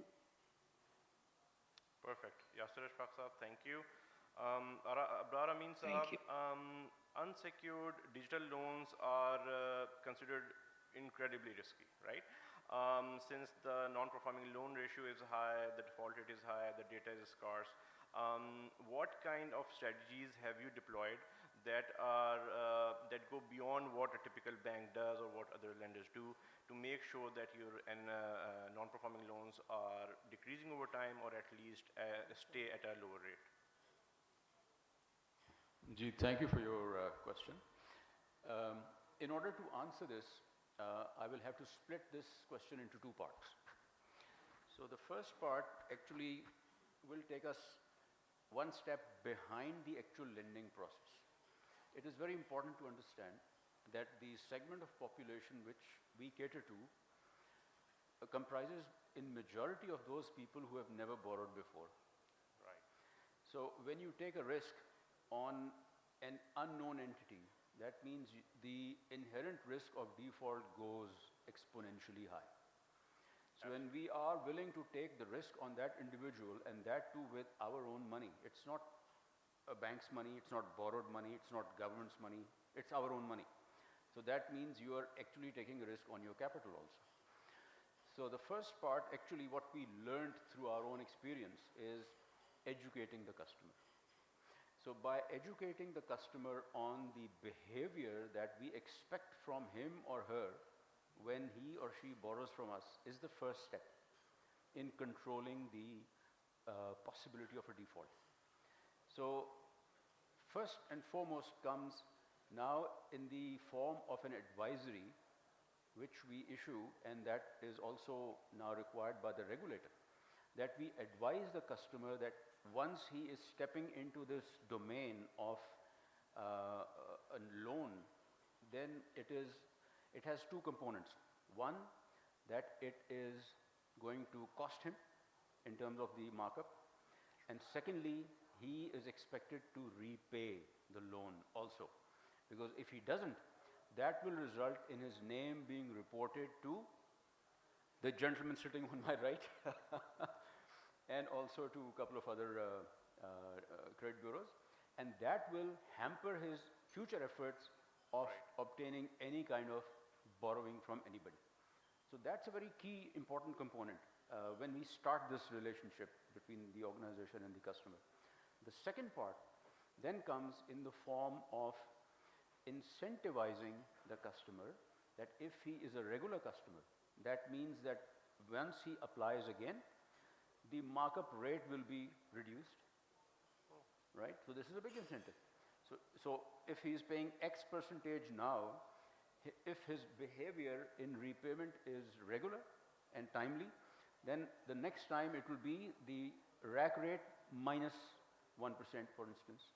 So that is an incentive. So this is how we are now making a move in the market to, on one hand, educate the customers, put a kind of a slight stick on them that the default by them will result in their disqualification from the borrowing market. And the third is incentivizing them. That their good behavior, repayment good behavior, will result into better incentives for either a higher limit or a reduced markup rate. Interesting. The awareness aspect is interesting because especially in the US or in the more developed countries, everybody knows they have a credit score. So there are repercussions of not repaying a loan. In Pakistan, अगर मैं उर्दू में कहूँ तो दोस्त को उधार देता है, दोस्ती तोड़ देता है, उधार वापस नहीं करता, right? So that is a bit of our decaying of our moral fabric also, but also the lack of awareness that they don't realize that there is a credit score, and there is a report that will and the loan, the defaulted loan will stay on it until you repay it. So in the initial, let's say, first year of our operation, we are only 2.5 years old, by the way, in Pakistan, so a relatively new kid on the block. But in the initial year, we had a difficult time in terms of controlling the bad debts, because people took the money for granted. Right. It was clean, unsecured, so they thought, what will happen? We'll not pay. And so that kind of an attitude took a lot of effort from us to control it, number one, and then to recoup the amount of NPLs which had occurred in the very initial phase. Because we were kind of, I would say, keen on making a good toehold in the industry, in the market also. So the initial effort was more on disbursements and building a portfolio. But later on, we realized that mere lending is not going to solve the problem. It will only, on one hand, may make a big portfolio, but on the other hand, it will also result in very high NPLs. So we revamped the strategy, and now we are doing on this three-pronged approach for the customers, and that has really helped us in bringing down the NPLs commendably. That is understandable. Ms. Boru, if I may, one of the roles of HR is to administer employee benefits, right? And since there is an extreme lack of financial literacy in our country, I feel like what if HR professionals or the HR department were to facilitate third-party service providers to offer their services to the employees of an organization, and the HR could facilitate them and allow them to, perhaps invest in mutual funds, be part of ROSCAS committees, partake in perhaps travel insurance or things of the sort. Do you think HR could take on this role, or at least help in this mission of accelerating adoption of financial services? Yeah, sure. So this is a very interesting comment and a question. I would be very much in favor of it. I think it's a very proactive approach in order to get financial inclusion, in order to make people in your own company aware of how to save money and where to put their money, etc. So if we can educate them at the very nascent levels, it will help them, obviously in the future as well. However, it is, we can always set up vendors, etc., so that they come and educate the staff, they come and help staff, make them understand about their products. The only consideration that I see is the regulatory part, whether those vendors are adhering to the regulatory policies, whether those vendors are adhering to data privacy, secrecy, etc. So if those things can be managed, then I don't think this is a bad idea at all. I think this is a very proactive approach, because this will, at the onset, only start getting people to become financially, inclusive, rather than relying on just making sure that a part of their salary is a saving. For sure, for sure. Umar Khalid Saab, in Mexico, you can, through the credit bureau, figure out with the national identity card number what tax bracket the person falls in. And then you can, of course, reverse engineer the salary range at least. In Saudi Arabia, you can, through the credit bureau, figure out when, if the person pays their home rent on time, right? What kind of interesting or, apart from the regular data points that everyone collects, all of the credit bureaus, do you collect that could be helpful to lenders to, for their risk underwriting? Okay. Well, somebody in an earlier discussion said that there are vaults available in Pakistan which are not open, or vaults of data. Now there's a vault available with a credit bureau which has very diverse data. I mean, our basic data is of 26 million borrowers in Pakistan, 98 million loans, 1.8 billion transactions. Based on this, we are offering quite a lot of products and services to the market. And then in addition, we are collecting alternate data from the market also, and based on that, we are developing new services. Based on this traditional borrowing data, we are providing the normal cookie cutter CIR reports. Then we have developed our scoring models based on this data, which includes 5 kinds of scores. One is the basic bureau score, which is based on commercial banking and microfinance banking data. Then we've got a nano lending score, because the nano lending behavior is very different from commercial banks or microfinance banks. And that score is available. And then we've got a segment score for thin client customers, which is based on demographics. The efficacy is slightly low, but still it gets institutions some kind of a credit assessment that how this consumer is going to behave. Now we are also working, and these scores are available to every citizen in Pakistan who has borrowed, through our mobile app also, which we have recently launched. So anybody can go register on our app and have access to their credit reports and credit scores. Now we are working very closely with a few telcos and developing a score based on telco data. This will be helpful for thin client customers where their assessments can be, where credit assessment can be done based on telco data, and a lot of new customers can be brought in and be financially included, which currently do not fall in the purview of normal credit. We have additional data from SNGPL, SSGC, SUI Southern and SUI Northern available with us, but again, it is in the process of being cleansed right now, and then there's a big issue in that data of whether the person applying for a credit is the same person on whose name is the meter.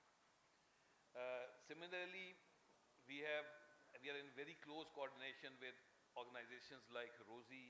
There are a few distributors where, based on data in correlation to ours, there are a lot of new products which are being developed. Interesting. Since you mentioned ROSI, perhaps you can also partner with other HRMS systems, all of the HR management systems, right? You can also avail data from about the salary, about the PF fund, and all of that. That could be an interesting aspect. Ms. Mariam Pervez, thank you for joining us. It appears that our industry has largely taken a marketing approach towards women instead of a product approach. So to attract women, what they have mostly done is, offering free checks, free ATMs, free all of that, instead of, for example, making product-centric, women-centric products, for example, a breast cancer, health insurance in particular, right? Do you think that's the right approach? And for example, my wife bought a car and got a 5,000 rupees voucher of an apparel brand. Right? So that was the traction that they offered. So what kind of product-centric, women-centric products can the industry launch, and how can the shift happen?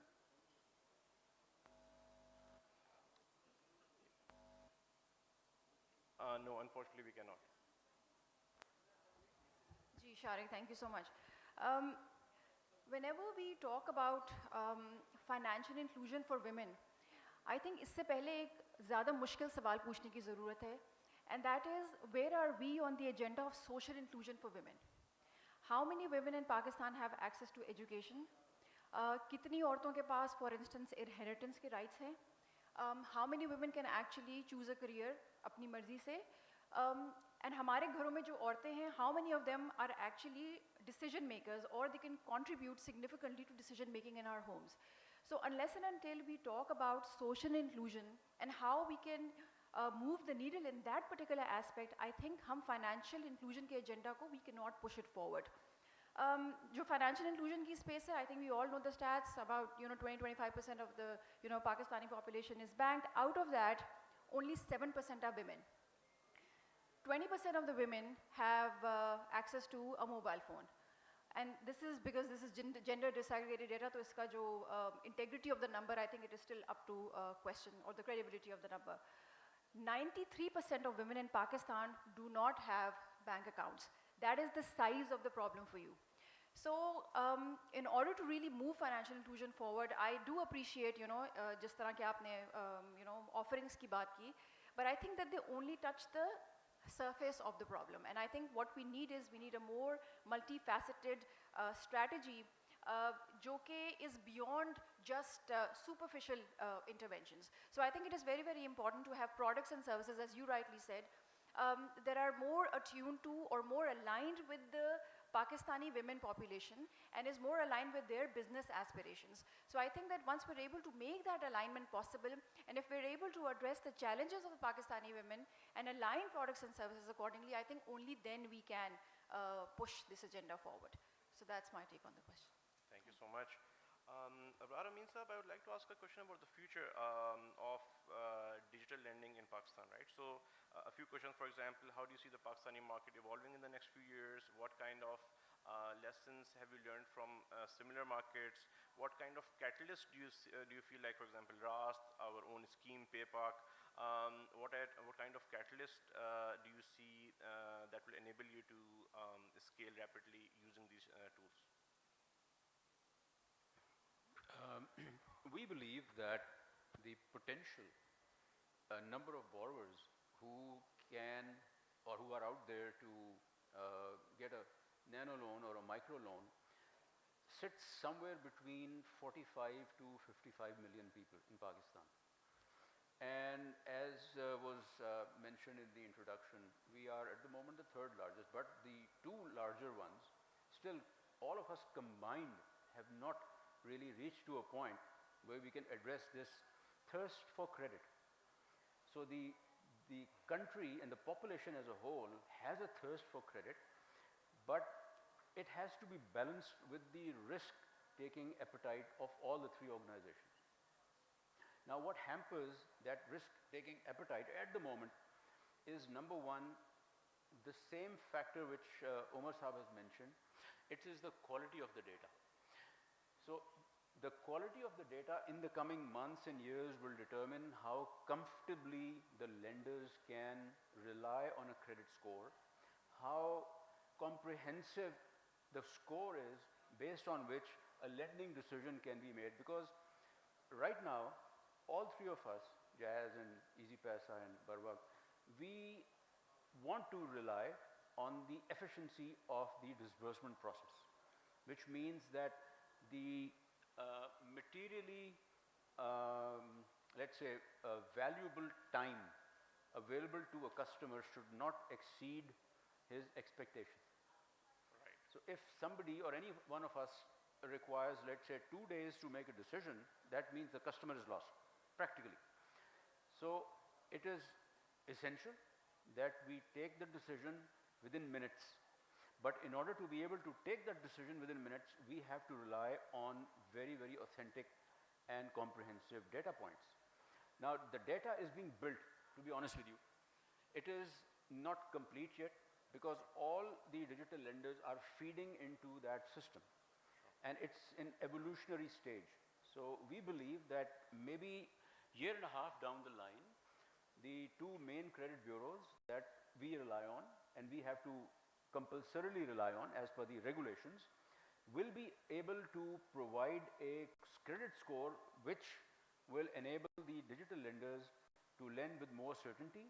And the certainty means the certainty of the person who is borrowing is eligible to borrow, and the fact that he is competent enough and, let's say, resourceful enough to repay the loan.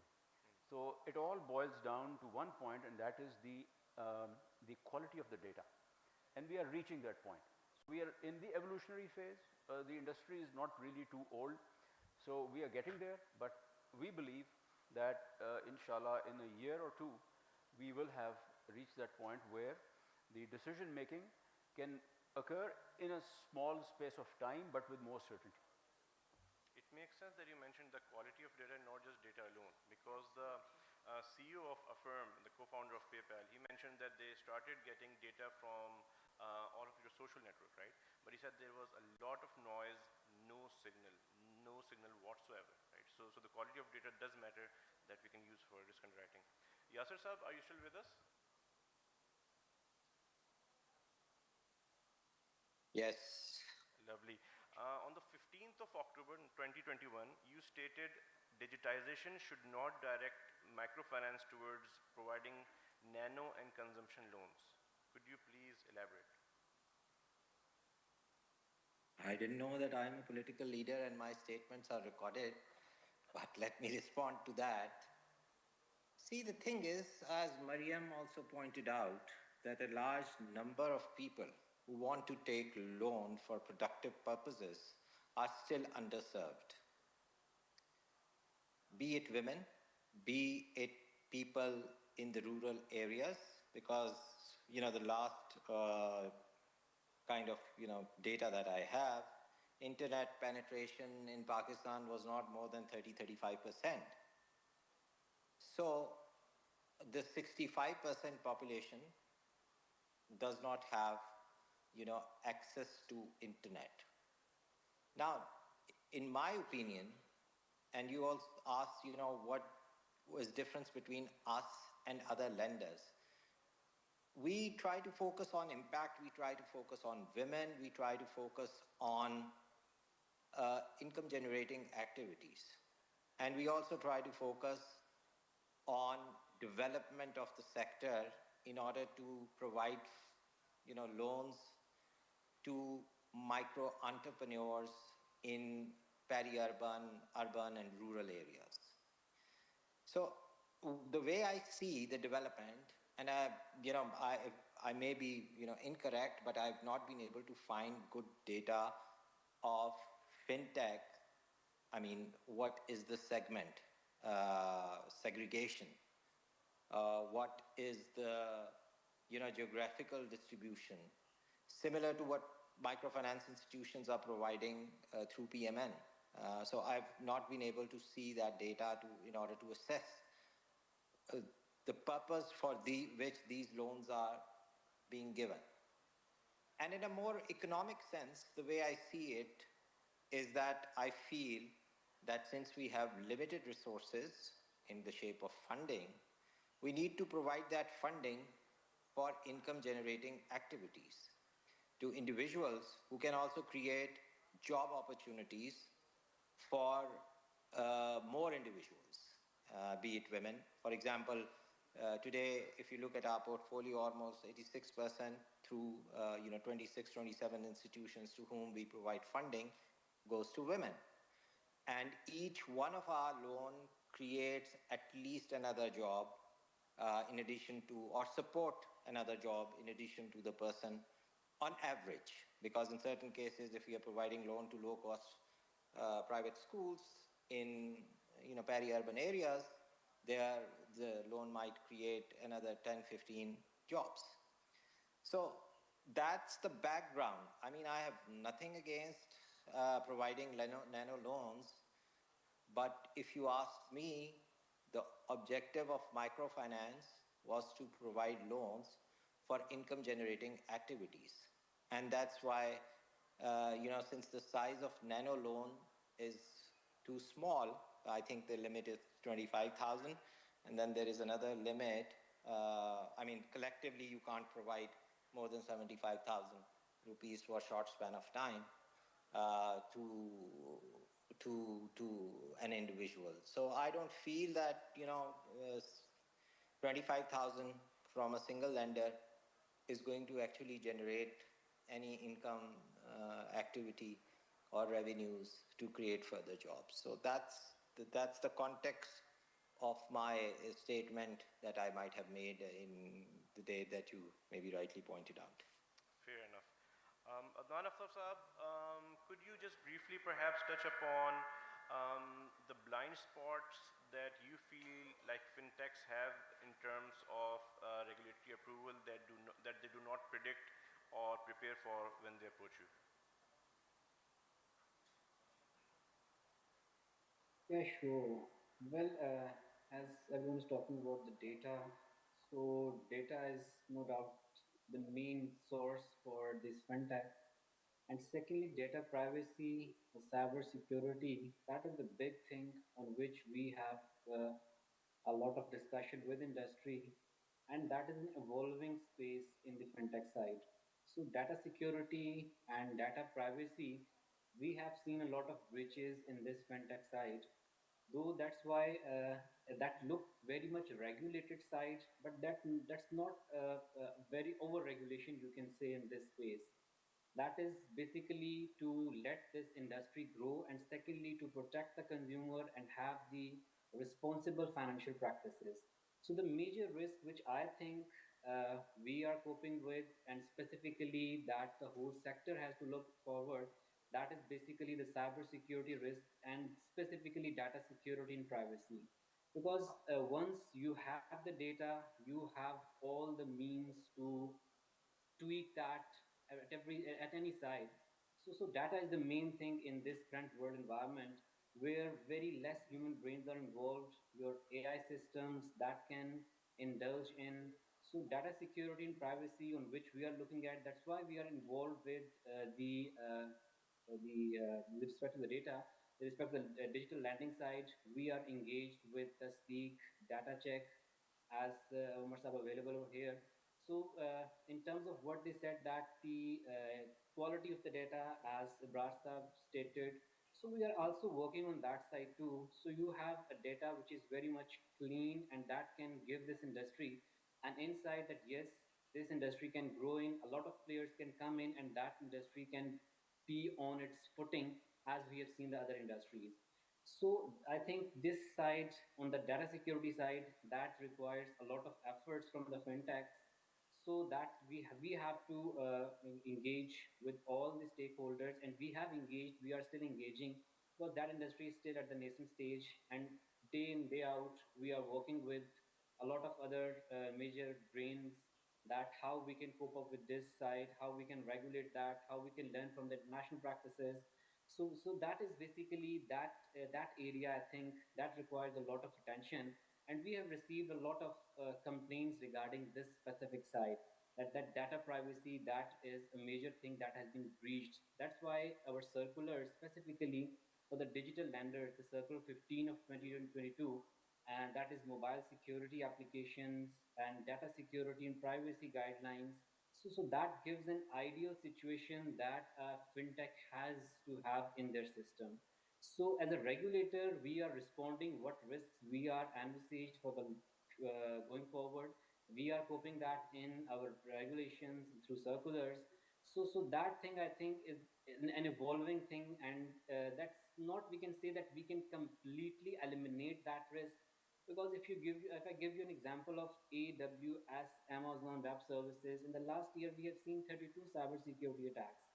Though that is a very big company that has a lot of data, but still the adaptation in that industry, in the technology side specifically, that is evolving daily. So we have to be adaptable to any new change that come in. As earlier said, the regulator is there to facilitate the business. We are not over regulating, as we said earlier, but we are facilitating that, so that the industry and the end consumer both can get the benefit of this. Thank you so much. Ms. Poru, I'm about to warn you, I have a difficult question for you. And I ask for forgiveness in advance. This is a problem that is plaguing a lot of tech startups in Pakistan. Easy Paisa is like a dozen startups rolled into one, right? It's a behemoth, and it takes a lot of talented people to run such an organization, right? Unfortunately, a lot of the professionals are either moving abroad or switching to international remote jobs that have such high compensation that local companies just cannot, even come close to matching them. So in such a case, how could you retain talent and entice them to not go for such options and still prefer to work for Pakistani companies? Okay, so that's a $1 million problem that everybody has today, that because of our economic, political scenario that we have, there is such a big brain drain that is there in the country. I think what statistics have shown that last year 800,000 skilled people left Pakistan. Yes. So exactly the same way, this is something which is a dilemma not only for us, but for every other company over here. Now, obviously we will not be able to compensate them in the currency that they are going to earn over there. For sure. But what can we do? What we can do is, first of all, when we recruit, our recruitment cannot be just from the country. We should be able to recruit from across geographies today. Because just see what's happening here. We have 2 people on Zoom, right? And we have 4 people over here, and this is still going on. So it is a function of being collaborative and thinking a little out of the box. So if we get somebody who is sitting in a different geography, we should be willing to get this person on board as well, so that those people who are sitting outside also find Pakistan to be a land where there is a possibility to get some job, do something. I'll give you an example. Just in my company, we had a guy who wanted to go for his master's, and he wanted to take a sabbatical for a year. Now usually what happens is people go out, they take a sabbatical, and they come back after a year, and then we find them jobs if there is a job available. If not, then he's placed here, there. Eventually the guy moves out. So what we've done is we've said, okay, fine, you're going on a sabbatical, you keep working from there. All right, so he keeps working from there. He works there half the time. He studies half. It is a challenge for him, but he's willing to do that. We are happy, and this is something that we've worked with him. Now this can happen vice versa, right? Um, when we source talent, we use every kind of recruitment channel that we have. I mean, all sorts of social media presence, all sorts of presence on all our professional LinkedIn platforms, etc. So when we are putting ourselves out, if we tell them that, look, we are going to be able to give you the flexibility to work from anywhere else as well, it kind of binds them also and gives them comfort. That you see, everybody doesn't have a job when they get out of the country. Most people just go out and then they say, okay, fine, wahan job dhoond lenge, right? So until the time they get this job dhoond lenge phase, which is a while, you can still keep them engaged, you can still keep them around saying, okay, fine, you're going for whatever reason, go there, work for me over there. I have a girl in HR who's gone to study in Germany. She still works for me. I'm very happy, she's very happy. So you see, these kind of things you have to think out of the box and be flexible in work from anywhere. You know, this is the new way where we need to work. Otherwise, if we are going to be, you know, like लकीर के फकीर के इधर ही यहीं काम करना है, यहीं रहना ज़रूरी है, and this is the only way we are going to source talent, then this is not going to happen. It is tough, and this is something which is now a global problem. Everywhere else, wherever there's a third world country, everybody wants to leave, everybody wants to do that. Sure. Our problem is just manifold. But these are all very baby steps. As we keep on, reaching a wall, we then think how to now scale the wall rather than break the wall. You know, Makes that's sense. the way we look at it. Makes sense. Umar Khalid Saab, one of the things that you have started providing are credit scores, right? Credit scores help a lot. However, one of the challenges that fintechs or other institutions have is that when they get a credit score and if they apply to the historical data, sometimes they just don't match up. So if the credit score was meant to give an indication that this person was credit worthy, but turns out with historical data, they actually defaulted, or vice versa, right? Could you perhaps show us behind the curtain and allow us to adjust the weightage of factors like a DJ set so we could perhaps fine-tune the credit score to our liking? These are two very interesting questions. First thing is that when we go to an institution and ask them to start using our credit scoring models, start using our credit scores, we, on their own data, do a lot of backtesting, where what we do is we take a month which is in the past, a year back, and they have given out loans and we provide scores for those loans. And then after a year, since we have that data, we tell them exactly where, or the creditors who we had scored high had defaulted very less, and who we have scored low have defaulted. Saying that, a credit score does not mean that it's going to be 100% accurate. A credit score has an efficacy. Anything above 50% is considered to be a good score. Our credit scores efficacies range from 68% to around 73%. So even if somebody we have scored high may default, but 73% of times we'll be correct. In terms of your second question, in terms of weightages, that's a very technical question, but I'll try to answer it in as a layman man possible. How we develop a credit score is based on a probability of a default model. And then there are standard statistical models available, for example, random forest, LGPM, logistical regression, through which we put in all these variables, and then they calculate, these models automatically assign weightages based on when we start training these models on our data, and then those weightages are automatically assigned. With the first two models, which is random forest or LGPM, it's a black box. We really don't know how they assign weightages. They are proprietary models. We use logistical regression, where we know exactly when we start training how the model has assigned weightages and what weightages have been assigned. Now, the model assigns weightages as per, as per the data which is available with us of 26 million borrowers. Now in this data, if the high income bracket has defaulted, so a high weightage will be assigned to that variable because it is based on probability of default.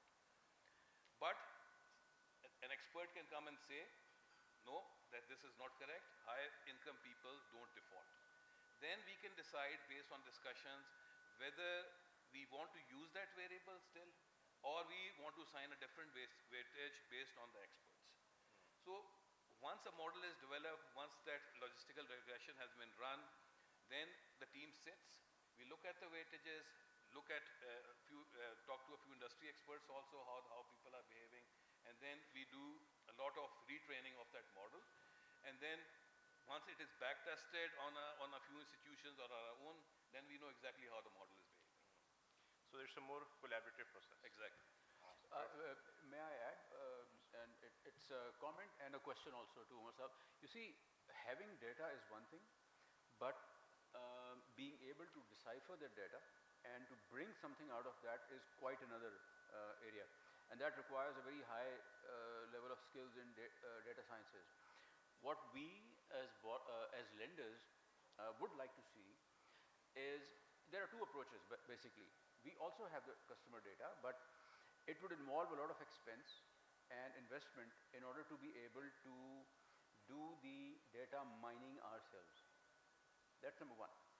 But since we are already feeding our data to a central or centralized credit bureau, we would expect in maybe a year or so that the data could be structured in a way which can tell the lender, a typical lender, whether the probability of default is also linked to a particular geographical area, to an age bracket, to a gender theme.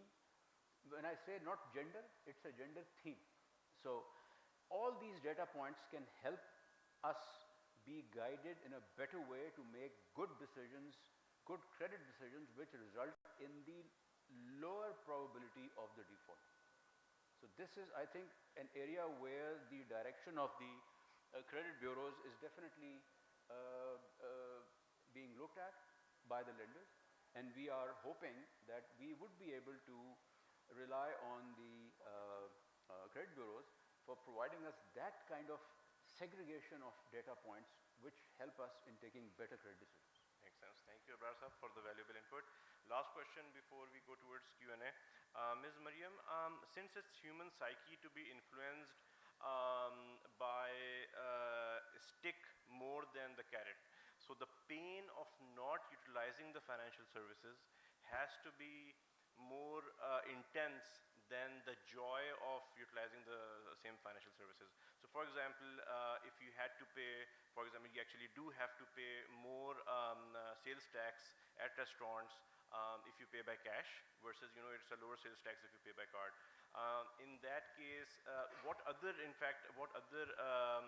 incentives or what other mechanisms or schemes or such sort of things could we launch that would incentivize the users primarily by carrot to make sure that they go towards financial inclusion and all? Yeah.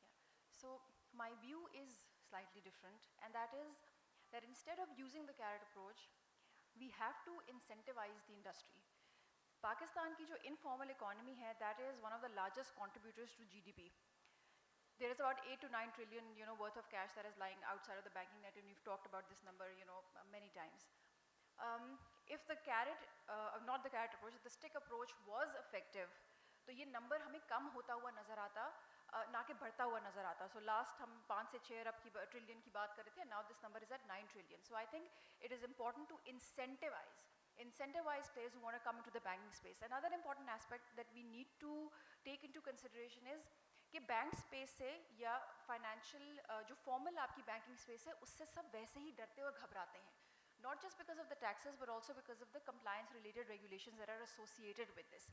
So it is important कि आप आसानी पैदा करें for more and more people to come into this space rather than just using, and I'm not saying I'm not in favor of deregulation also, it should be there, but we need to strike a balance, and it is very very important कि incentivize करें लोगों को ज़्यादा से ज़्यादा so that they are willing and happy and motivated to come into this space rather than just looking at an approach जो कि सिर्फ उनको टैक्स करे या किसी ना किसी किस्म की कोई ना कोई लेवी करे कोई चीज़.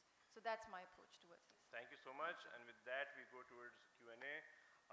If someone could hand out the mic to anyone who would like to ask a question. A mic over here, please. Assalamu alaikum. I have much experience of volunteering for ज़कात committee. And Pakistan में पहले तो ये नहीं था, लेकिन अब ये है कि ज़कात जिसने भी लेनी है उसको बैंक अकाउंट बनाना होगा. इसी तरीके से राशन कार्ड का भी है, एहसास कार्ड का भी, और दूसरे भी फाइनेंशियल सर्विसेज को इंक्लूड करने के लिए फिनटेक यूज़ हो रहा है. तो इस वक्त एज अ फिनटेक लीडर्स आप लोगों के पास ऐसे कौन से रिसोर्सेज हैं कि which you are uses to educate masses about how to access the technology for their financial usages, for taking out money और for using it through online resources? Any one of the panelists can answer, and Anyone would like especially to take it up? if SCCP can answer this question, how they are trying to make resources available for the masses to understand fintech. Thank you. Adnan Saab? Well, we have a complete education department, that is investors education specifically, and also towards this side. But alongside that, we also encourage the fintechs which are licensed by us, which got the NOCs from us, that they initiate that perspective on their apps. So they can, through their apps, aware the market, the participants specifically, because as one of the participant panelists said that they are serving in that market where the knowledge base is very low. So ultimately, you have to create that awareness in that space, and that is through digital mode. And the digital mode, the app in which your services are passing through. So through the same mode, you have to aware the general public, the market, and also we have some sort of guidelines we have provided in terms of how you have to do that. Like in the advertisement guidelines, we have also issued that what sort of education, what sort of investors awareness specifically. So you have to create this awareness through digital mode. So we are internally also educating the masses. That is through our own platform on SCCP, and we are also encouraging the licensed entities to get that awareness, spread that through their different modes what they are using, specifically digital, because they have the app, they are running their business through app. They can reach to those areas, to those people which are still unbanked. So ultimately this is a collective efforts from both the sides, and we have also guidelines on that we have issued. Thank you, Adnan Saab. We have time for one last question. If anyone, sure, please. The gentleman over there. Yes. Hello, Ajit Saniko. My name is Faizan. I'm representing Bank of Punjab. So, as Mariam, you mentioned that we need to incentivize people to come in the banking sector. I have a question that how are we going to do that? First of all, secondly, for instance, जो borrowers हैं, micro borrowers, what incentives are there for them? So that because they are the one who are using that sort of facility, and then they can bring in more people in that embed. So उनके लिए क्या ऐसे incentives हो सकते हैं which can promote microfinance activities? Yeah, thank you. I'll take the second part first. So जो microfinance space है, जो microfinance borrower है, for microfinance banks हमारा competition क्या है? हमारा competition वो है जो दूसरा माइक्रो फाइनेंस बैंक नहीं है, वो है जो कि बैंकिंग स्पेस से इस वक्त बाहर है, जो कि लोकल आरती के हाथों रोज़ मैनिपुलेट होता है, जिसका जो एसेट यील्ड है वो कोई 300% या मतलब that's the rate that he has to पे.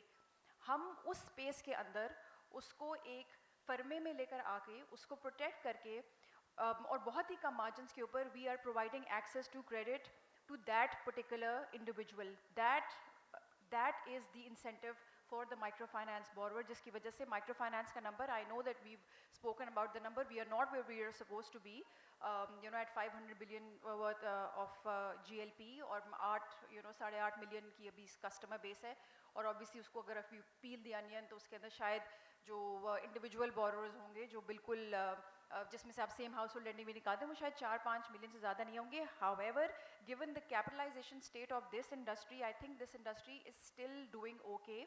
और जिस तरह के मसले मसाइल इस इंडस्ट्री ने देखे हैं, चाहे वो कोविड था, चाहे वो फ्लड था, उसके बाद भी the fact that it is standing as a resilient industry is testament to the fact कि माइक्रो फाइनेंस borrower भी इसके साथ खड़ा हुआ है. borrower क्यों आ रहा है बैंक के पास? Because उसको नज़र आ रहा है कि there is something, there is betterment for them, there is benefit that they can get from this system, जो कि शायद इस system के बाहर उनको नहीं मिल सकता. जहाँ तक ये तो इंसेंटिव की इनके लिए बात होगी. ओवरऑल अगर बैंकिंग स्पेस की बात करें तो ज़ाहिर है जो टैक्स रेट्स हैं किसी भी ट्रांजैक्शन के ऊपर, अगर आप अभी आप करें फॉर इंस्टेंस लोकल रेमिटेंस है या इंटरनेशनल रेमिटेंस है, रेट्स कम कर दें. I mean you know talking about international remittance, इस वक्त the laws, the compliances, you know the regulations have become so difficult that people like you know me and you are probably having trouble sending money outside of Pakistan, and we are having to resort to, you know, not to be quoted, but the fact is कि means that are outside of, you know, the formal channels. So incentivize करना, आसानियाँ पैदा करना, rates, taxes, levies को कम करना, I think that is the sustainable way to push this number forward. Thank you. Thank you. A round of applause for, sorry, you want to add something? Like to make. You see, a while ago, Yasir I Sahib would made a also like to add. Yasir Sahib had made a comment that nano loans really don't add to the generation of employment. But it has a flip side also. The flip side is that my dear friend Kabir is here, and he knows that the microfinance industry has about 8.5 million borrowers. So 8.5 million on one side, and just take our small company, and we have 3.7 million in 2 years. So that, it shows something really. What it shows is that by lowering the entry barrier for the first time borrowers to come into the fold, create a data point for data bureaus, really adds up to the country's overall environment of borrowers. Right. They feel at ease in opening this first door into the borrowing domain, become a borrower, and once they have gone through a couple of repayment cycles, they feel confident enough to graduate to a microfinance level. So from that first 25,000 rupee loan, if they have really repaid that loan 5 or 6 times, that means he has made a repayment of 75,000 to 125,000 rupees. That enables them to step in with confidence into the microfinance borrowing area. Why? Because they are bound by the State Bank of Pakistan's prudential regulation, which restricts the DBR ratio, as well as the fact that no borrower can obtain a loan which exceeds 50% of his disposable income. Right. For us, the entry barrier is low. So we are that first line of lender which is welcoming these borrowers into our fold to be able to graduate them onto a higher platform. Right. Yasir Saab, final word rests with you. Yeah, so, you know, the question that Faizan asked, I think it's not about, so I think his question was what incentives can we create for the existing borrowers so that they can, you know, attract new borrowers. I think that's not the issue, because these existing clients are already demonstrating, as Mariam also pointed out, that they are now in a very structured finance kind of environment where they are treated much better than the informal market. And the benefit that they get, you know, creates huge demonstration effect for their, you know, relatives and their neighbors and also their, you know, business clients and others. That demonstrates them that this is something that they need to also pursue if they want to expand their businesses.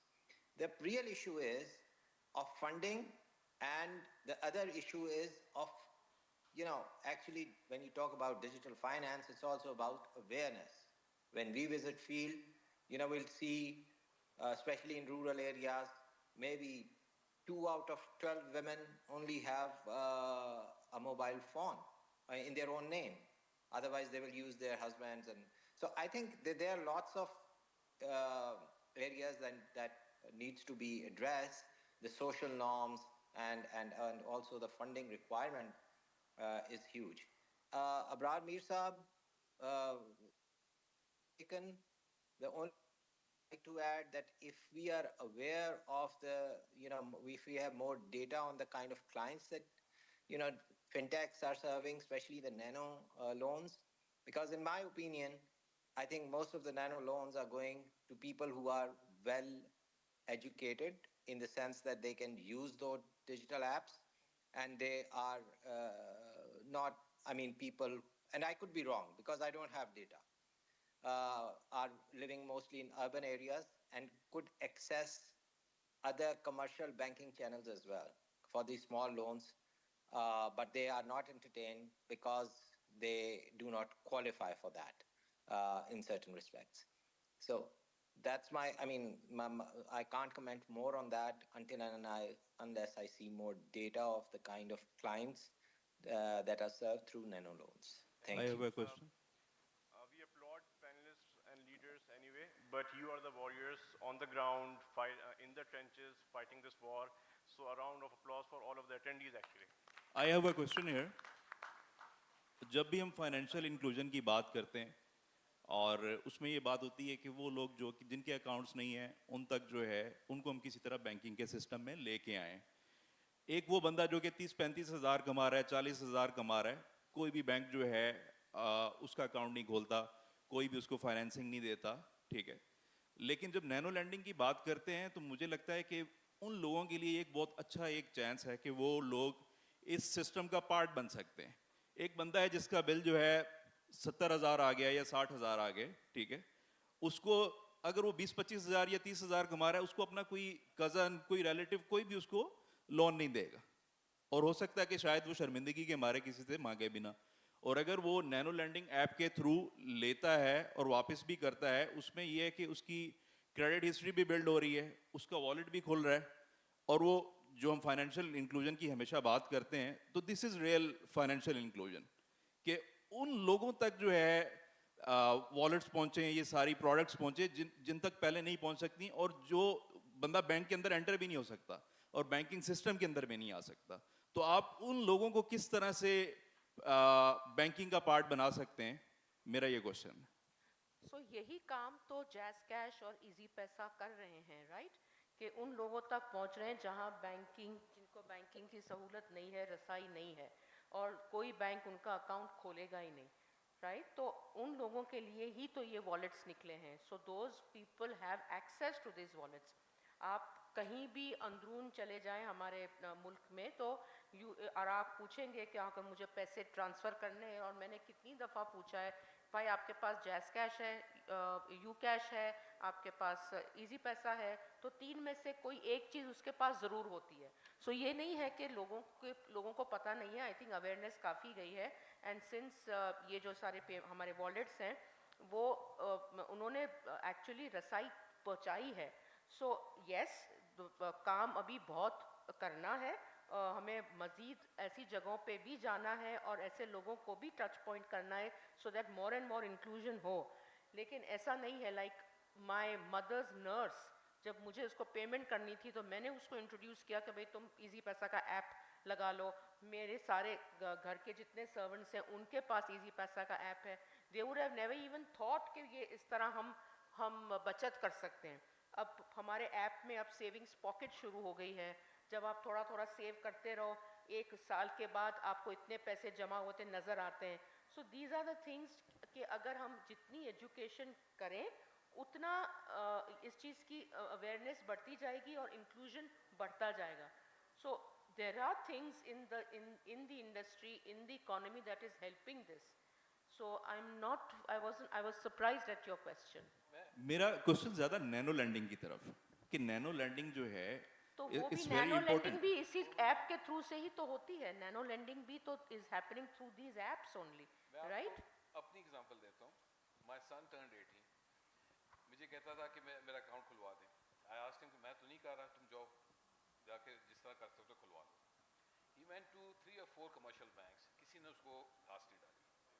उसने आधे घंटे के अंदर easy पैसा पे account बनाया और अगले दिन उसका प्लास्टिक कार्ड के लिए अप्लाई किया, अगले दिन उसको प्लास्टिक कार्ड भी मिल गया. This is what financial inclusion is. Yeah, simple. And then our banking sector needs to realize what kind of a market they are missing out on. जब तक ये realization आएगी नहीं banking sector में, I don't think so that we can talk about financial inclusion through the banking sector. Companies like Barwakt, Telenor, Mobilink, Foresights, there are a lot of other, even microfinance sector. They are doing such a phenomenal job in terms of including people. और हमें data से नजर आता है कि वहाँ से कितने inclusion में लोग आ रहे हैं और इस sector से कितने लोग आ रहे हैं. Thank you, the panelist and the moderator. I'm sorry that we are running out of time. But before you guys leave, of course, a round of applause for another insightful discussion. Thank you. So before you leave, I would request you guys to please stay there. Fahad Sajid Saab, if you can come over to the stage for a photograph, and also Kabir Naqvi Saab, please grace the studio for this photo.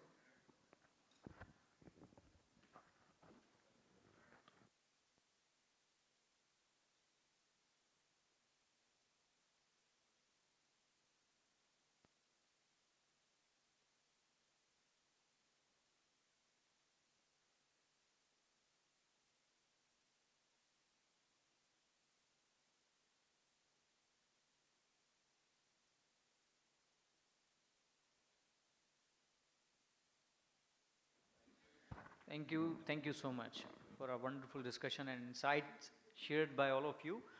Now this is the last panel discussion that we are now heading towards, and after that, Mr. Asfar Ehsan would be coming for a closure speech. Not only that, he'll be sharing a roadmap for 2030 for the fintechs, especially what incentives are being offered from the government of Pakistan, what schemes are coming. So stay tuned for the last session as well.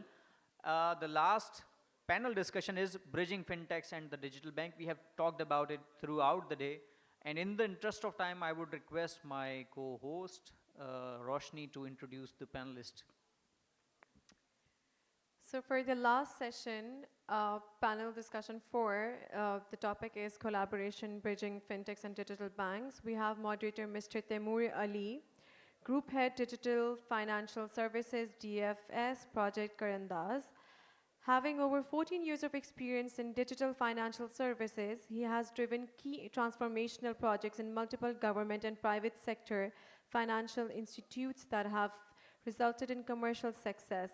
Can I please have Mr. Taimur Ali on the stage?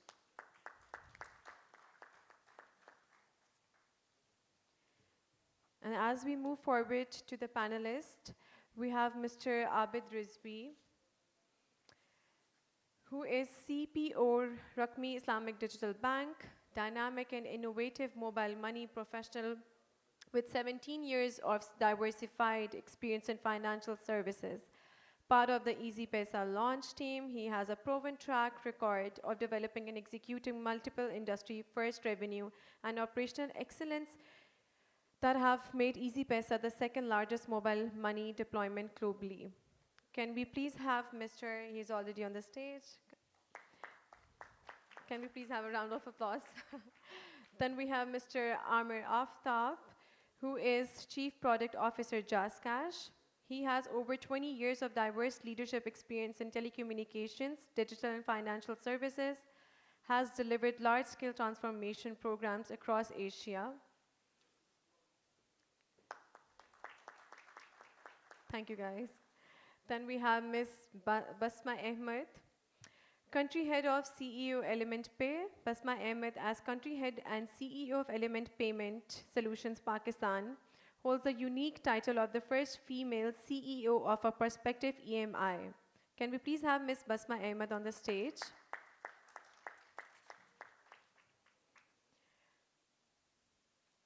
We have another speaker, Mr. Mustafa Rahman, who is Managing Director of Takaful Bazaar Global.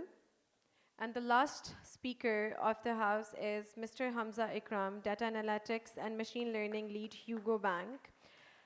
Hamza Ikram is a technology entrepreneur and professional with a rich background in fintech innovation. Thank you, and I'll give the mic to Mr. Taimur Ali.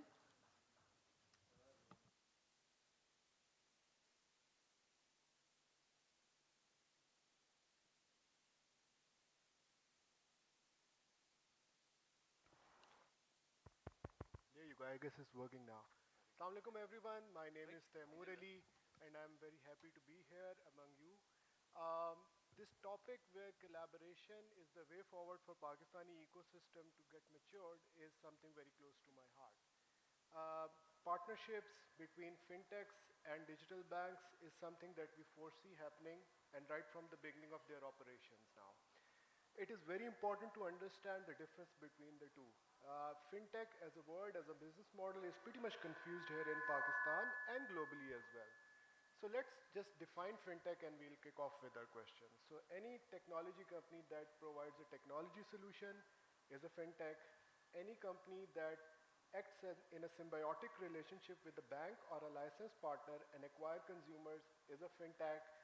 Any fintech that directly goes to the consumers is also a fintech where they provide payment services, insurtech services, wealth tech services, and they may or may not exist with a license in an ecosystem.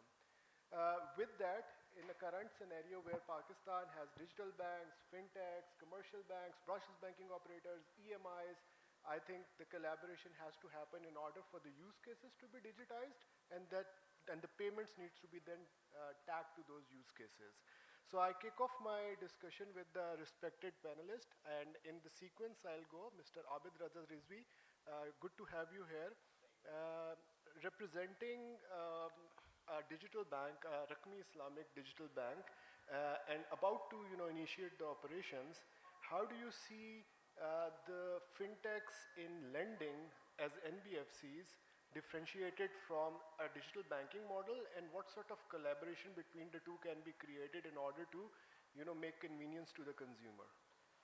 Yeah, thank you, Taimur. Well, I think Abrar Saab touched it a little bit in our panel discussion earlier. The major difference in terms of from a consumer side is the breadth and width of services that a digital bank can offer when in comparison with a fintech. That difference stems from the fact that the regulatory compliance on the two sides is totally different. For digital bank, the regulatory requirements is stringent in terms of capital, in terms of security, in terms of risk management. For fintech side, if you see fintechs, mostly there are two sides of the product that they offer in the market. One is the lending side and the other the payment side. So what we as a bank, as a startup bank, the challenge that we have is in terms of the acquisition.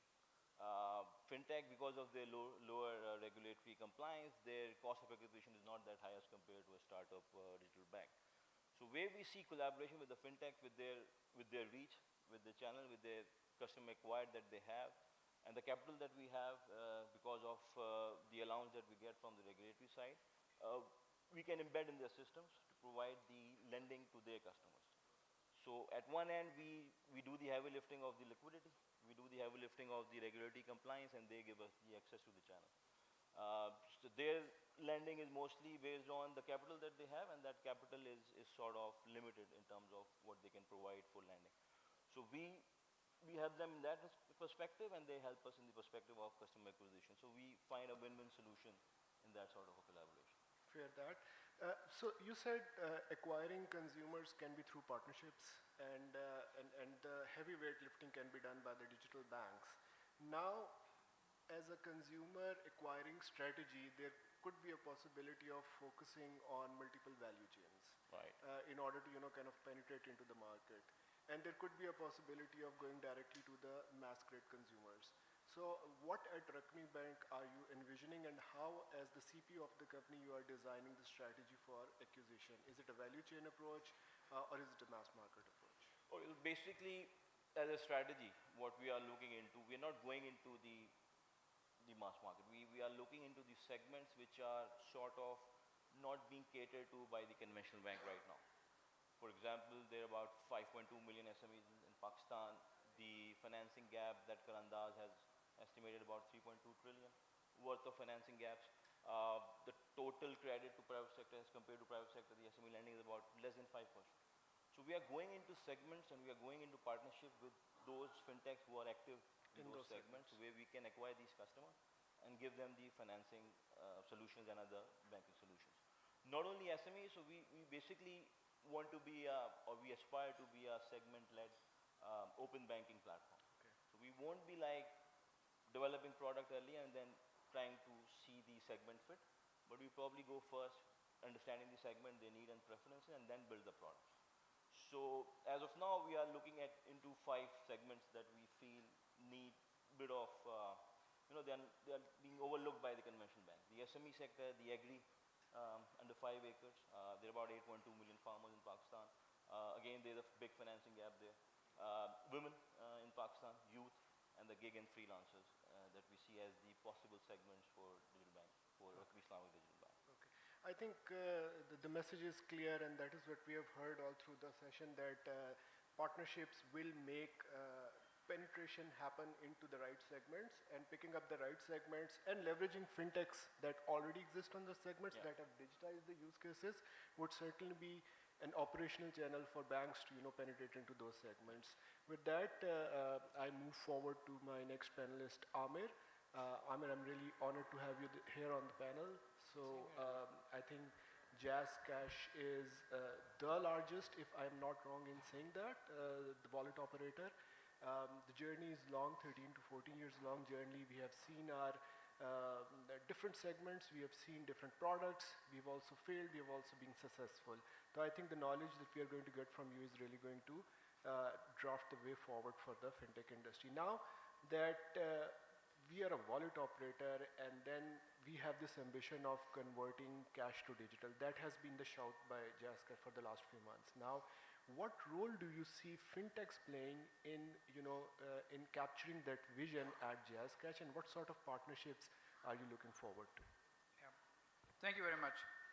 I think first thing which all of us need to realize, even the larger commercial banks, when it comes to digitizing the cash, we're not competing with each other, we're competing with cash. Cash is the enemy. So wherever the opportunity comes for us as Jazzcash, so we believe in collaboration, we believe in partnerships. And I can give you some examples in some of the areas that we are working on, which you will soon see coming out. One of them is wallet as a service. There are lots of fintechs, because you explained fintech. Every fintech doesn't mean that you can hold a deposit or do a lending, because that's a general perception. So there are fintechs who have some niche products. They would like to have a wallet capability. So we are looking at how we can provide our wallet as a white label service to them. Then even right now, we are providing services like disbursement and collection to a lot of fintechs. So even Burwak is here, so we are dispersing and collecting for them. Yes, we know, some of these NBFCs might be our competition as well. But if we, start seeing everybody as a competition, the overall industry will not grow. Thirdly, what we are looking at is there are some niche fintechs who are working on a very specific kind of a product. For example, earned wage access. So if we would like to launch earned wage access, rather than developing everything on our own, we would rather go out and find the right partner and go with them. We provide our books, we provide our credit scoring, we bring in the scale, and then the competency and the capability comes from the outside. Similarly, when it comes to the scale, we have a huge merchant base, QR merchant base, which is there, more than 300,000 QR merchants, which are enabled primarily tier 2 and tier 3. Courtesy Rast, I think those would become accessible very soon, within a month's time, to every operator, every bank, every fintech who is adopting to Rast. So it's the scale that we have enabled. Now we are opening that scale for the fintechs to come in and come on board. So I think it's a right marriage between where we bring in the scale and the capabilities are coming in, but then the goal needs to be the same, that how do we digitize the cash, and the enemy for us is the cash. So as long as I think that vision remains the same, and then everybody's working in benefit of the other, I think we would succeed. So these are some of the areas, and I think there are many others where we're still working with some of the smaller fintechs, trying to see how we can uplift them by providing the scale that we have created. Yeah, so absolutely. Banking as a service is again something which is appearing again, and I think we are rightly thinking to capitalize our platform for the fintechs to kind of start using payment services. So one of the things I really wanted to discuss with you is about the cash in cash out points. The problem that exists in the market is the lack of interoperability at the agent side. So being a branchless banking operator and the largest and having more than 100,000, in fact more than 200,000 agents now in the market, uh, as an ecosystem development, there is a need of agents to start working in interoperability with other operators. And those operators could be other branch banking players, these operators could be digital banks, EMIs who can leverage the cash in cash out points. You see, we cannot eliminate the use and the need of it in this economy, but all we need to do is to kind of open it for the ecosystem. What is your view on it? How are we treading on it? Do we look forward to interoperability in next few months or years' time? How is JazzCash positioned for that? I think first of all, let me explain what this agent network is all about, because there are some misconceptions as well. So we at JazzCash, the agent network that we have, you mentioned, yeah, it's more than 200,000. So we are more of an aggregator of the agents. So there's some services that we are getting from our telco arm Jazz, because Jazz have agents which sell SIMs. So some of them are coming from there. And then we have third-party providers from whom we get these agents on board. These are not exclusive agents to JazzCash, which means they are available for everyone. Almost 50% of these agents would be the same that EasyPaisa would be using. Maybe 10-15% of them are the same which HBL Connect is using as well. So from the agent perspective, they are serving anybody who comes in. But then the larger banks, larger fintechs, they are left out. The good thing is we as JazzCash, we are already in discussions with multiple banks, commercial banks, with some of the new up-and-coming digital banks. So we are in a discussion with them as well, and some of the EMIs in terms of how we can open our network for them so that the cash in, cash out can happen. The challenges that we are seeing and the risk that we are seeing, which we are trying to resolve, and believe me, we would like to open the network. We would like to open this network for everyone because it benefits us as well. But what we see is that commercial banks need a big commercial bank like HBL, UBL or ABL versus a need of an EMI versus a need of a digital bank in terms of how the customer journey should look like, how the risks need to be managed. They are different. So we are trying to work out how we can have a one common journey which can be adopted by all. And then how we can address the consumer concerns, because on the agent network there are overpricings that happen, and we and EasyPaisa, we continuously try to work it out. How to manage that if a customer of a commercial bank comes in to a JazzCash agent, how to manage the customer complaints, who would the customer call, JazzCash or their own bank. So there are things that we are trying to work out. We're also working very closely with the SBP on this as well, in terms of how to make it happen. But regardless, one interoperability is where every agent in Pakistan, be it ours, be it EasyPaisa, be it HBL, they become available for everyone else. That is still work in progress. I'm not sure how quickly that will happen. But we within JazzCash, at least we are working with some of the banks, the fintechs, on one-on-one relation to start opening the agent network for them. That's the first step. Because once we are there, then if the interoperability comes, then it's more about having a layer in between. So we are for it. We are working on it. We're just trying to see how to manage risk and how we can have a one common process which can be adopted by either a digital bank or an EMI or a commercial bank. It's really encouraging to see that the top management at the largest wallet operator and then of course the emerging digital bank is eager to look for fintech partnerships and acknowledge their role in the ecosystem for the penetration. Thank you very much, Amir. I move forward to Basma now. And Basma, I really look forward to our discussion, knowing that an emerging fintech is going to make impact in the market pretty close. So we have heard banks acknowledging the role of fintechs. What do, as a person who is heading a fintech, see the role of banks offering to fintechs? Why do we need fintechs in the That wasn't me. I hope that wasn't me as well. But yeah. So what role do you see the fintechs playing in the ecosystem in getting the user to use the digital use cases and digital payments? Thank you, first of all, to Fahad and the PFN team for getting us together and giving us a chance to chat about these really, really important topics which have been, as you said, spoken throughout the day. Um, to pick up on what you said, Abid also mentioned that I think customer acquisition is one of the key areas where I think fintechs will play and are already playing a very, very significant role, because we all have our specific use cases. Fintechs, some of us are e-money wallet providers, some of us are insurtech service providers, some of us are working on agri-tech, some of us are working on early wage access. When we pick our specific use cases, we delve very deeply into our customer journey and the customer experience. And because we work with our specific segments, we put in a lot of time, effort, and money into educating our users into our own specific product and use case. In that, I feel each of us, we come together and we provide a cohesive user base, which then commercial banks, digital banks, and even larger fintechs who have done so much work in making the market for us. Together, we give an educated, a financially more literate, a more digitally savvy user base to then be able to adapt to more sophisticated financial products. That is in terms of customer experience and financial literacy. I think we also take on the first level risk of compliance and the KYC.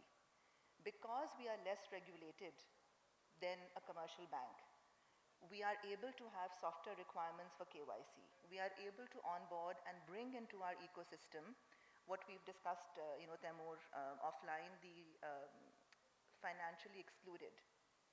People who are not able to show an employment letter to a bank. Maybe a freelancer who doesn't have a fixed job. Ab wo bank account nahi khol sakte. Maybe the first step for them is opening a mobile wallet account, giving them, and then when we have their user journey and their history with us, we develop their profile as users. Unki spending behavior hame pata lag jati hai. Unki hum ek credit risk profile bana sakte hain. So I feel our value comes in then providing a user base which banks can then tap into without compromising their own risk and compliance. I'm glad you talked about consumers and also the economically active but financially excluded population. It is also now known that access to account is not an issue in this country. However, accessing the right use cases, creating the right use cases, and digitizing value chains is something that is going to convert the economically active but excluded population. How do you see that happening in this ecosystem when we take the market system from top of the pyramid to, let's say, mid of the pyramid? What are some of the levers of that change? I think one of the major hurdles we see right now is whether it's any product, whether it's insurtech, whether it's a mobile wallet, the delivery of that outside of tier 1. We all have great products. Everyone sitting here has a fantastic use case and they're working, very hard in developing and refining it. How do we develop the delivery channels further? Uske liye, like we've discussed before, there's a lot of infrastructure work which is needed. If we want to use smartphones as a method of delivery, where are the regions where the smartphone is actually workable? What about the regions where it's not workable? How do we open out those areas? So when you say creation of the value chain, it's not just the value chain itself. I feel the deepening of the infrastructure, the rails with which we can deliver the product and the services, that is also a very, very integral conversation. I think while there is access to internet and access to GSM, there are segments which are still economically active, but that infrastructure has not reached those markets, and developing infrastructure there is the key to kind of convert that population. So thank you very much for that comment, I move forward to my next panelist, which is Mustafa Rahman. It is very good to have you on the panel representing a fintech, a true fintech being insurtech, if I'm not wrong in saying that. So, given that there is low penetration of health insurance, life insurance, asset insurance in masses, how do you see this market developing with the collaboration of fintechs and banks as a backbone to process payments for those segments? First of all, thank you very much for giving me this opportunity to bring in the insurtech perspective to this conference, because I think सुबह से हमने non-banking, banking, EMIs ये सब देख लिया, and I think insurance is a subject which is जो एक fintech या financial ecosystem के कोने पे उठा के रख दिया जाता है, और इसके बारे में बाद में बात करेंगे, तो I would like to shed some light upon that. And I think a conference like this is very important ताकि हम सब मिल के critique कर सके और अपनी strategies और visions को align कर सके toward a more cohesive and inclusive Pakistan. जहाँ तक बात है financial inclusion की और safety net की, I think we are at a critical juncture. The importance of a safety net and financial inclusion cannot be overstated. Before I move on to the gist of question, I think it will be important कि मैं थोड़ी safety net की utility को उजागर करूँ इस conference में, because I think कि banking sector और बाकी EMIs इतने mature हो चुके हैं कि हमें पता है कि भाई cash ख़त्म करना है, आगे बढ़ना है, but insurance की ज़रूरत क्या है, I think उस पर बात होने की बहुत ज़रूरत है.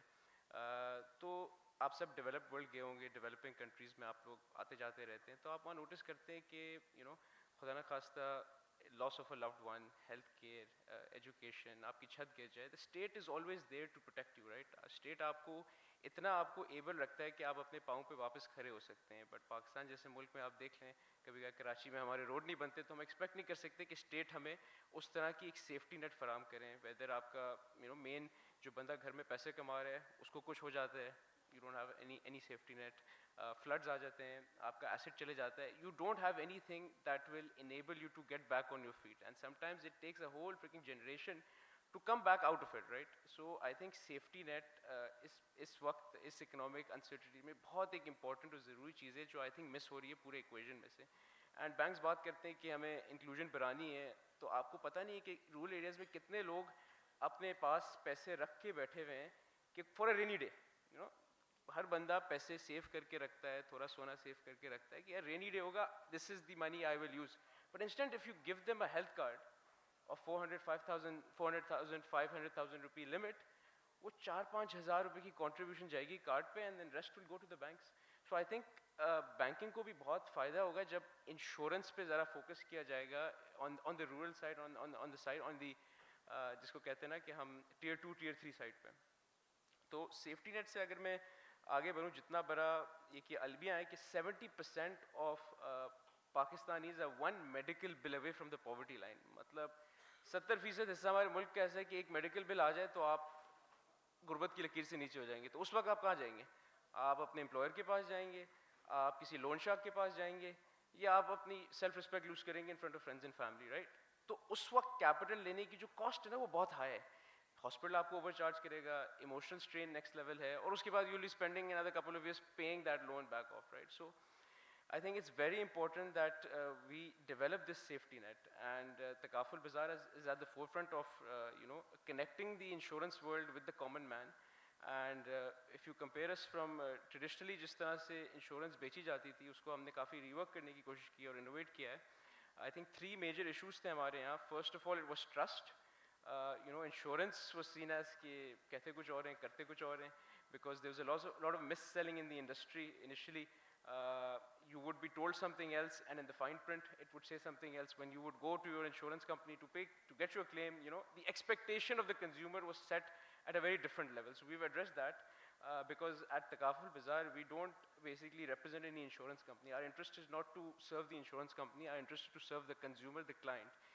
At the heart of our transaction, we represent the client to the market, not the market to the client, right? So trust factor को हमने काफ़ी address किया. Then second goes accessibility. Accessibility is a big challenge. आपकी majority अवाम ऐसी नहीं है जो किसी insurance company में walk in करे और बोले मुझे समझाए ये product क्या है. तो हमने हर चीज़ को digitalize किया. आज आप हमारी app use करें, auto, travel, health, life. These सारे products, you can compare them, you can digest them, you can call us, you can understand what each company is selling and what are the gimmicks and what is the fine print, right? So we've really enabled and just put it out all, sab kuch humne, we put it on one table and standardized the process. And third was Sharia compliance. I feel whenever we're talking back of the mind, we're a Muslim majority country and Sharia compliance is a big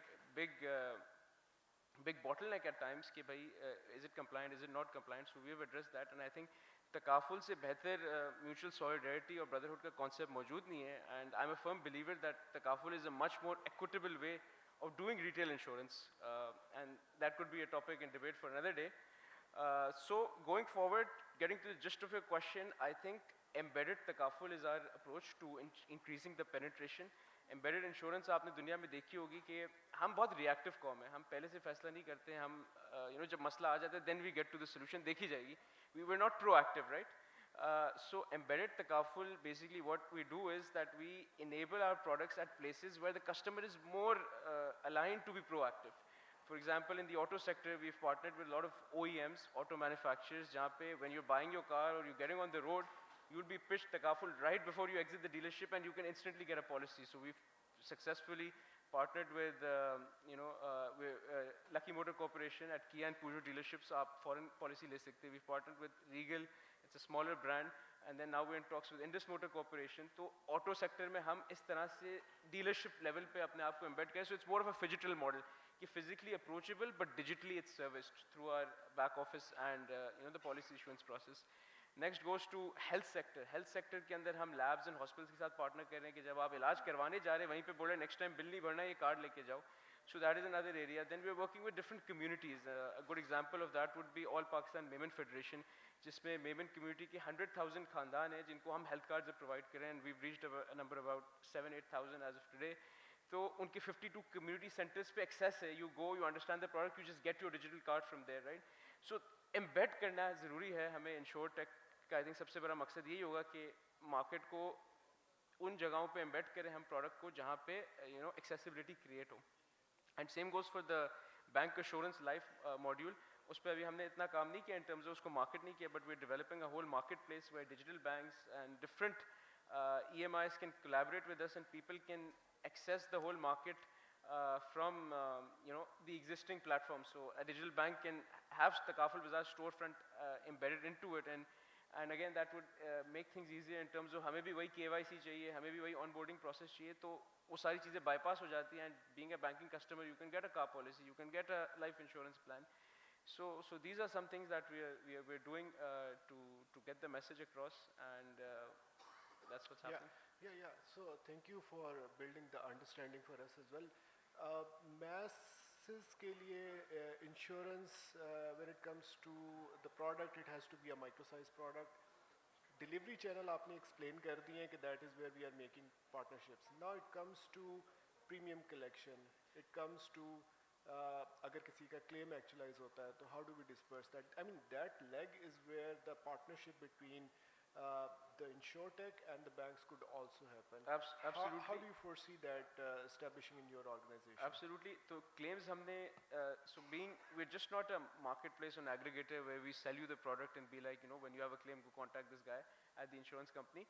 We basically serve you throughout. You buy with us, you claim with us, you settle with us. So on our app, there's a whole claim module. You go and you can file your claims. Eventually, we want to get to digital claims as well in terms of you take your own pictures and we're able to file your, for example, auto ki baat ho gayi.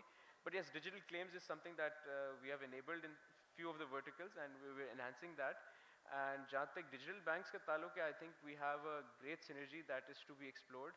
3-4 बहुत की areas है जहाँ पर हम काम कर सकते हैं. पहली बात तो हम बहुत सारे डेटा शेयर कर सकते हैं आपस में. कुछ बैंक्स नो कंज्यूमर्स कहाँ खर्च कर रहे हैं, कब खर्च कर रहे हैं, किस सीजन में खर्च कर रहे हैं, and we can design dedicated products for different customer segments together.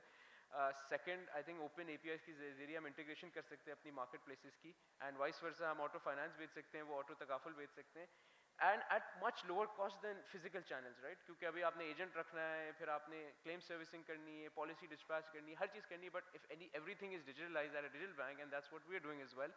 So the cost of acquisition, which will be much lower, And also bank assurance is something that I think digital banks should not miss out on, because that's a big number for banks in terms of revenue generation for their sales staff and in terms of deposits, right? So digital bank assurance pe, I think insurtech platforms can play a big role in allowing digital banks to create that marketplace. Because reinvent wheel करने की कोई ज़रूरत नहीं, आप अपनी खुद की एक bank assurance की पूरी module बनाएं, you get in an insurtech partner and you take it from there. So I think there are many synergies between digital banks and a platform like Takaful Bazaar, and together we can actually raise a lot of financial awareness as well. Because जब bank, unfortunately, insurance companies की बात इतनी reliable नहीं कही जाती इस मुल्क में जितनी बैंक अगर कोई बात कहता है तो customer थोड़ा ज़्यादा inclined होता है. So having said that, we can really raise financial awareness when it comes to having a safety net. So these are some key areas I think where we can synergize. So, I mean, thank you very much for highlighting the actual use case of fintechs getting integrated with digital banks, or maybe for that matter, any banking channel. Another important thing that you addressed is that fintechs are there with the consumers. They understand them and they are embedded with their needs. And that is where they start generating consumers for the digital banks as well. So thank you very much for the input. I move on to my last panelist, Hamza Ikram. Thank you very much, Hamza. Data is something which can be leveraged in partnerships in order to create value propositions. And you being the specialist on the data side, we'll get to the value that can be created. But as a new entrant into the digital banking industry, how difficult, or maybe what sort of strategy is required to go to the first million consumers when there are wallet operators, EMIs, and commercial banks are all focused on digital delivery? What is your particular strategy on that, let's say, first 1 million? And of course, then we also want to talk about what data can play the role for the collaboration that can be built between fintechs and the digital bank. Sure, but before I answer that question, right, there's two things I want to address. Number one, I think Amr talked about cash in, cash out networks and digital banks, exploring that avenue, right? Hum bhi wahi kar rahe hain, right? We're right now in a space where we're exploring cash in, cash out with all of the networks, right? Because that, if someone's good at something, you should let them do that and you should do what you do best. That said, I would push back, Amir, in that our fight is not against cash, right? Our fight is to create opportunity. Cash can also create opportunity, right? It's not about digitizing cash, because I think that may be a semantic argument to some, but it's about creating opportunity. If you're fighting against cash, that's the only thing you'll think about, right? So just wanted to push back on that, right? That said, I'd also like to reframe your question, right? So I would break this down into short, medium, and long term, right? 1 million is a number, right? That's a metric, but the problem with metrics, being the data guys, there's something called the Goodhart law. As soon as you make something a metric, it becomes absolutely meaningless, right? Because you will game the system to achieve that metric. So the thing that we're struggling with right now at Hugo is we're trying to determine exactly what it is that we want to do, right? In terms of, in the short term, it makes most sense to focus on customer satisfaction rather than growth, right? The reason for that is you want your customers to become your evangelists, right? So for us, it's not about getting to 1 million customers, it's making sure that our customers promote us to their friends and family, right? So if it works for them, agar unke liye ek product kaam kar raha hai aur unke jaise aur log hain, unko uske bare mein bataएं, right? That's kind of our focus, right? It's not reaching that 1 million marker. Everyone likes hockey stick growth, but it's not necessarily about hockey stick growth, right? It's about creating a customer base and figuring out what is that growth actually in, right? Is it in sentiment? Is it in gross numbers, right? You can bring in gross numbers and not have them be sticky, so that's kind of meaningless, right? I think you really are prudent about how to go about consumers. So let's just rephrase. Let's not talk about 1 million consumers. Let's talk about short term. What is the acquisition strategy? Where are we going to go? Where are we going to identify the segment from? So again, that'd be another philosophical conversation about segments, right? But let me just focus on the fact that we're looking to do things as unscalably as possible, right? Our objective here is to just focus on the customer and focus on customer success, right? because there's lots of people in this room that have a lot of money and a lot of resources, and they can do things a scalable way. For us, it's about establishing that relationship with the customer that Mustafa was just talking about, right? It's about that relationship, and that's throughout the organization, right? Because one of our sponsors, for example, right, is a distribution company, right? And if you go out in the field with them, you will see, like I went out in the field with them, right? So we went to a shop where the guy thanked him for making him an a Jazz Cash agent, right? This guy did not want to be a Jazz Cash agent, uska koi interest nahi tha, right? But his sales distribution officer ने उसको convince किया, right? उसने इसलिए successful नहीं हुआ था उसको convince करने because he had a pitch. It was because he knew that this guy meant the best for him because he'd built up a relationship over 20 years, right? This is unscalable. This is not stuff that you can throw tech at or you can throw money at to get, right? And that's what we're focused on in the short term, is customer satisfaction, right? As you move this out to midterm and long term, right? As a principle, we're going to be a bank that only has 1/3 of its customers on its own platform.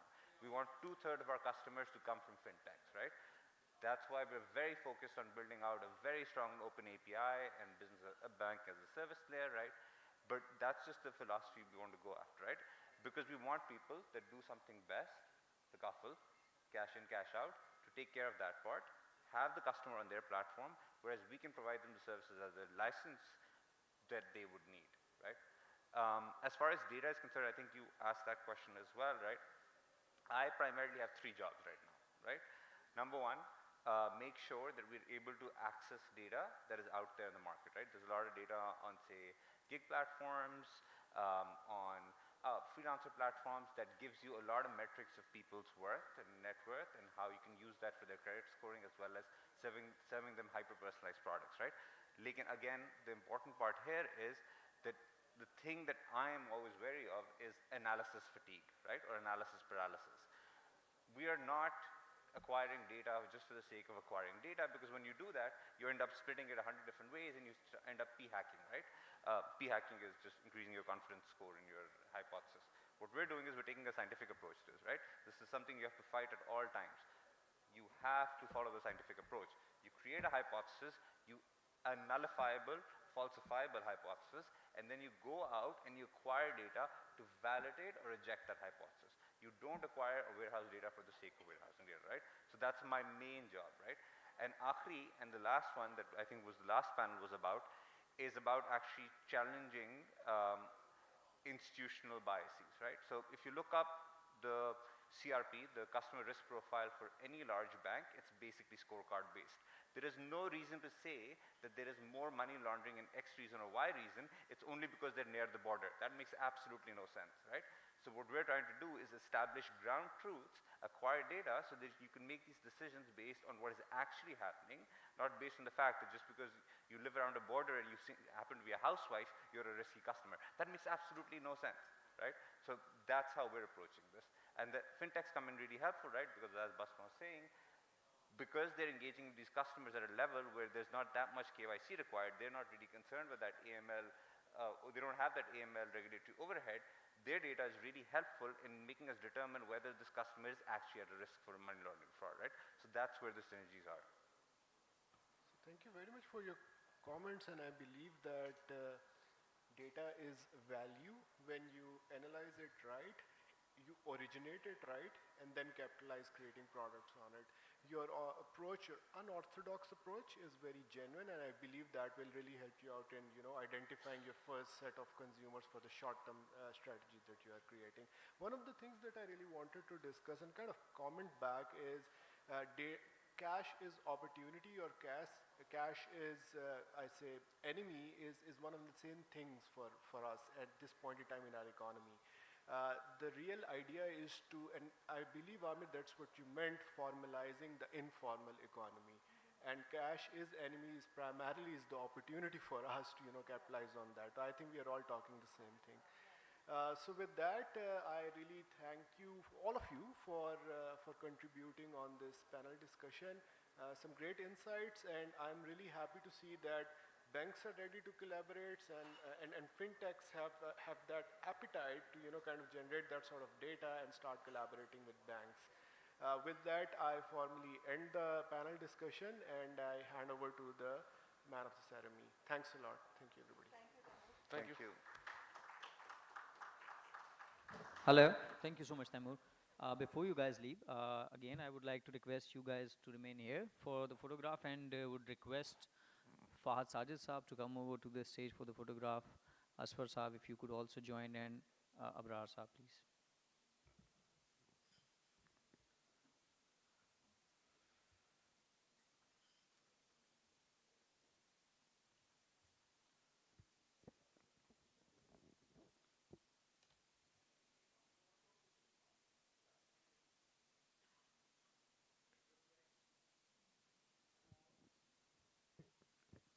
As mentioned earlier, to make any event successful, the most important thing behind is, of course, the sponsors. Let me thank again our sponsors: State Bank of Pakistan, SCCP, PSEB, the lead sponsor OPE, Euronet, Jazz Cash, Visa, Digit Plus, Hill Creek, Foresight, Delsons Associate, Pakistan Freelancers Association, Khazana Cloud, and Nutshell.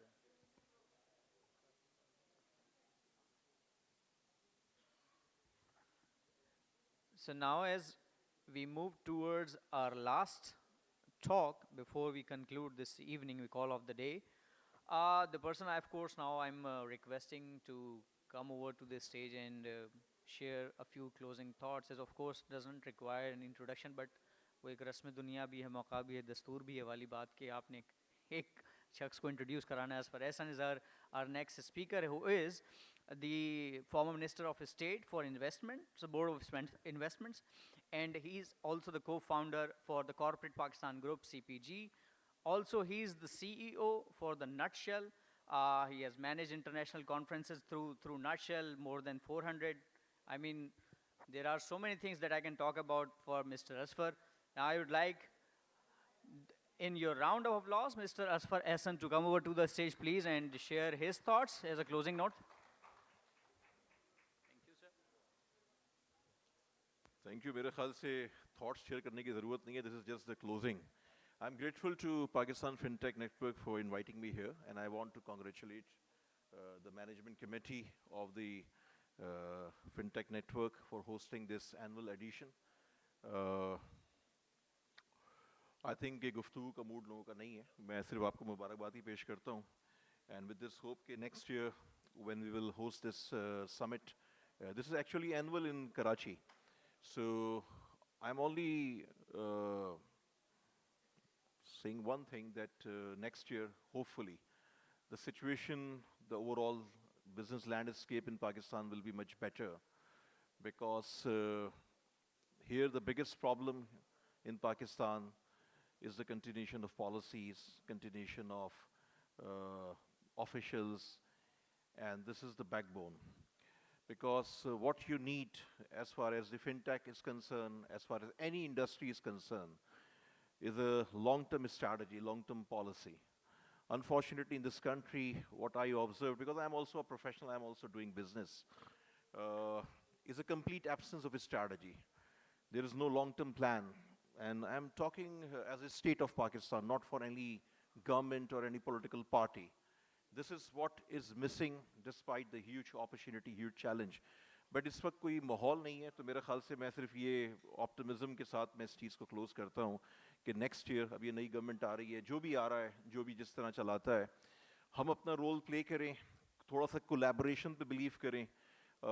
ये मेरा एक message है इन हालात में, ख़ासतौर पे इन challenging हालात में. Collaboration amongst your industry players, because कि जब तक आप एक collaborative environment में काम नहीं करेंगे, आपकी voice जो है ना वो raise नहीं हो सकेगी, और उसी तरह से आप industry challenges को address कर सकते हैं. और secondly ये कि I'm hopeful कि जो भी नई government आती है वो एक दफ़ा इस मुल्क में कुछ चीज़ों को scratch से start करेगी, और scratch से start करने का मकसद मेरा ये है कि हर industry की एक policy होगी. इंडस्ट्री को फैसिलिटेशन उस अंदाज में मिलेगी, ना कि इंडस्ट्री, अभी आप बता रहे थे कि आपकी मीटिंग है जो 1-1.5 महीने के बाद आपको टाइम मिला है, तो ये वो चीज़ें हैं जो बिगेस्ट बैरियर्स हैं. और अगर इंडस्ट्री को सिर्फ आप एक एनेबलिंग एनवायरनमेंट देते और इस इंडस्ट्री को छोड़ दे उसके हाल पे, गवर्नमेंट जितना दूर इंडस्ट्री से रहे उतना बेहतर है, जितनी कम रेगुलेशंस उतना बेहतर है, तो मुझे उम्मीद है कि शायद नई वाली गवर्नमेंट ये काम करेगी। मैं बकिया बात इस पे नहीं करूँगा, यहाँ पे माहौल नहीं है। आप लोग I think full day sessions के बाद already very tired, but despite all the odds, all the barriers, all the challenges, wherever Pakistan is, मैं एक आखिरी बात ये करूँगा कि 2022 में मैंने ये फोरकास्ट किया था कि पाकिस्तान का जो FDI इनफ्लो है 2023 के लिए वो अराउंड 1.6 to 1.8 बिलियन डॉलर होगा। एंड ये कोई फ़ख्र की बात नहीं है, this is very sad state of affairs कि जब इस साल 2023 का हमने स्टेट बैंक का नंबर देखा तो 1.76 बिलियन डॉलर था। तो 25 करोड़ की हम कंट्री हैं, world's 5th largest population in the world, और हमारी जो FDI इनफ्लो है वो 1.76 बिलियन डॉलर पर आ गई है। दिस इज़ एन एविडेंस कि आपका इस स्टेट ऑफ अफेयर्स यहाँ पे बिजनेस का क्या है। जब तक आप एग्जिस्टिंग इन्वेस्टर्स को, लोकल बिजनेस हाउसेस को फैसिलिटेट नहीं करते, सपोर्ट नहीं करते, उनके लिए आप ईज ऑफ डूइंग बिजनेस पे काम नहीं करते, आपकी FDI नहीं आएगी। FDI is always number second. तो ये 2-3 चीज़ें हैं जिस पे हमें फोकस करना पड़ेगा। कोई बहुत ज़्यादा चैलेंजिंग नहीं है। मैं स्टिल ऑप्टिमिस्टिक कि पाकिस्तान फ्यूचर इज़ ब्राइट। ख़ासतौर पे फिनटेक के हवाले से बड़ी अपॉर्चुनिटी है। एक होता है अप्स एंड डाउन्स आते हैं, चीज़ें होती हैं, बट आप लोग अगर एक इंडस्ट्री के प्लेटफॉर्म से लगे रहें और एक कोलैबोरेटिव वॉइस के साथ लगे रहें, कोलैबोरेशन इज़ मस्ट। मैं ये समझता हूँ कि चीज़ें स्टेप बाय स्टेप चीज़ें बेहतर होना शुरू होंगी। Thank you for inviting me here. Pakistan जिंदाबाद।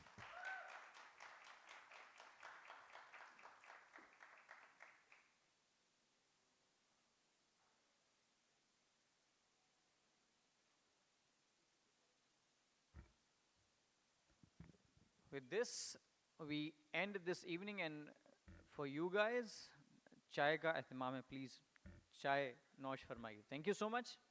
Have a good day.